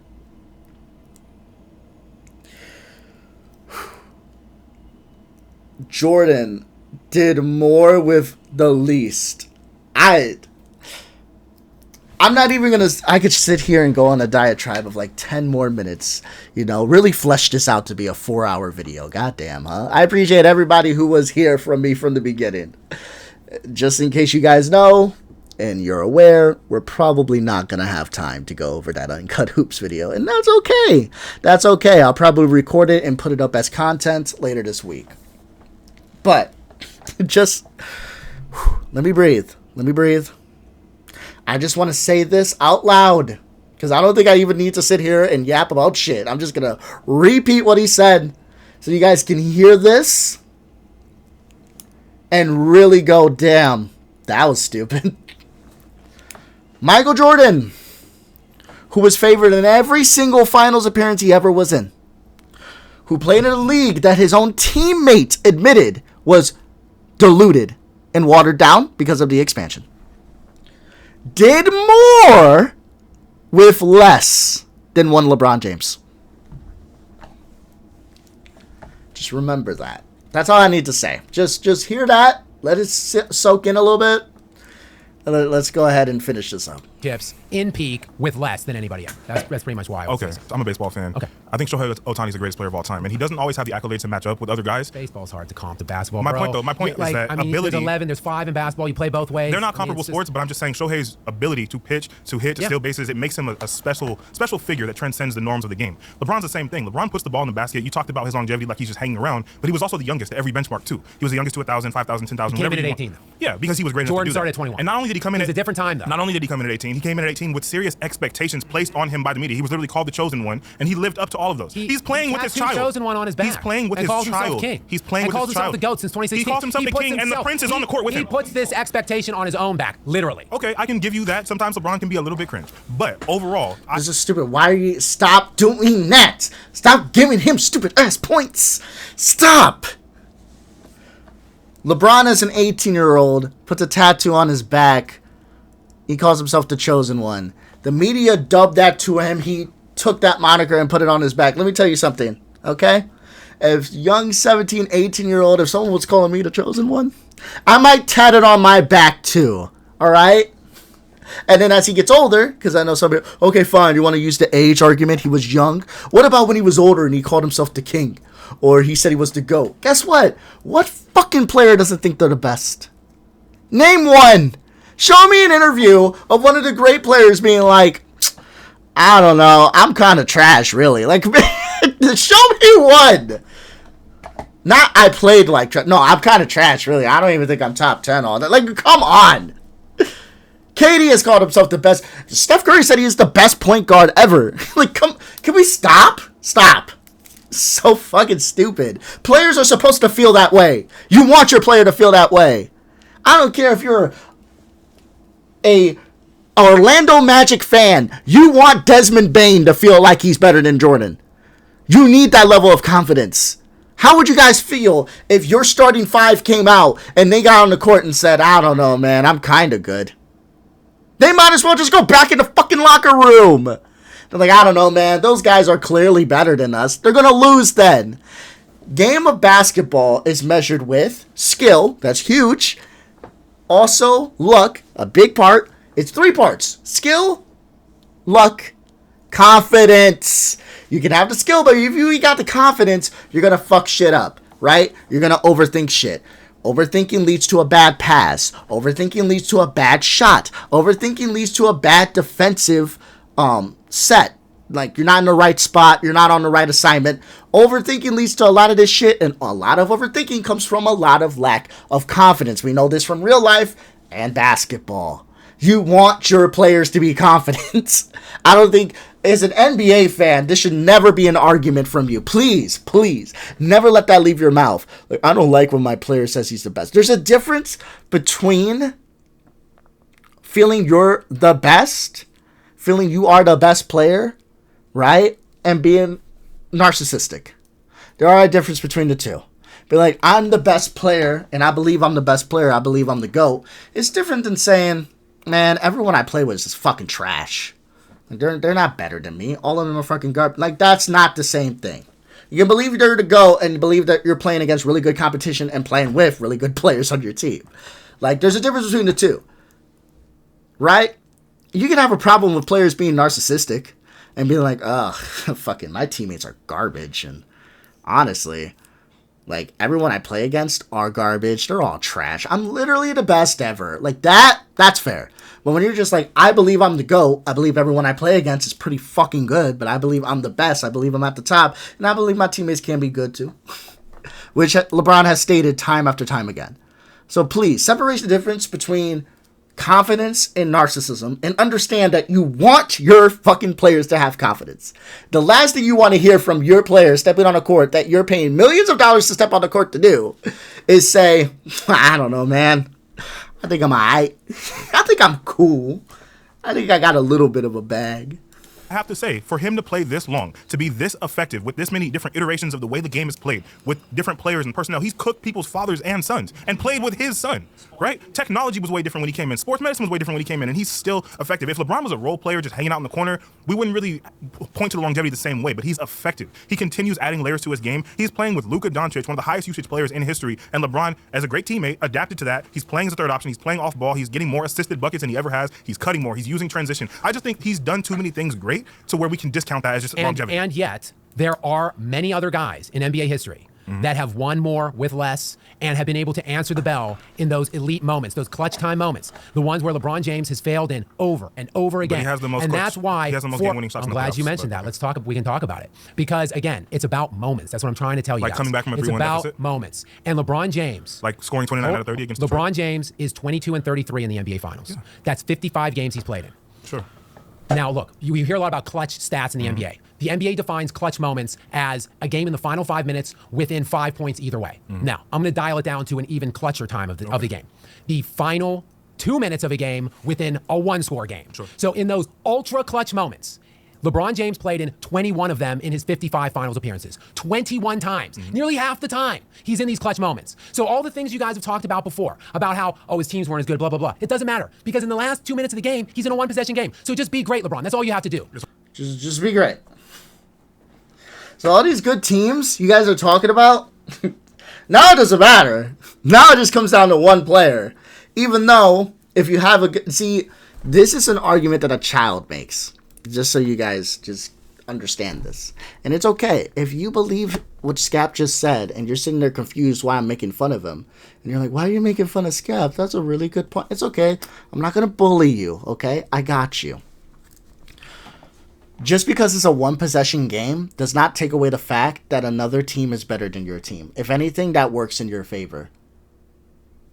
Right? If it's a one-possession game, and you have 5 guys over here that have great continuity, that work really well together, and are a great team, you got 5 guys over here where only one guy is better, it's not shocking that the 5 guys over here are probably going to win that game in the end. Because at the end of the day, they're the better team. That doesn't just disappear now. LeBron can be as great as he wants.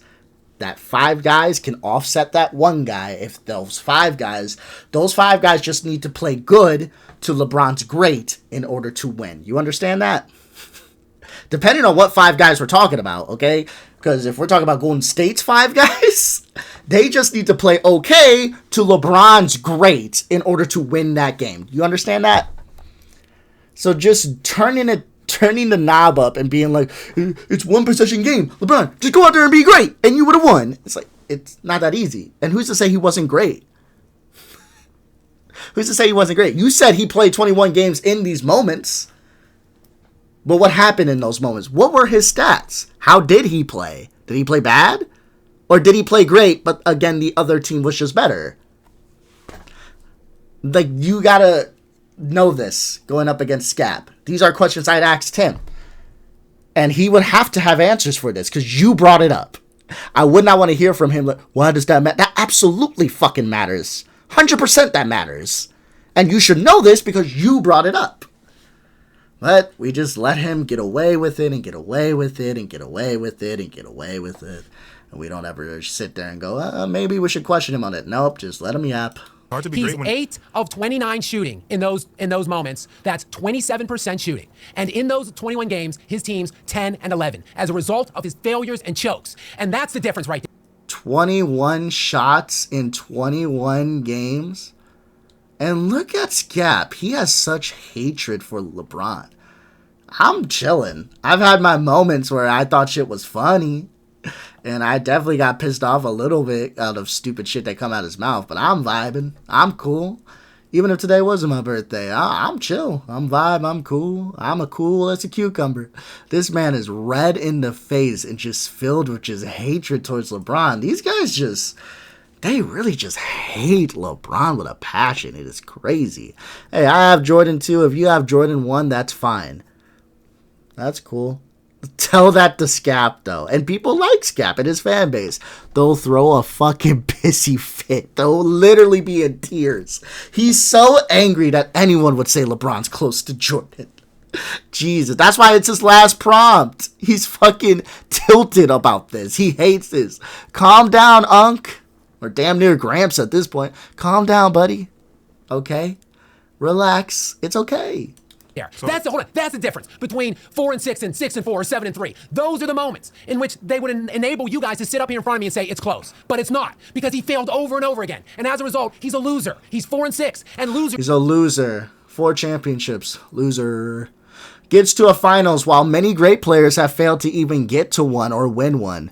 Loser. Don't get to be close to the GOAT. So I have a quick question for you, because I have a feeling that you're going to say something that's going to silence this room. Okay. So you've got MJ1. Correct. Where do you have LeBron in that order? I have a sneaky feeling it's not 2. It certainly isn't 2. I'll just leave it at this. It's not Mount Rushmore. So who's on your Mount Rushmore? I'm glad you asked, because on my Mount Rushmore I have the best of the best two-way players that exhibited elite playing statuses on both sides, who won very either challenging rings, or the resume is just even better than LeBron's. Name them. So, and the guys I'm talking about is Jordan, Kobe, and Duncan. And then the fourth guy who didn't win the challenging rings just like LeBron didn't, but he won so much more than LeBron. And his resume is the best resume, actually. Like, people talk about LeBron's resume, it's not even the best resume. The best totality of a resume is Kareem Abdul-Jabbar. He's been to 10 finals, same as LeBron. He's won 6, 2 more than LeBron. He has six league MVPs, 2 more than LeBron. And he is top 3 and 3 standard box metrics, that being points, rebounds, and blocks, better stats than LeBron. So this is great. But I'm just going to attack, because you said he's not even on Mount Rushmore. Not even top 4. I want everyone to understand, the audience. He said LeBron is 5 or worse. This is Skip Bayless level talk right here. It's not even 5, I'll tell you that. What? Yeah, but go ahead. So let's attack one of those players. Tim Duncan. We're talking about LeBron gets all this help, this and that. Yeah. Do you know how much help Tim Duncan? Fuck that. Lock in on where he has LeBron ranked. I wish he would have done that, because he has LeBron at 10. But then he wants to sit there and talk about Kareem's resume in totality, but then ignores LeBron's. Like, please. He's not going to do it, but it is what it is. Well, let's talk about it. He had Tony Parker. He had Manu Ginobili. He had arguably the greatest coach of all time. He had an incredible general manager, incredible front office. To get not 1, but 2 incredible draft and stash players. Yeah. And he had all this help, but all of a sudden, he's better than LeBron, but he had all this. Did you know that there are 3 players in NBA history that have won multiple championships without a top 75 player? 3 players. That's it. Do you know who they are? I'm assuming MJ's in that. No. Who are the... Because Pippen is top 75. Jesus Christ, man. They top 75. Pippen top 50 player. Great point. So, yes. There are 3 players. That would be Kobe Bean Bryant, yes, Tim Duncan, and Steph Curry. That's it.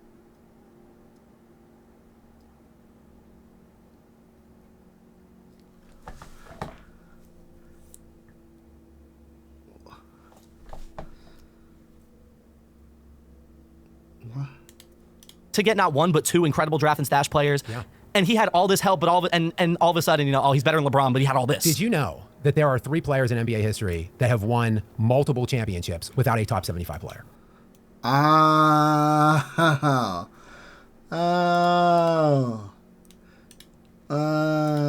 No, actually, no, because he said Kobe.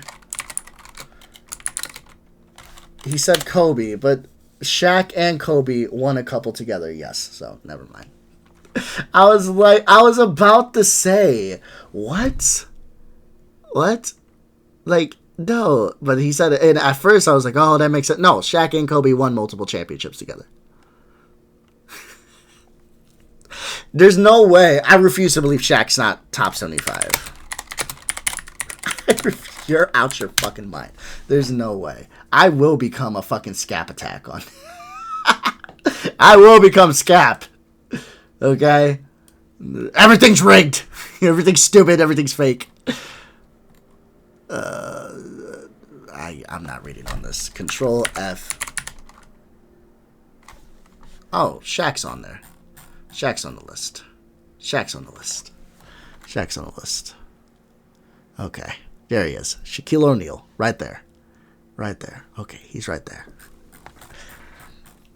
So, just so you guys know, I'm glad we rounded out this 4-hour video. I'm just going to let them bang it out here for the last few minutes. Unless Skap says another lie, which I hope I know he does it a lot, but hopefully he lets me breathe here so we can kind of bang this shit out, because this is a long-ass video, I'll tell you that. Just so you guys know, Skap, listen, this is going to shock you. It's going to shock you. He lied! Kobe Bean Bryant won multiple championships with one Shaquille O'Neal, and Shaquille O'Neal is a top 75 player. Bang, bang, bang. So he just straight up lied. And again, top 75 is voted upon. You know, it's one of those things. It is what it is. But I'd be curious to kind of look at the list to see if it's even true that Tim Duncan did not play with anyone that's in the top 75. I wouldn't necessarily doubt it. Tony Parker not being on the list is kind of crazy. But, I mean, it is what it is. It is what it is. Oh!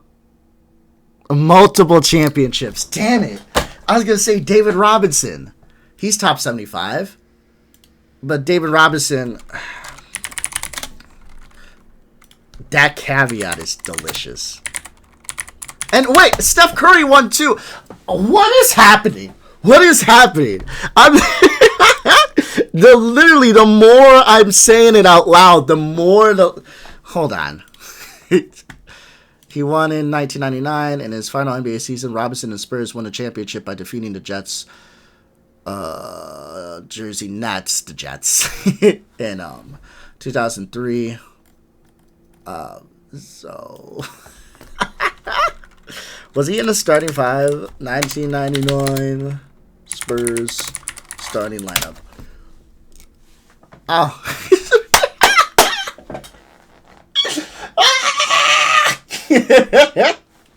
So we just lied. We just lied. Shaq is top 75, won multiple with Kobe. David's top 75, won multiple with Tim. Kevin Durant's top 75, won multiple with Steph. So he just lied. We just straight up fucking lied. You know what's crazy? I was just thinking of the Kobe aspect of it. I'm like, that's not true. That's a lie. And then the more I thought about it, I'm like, wait, the David Robinson one. Wait a minute. Tim had David Robinson. That's not true. That's a lie. And then I thought about Steph. I'm like, wait, Kevin Durant. That's not true. That's a lie. The whole statement's a lie. At least when you lie, you add like a little flavor of truth, right? So maybe Steph Curry didn't have a top 75 player, or Kobe didn't have a top 75 player, but Tim did.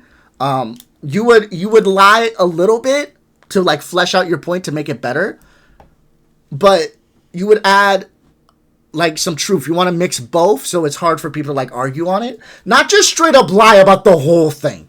So just so you guys understand, just straight lied.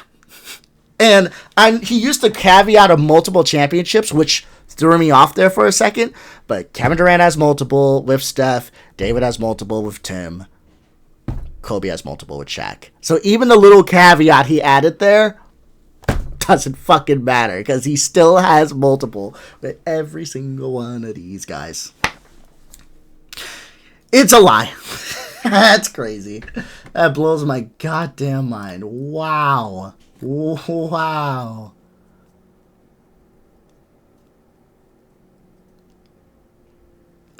Tim Duncan won with Robinson, though. That's not the point. The point he was trying to make is that they won multiple, but the way he stated it, I get what you're trying to say. You're trying to say that, yeah, but they won. He's trying to say that their greatness is spoken upon because they won championships without top 75 players, point blank, period. That the way he's wording it is making it sound like Steph, Kobe, Tim never played with top 75 players. That's the way he's coming across with it. It'd be one thing. I get what you're saying. Hold on. Let's let him finish. 3 players. That's it. Do you know who they are? I'm assuming MJ's in that. No. Who are the... Because Pippen is a top 75. Pippen's a top 50 player. Great point. So, yes. There are 3 players. That would be Kobe Bean Bryant, yes, Tim Duncan, and Steph Curry. That's it. So that's all that all the help Tim Duncan got is he's won multiple championships without a top 75 player. But that's the thing is that... See what I'm saying? You see what I'm saying? I get what you're saying. Because someone in my comment section is saying, well, hold on. Because Curry did win without a top 75 player, and Tim did win without a top 70, and Kobe... That's not the way he's putting it out there. He literally just said it there, too. He's saying that, oh, come on.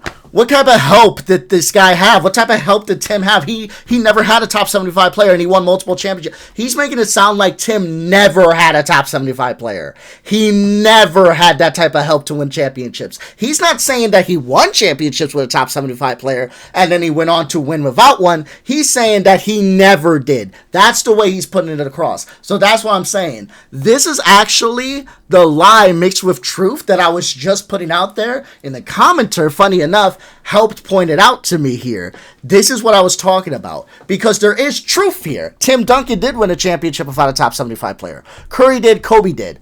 The way that Skap is wording this, though, is extremely important. Because he's making it sound like Tim Duncan never won a championship with a top 75 player. That's the way he's making it sound. So this comes to the mixed lies with truth. Because if you push him on it, right? This is where my question would come in play. If you push Skap on this, will he double down?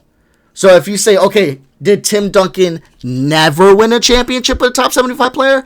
And if he doubles down, now you know he's fully lying to you, and he's hoping that you don't call him out on it. Because that is my feeling. And I don't want to speak for people, but the way he worded that was so disingenuous that I feel like that is how he would say that. Yes, he didn't have a top 75 player. He had... But LeBron has elite top-line players, though. Tim Duncan also had great depth. I mean, who was hitting all the big shots for them? Robert Horry was hitting incredible shots. Well, not for when those he was playing teams. with the Lakers before Tim Duncan was winning two of his rings. But it's still that's. But LeBron had good depth too. Not he always. was hitting that side. Not always. With Amon Shumpert, look at that LA. Can you Mario Chalmers. Name me some players on that 2020 team that LeBron won outside of top 5 league-wide player Anthony Davis that year. Can you name me some of the other players? There was Rondo. Yes. There was JaVale McGee, Dwight Howard, Alex Caruso was very good back then. He's better now. But that's debatable.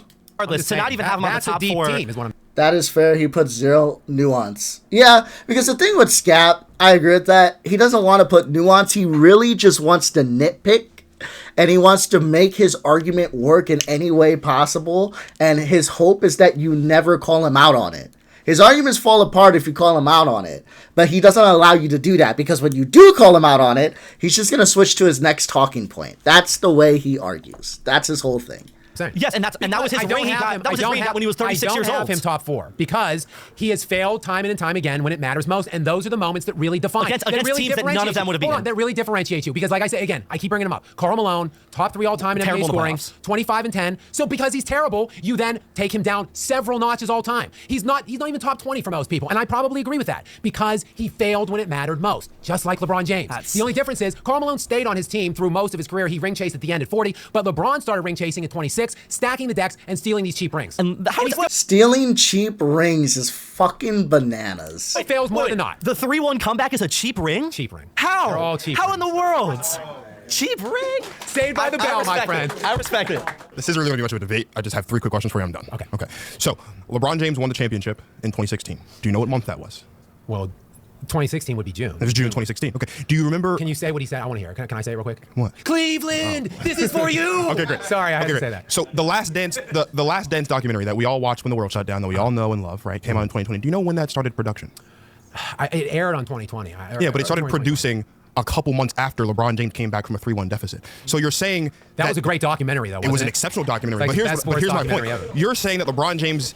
You're saying that you said he's on your Mount Rushmore. Yeah. I'm going to assume by your tone that he's not even top 10, which is insane. But, he's top 10 for now. Yes. For now. For now. Yeah. This is disgusting. Okay, but your claim is that LeBron James has never come close to being the GOAT. Correct. But the person who you think is the GOAT had to start producing a documentary about the Last dance after LeBron James passed him to be the GOAT by coming back from 3-1, something that your GOAT's never done. So all I'm saying is, if I mean, it's a fair argument. It's a fair argument.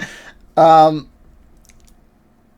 whole Last Dance documentary going into production, like, right after. I think it was right. He says a couple months, but I believe it was right after the parade, the Cleveland parade, is when they said production was starting to be like, that's interesting. It's weird timing, right?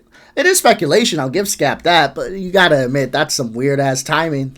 You're saying LeBron became the GOAT in 2016? Is that what you're saying? Yes. What I'm saying is, here's the thing, right? If I, as a secure man, were secure in my status as the greatest of all time, right? And I watched someone do something that I'd never done. Right. If I was really secure in my status as the greatest basketball player that ever lived, I wouldn't have to go find a production team to produce a documentary about my last hurrah in the NBA. That's all I'm saying. So it's not nobody. Michael Jordan has never once ever said that he was the greatest player of all time. LeBron James has chosen one tattooed on himself. He calls himself the king. He calls himself the GOAT every chance he gets. He showed up to a party once that he threw himself with 2 actual live GOATs. All right? And you're telling me that Michael Jordan's the one that's insecure and his status is the GOAT? So let me ask you a question. Me don't think the gentleman protects too much. As an athlete, or as any to aspire to any level of greatness, don't you have to have a little bit of self-delusion? For sure, and they all think they're great. Okay, so what's wrong with LeBron James thinking he's the GOAT? But they don't go out of their way to say LeBron James goes out of his way? Of course he does. Did LeBron James call himself the chosen one? Yeah, well, he tattooed it on his back. But did he call himself that? I don't know if the Sports Illustrated. No, he didn't call himself that. So if you're calling him the chosen one, he calls himself the king. He does call himself the king. He is the king. He calls himself the GOAT. He's both of those things. He's neither. I call myself Dwayne Marcus. It's on my birth certificate. This is who I am. Or if I am these things, I'm going to call myself these things. LeBron James has failed too much in the most important moments of his career to be considered the GOAT. There are many people that have answered the challenge and the bell more closely to Michael Jordan, way more closely than LeBron James. If there were more aliens from whatever planet Victor Wembanyama came from, and they came down here right now tomorrow and said, send us the greatest basketball player you've ever seen for the fate of the universe, they wouldn't send Andre Iguodala. They wouldn't send Michael Jordan. They would send LeBron Raymond James. But wait a second. LeBron James couldn't even beat his peers in the NBA. You think he can beat aliens for the fate of human existence? He didn't need Bill Murray to beat. He didn't need Bill Murray to beat the aliens for human existence. That's all I'm saying. I don't know. That video kind of sucked. I'm gonna be honest. That video kind of. Who is the LeBron James hater? See, this one looks like it'll be fun. I'm probably gonna. Let me open this in a new tab so it's in my watch history. Because I'm probably gonna upload that later this week. That looks fun. That looks like a fun 5 video. of these people are LeBron James super fans. Okay. Here. Did I win? I won. I won the game. I'm pretty sure this guy has wild tweets about LeBron. Here. I win. No, but I guess you need a hater to point out a hater, huh? Nah, but, I don't know. That video kind of... That was interesting. I'll say that much, huh?